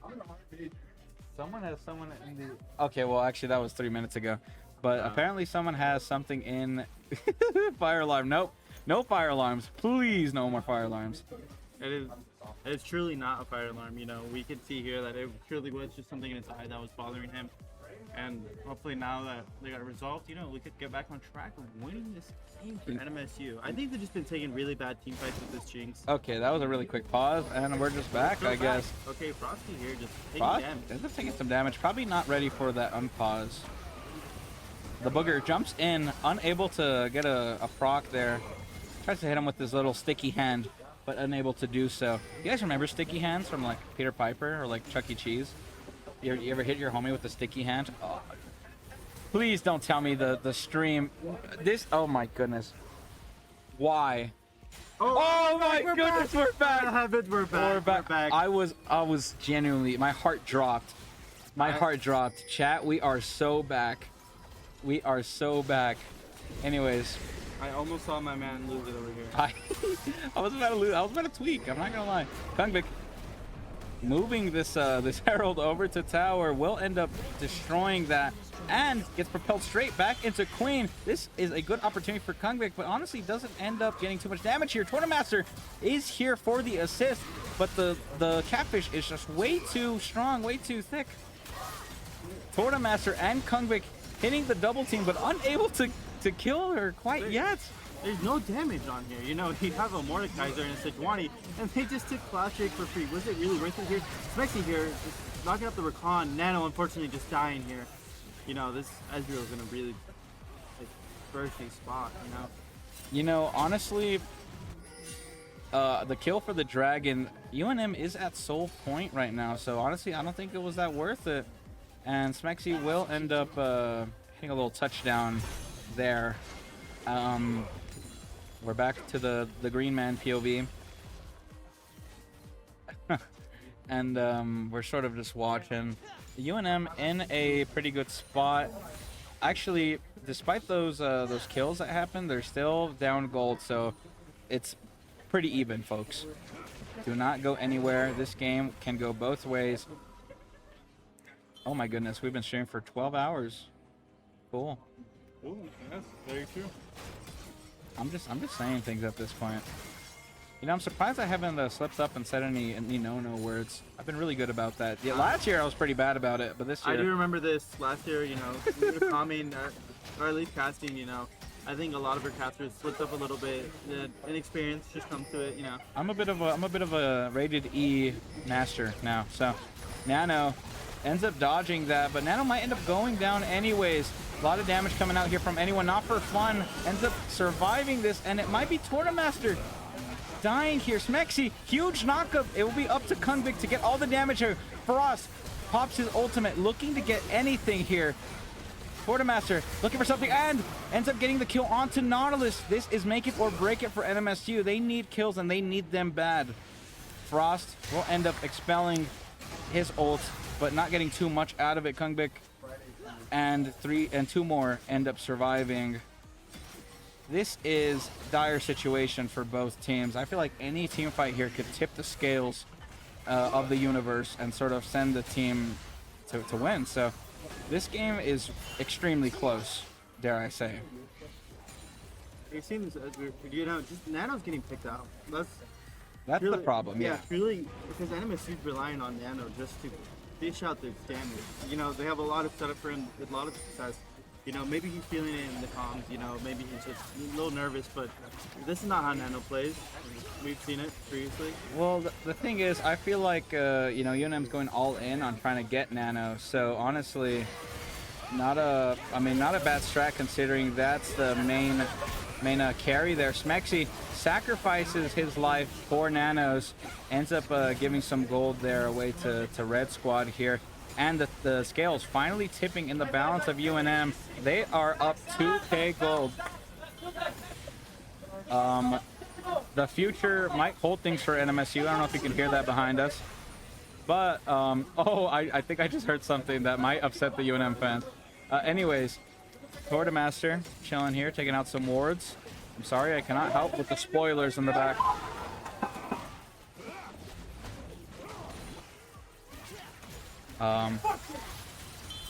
Anyways, chat.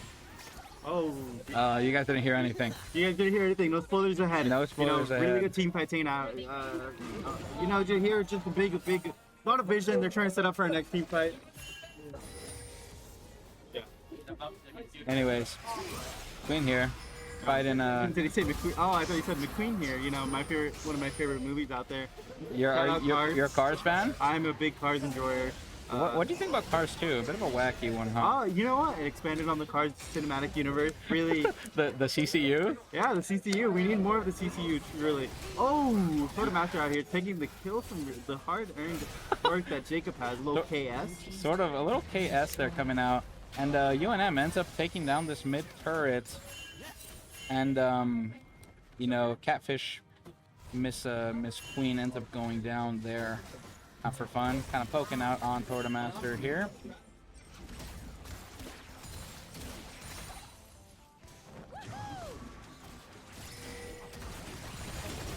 Anyway. Mid lane, you know, they're fighting for mid lane here. This is good, you know, they're finally I think they're finally getting back to where they were. No, Coach Baca. There was no such thing that occurred. No one got a pentakill. Yeah. No one did anything. You know, those are spoilers. You're literally. You're in the walls. You might be in the walls. I think he's in the walls. Have we checked the walls? I have not. You know, I saw Pat leave, but I didn't really see him leave. You know. You know, have you really seen Pat and Kane in the same place? I don't think so. This is true. So he might be in the walls. Anyways, dragon fight. You know, they have to fight here. This is the whole point. This is such a crucial fight for NMSU to win. Okay, starting off here, you know, back engage onto hook. Oh, I'm sorry, it's my job. Smexy ends up going down pretty early here. Takedowns, trying to survive here, but Green Man passive will end up going down. Cake will end up falling. A lot of damage coming here out of Kung Big. Kung Big doing so much damage with this Ring of Death. Triple kill from Nano. Will he get the Penta here? Looking for Stoner Queen. Takedowns, one-on-one. Nano versus takedowns. Green Booger Man is trying to leave. Good W coming out from Nano, and that range is too much. Penta kill from NM State. We didn't mean to spoil it, but it did ended up happening. It was a very hype moment here in the audience. You know, we see it coming out. Oh, tech pause coming out. A little tech pause. I can resolve this issue for you. There was a PC crash. We got a little hype on coming out of Comeback side. May have slammed his desk in excitement and may have unseated the graphics card, just I think. a tad bit, but we are back there. Oh, never mind. They're currently not back. I think they're waiting. They literally are back though? They're literally back. Yeah, they're waiting for the unpause to come up. So, you know, really good fight. Really good fight. Honestly, and you know, that's what they've been needing to do. Nano getting online here is crucial. All of a sudden, 419, all the gold is on Nano. Absolutely. You know. And you want that goal to be on Nano, especially coming to this late game, into this, well, I guess mid to late game. You want your ADC to be fed. You want your ADC to be strong. So, honestly, for NMSU, that was a amazing fight. So it will be on to UNM to sort of respond.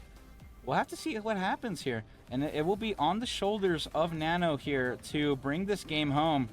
So we'll just have to see how that works. Typical Jinx gameplay, by the way. You know, Jinx, you know, she's out of the meta for a little bit. I don't know what they did, but they buffed it, and she's back. We're still back. They buff her base AD by 0.5 of a hair, and she's back in the meta. You know? Something like Same that. with Zeri. We saw Zeri in a good spot there, you know, not really playable. No more Zeri Lulu, but all of a sudden, slight buff, Zeri's back. We just can't get rid of some champions. Shout out small indie company Riot Devs for having the greatest balanced patchers known to man. 300 years of collective design experience. You know, they might be, I feel like in terms of buff, they might what? be one of the companies. The other one is Blizzard Entertainment. Shout out Overwatch, one of the best games I've ever played. Cope. Big Cope. We see And Kung Big coming back here. It seems Kung Big has returned. You see graphics card fell coming out. We did see that indeed. Kind of weird, kind of funny. Bit of a vibration on the reverberation on the TV. That is my fault. I unscrewed all the GPUs before this event. Are you harvesting GPUs from lead PCs again? I am not. Well, again, I was never caught. Sorry, that was Earth 2 lore. Anyways, we're back. We're back. We are back. We are ready to go. Shout out to chat. Shout out chat for keeping us company in these trying times. I was gonna say we have multiple people behind us. Oh, please, no. Okay, listen. Believe. Jacob came back. Jinx came back. Why can't we? We will come back stronger. Please. We still hear game sound going on in the back. You know, we will. Yes. We're so back. We're baby. so back. Oh, you know, my chat's keeping goodness. us going through it. We have people behind so us back. that refuse to acknowledge that we're going insane over here. They're just ignoring us. Luckily, but chat is here for me. If I know I got anyone, it's you, chat. You know, that's it. You're really passionate about chat today. I'm tired, and I'm glad that I have my chat to keep me going. Oh my god! The delusion and the delirium is hitting us just extremely hard. I am the delirium. I think I bent my spleen. I laughed a little too hard, and now I gotta stretch. Man down. Man Really down. down. Look here, we're looking for Baron fight here. They have UNM is looking to force another fight here. The last one was pretty close, I would say. You know, the front, the peel to back, they kind of get to Nano, and that's what they need to do. They just need to make sure Nano doesn't get hit. Absolutely. Yeah. Anyways, what were we saying? You know, let's look at gold truly here. You know, we see kills, we see objectives, but like UNM has 3 drags and they're still down 1.9k. You know, I think it's got to be a lot of the shutdowns. Well, I don't know if they had a lot of shutdowns. I'm not too sure actually. I think they redeemed all the shutdowns previously onto that Jinx with that penta kill. Yeah, great penta kill there. Great call back from 3 seconds ago. I'm afraid it's been a couple minutes actually. I've lost my. I've lost my sense of time too. Anyway, big smite coming out of this fifth dragon fight will be crucial. If you give soul here, then you're just down a huge just buff. So they're gonna have to fight for this. When that comes up, I'm not sure when it comes up. I forgot to put on the timers again. I'm gonna hold tab and oh, we see items here. Finally. Let's have a look at our items. 80 items, 3. Nano here, 3. Kraken, IE. You know, everyone's coming up to like these big crucial keys. You can see double heal cut coming out of the UNM side. You know, they saw Swain just start running around. And shout out both my AP merchants, Swain and Mordekaiser, having the same exact build aside from Boots. But you know, AP has a lot of pride. Smile. You know, Spirit Visage on not Swain. Spirit Visage on Mord, kind of odd. I think it's for the sustain. You know, with his. Are you trying to buff your shield? I don't know about that. I don't think it's for shield. I think it's for health regen. I guess, but looks like my king has fallen. I've seen. Goodbye to Freezer. Anyways, it's just me left. And a bit of a staring contest. Bit of a staring contest here from both sides here. A lot going on in the background. Sorry about that. We're in the same room as them. Actually, just like a couple feet away. But anyways, Flash comes out from Kungbik. Not for fun. Talia. You see Kungbik doing a lot of damage, forced to flash on the Talia, and that's going to come in for the next crucial. You see Sejuani doing Sejuani things, just taking all the abilities and running away.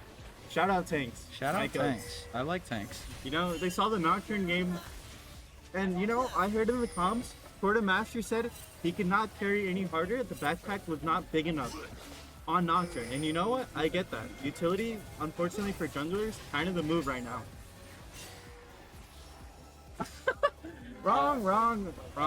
It adds to the feeling. Elise gets to hear the hype coming up in the background. You know, that means you got something to look forward to, truly. You know? True. In 3 minutes, something will go down. That is just a little feeling, a little pinch of, little, what do you call it? Spider sense, maybe? I don't know, man. I'm kind of lost in also. We're all I'm lost. currently looking at our Discord. Shout out NM State 2024 Invitational Discord. I just got winked at in chat. Chat, please send help. What are you saying, man? I don't know, man. You're literally yapping again.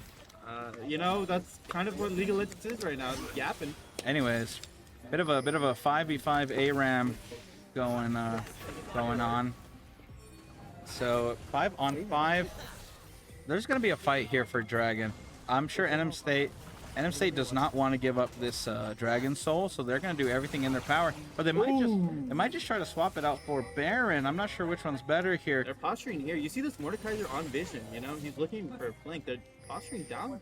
They're looking for drag here, but let's see what NMSU decides to give here. Let's see. I think they might just try to go for the Baron fight or the Baron play here. No! Right before the fight starts, okay. We've been back from situations like this. We will make a comeback. We will make a comeback. Why does it always do this? Right before the fight. Hold up. We might be back here, Chad. Just give it a second. We might be back. If it crashes on us, then I'm... Believe, brothers. I'm not gonna lie, this one's taking a little more than usual. I think we're cooked straight. No. Every time it's been like this, and it will come back. I trust that it will be back. I don't. Anyways, we're gonna flash forward into the future here. Let me hit you with the BRB back, and we'll flash forward to the future. What are you doing?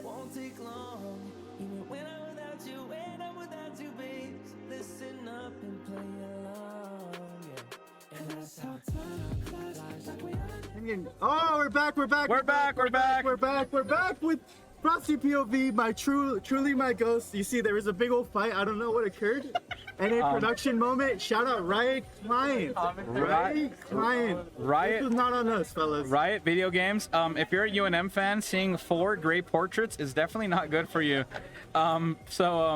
This might be They're looking to end here. They are looking to end. I'm very sorry for skipping 3 minutes ahead. It's looking like NMSU any second now. Looks like NMSU taking the win. NMSU will be the 2024 Invitational League of Legends champions. Cat, I'm cooked. We're gonna have a post-game interview. Give us a quick second, okay? Can you recap?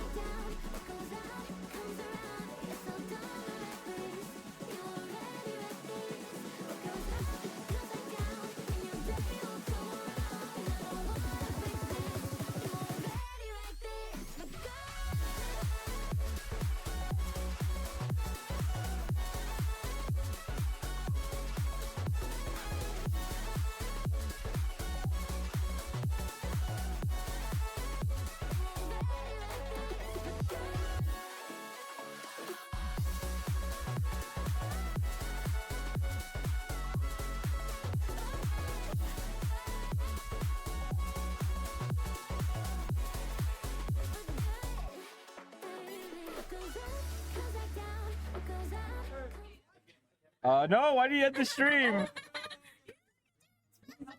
Anyways, sorry for the jump scare, chat.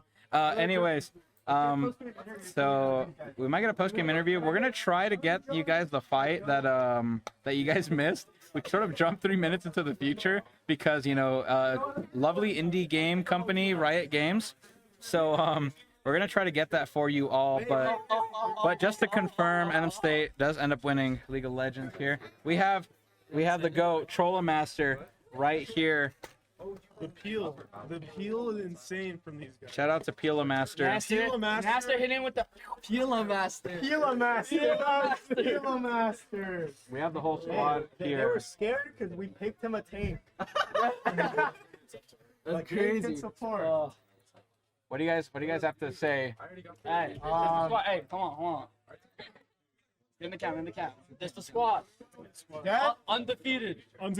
Never lost. Taxes, and I won't finish it, but you know what it is. Exactly. Yeah, that's all. Really, that's all we had from our champions. Anyways, Mr. Gabe. Howdy. I'm trying to get the replay. We're trying to get the replay for you gamers here, just so you guys can see that last transpiring fight. The viewers all left. So shout out to the last 13 viewers. All you guys that have stayed here, we love you all. We're logging into this League und Legends account, trying to see this replay. So please stand by. We'll have that in a second.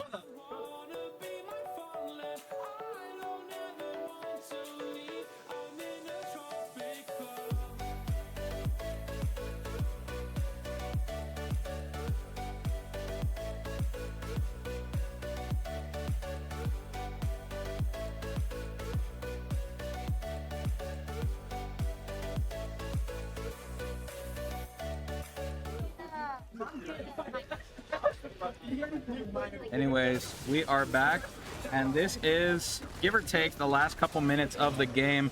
And here is the fight that sort of decided the victory for NM State. I'm gonna cast it as if it was live. Master, a lot of cooldowns coming out here. Takedowns, ends up pulling a lot of them in. A lot of damage coming out here from both sides. And Smexy looking one shot, but Nano ends up getting not for fun here. GA kicks in. Takedowns, ends up going down. Queen, one of the last survivors, and that will be it. The only survivor being Nautilus there, and I feel like that is about what we saw. That fight right there ended up Show them the. so we got we're gonna, but that was the fight that sort of decided the that's the fight that decided the game there, and they're just sort of taking it all the way to the end of the tower. We already know what happens here, but overall, thank you guys very much for watching. Thank you to every parent, every competitor, everyone who came down, everyone who traveled down. We love all of you. You guys are the best. You guys are what makes this event happen. So we just want to thank everyone for coming on down. Thank you for sticking for this whole stream. It's definitely been a long one, but sorry, something going on in the background. But you guys are what makes this happen. So if it weren't for you guys, we wouldn't have these events. So much love from the NM State Esports team here, and we will see you next year. This is NM State Esports signing out. Bye bye, everyone. We love you.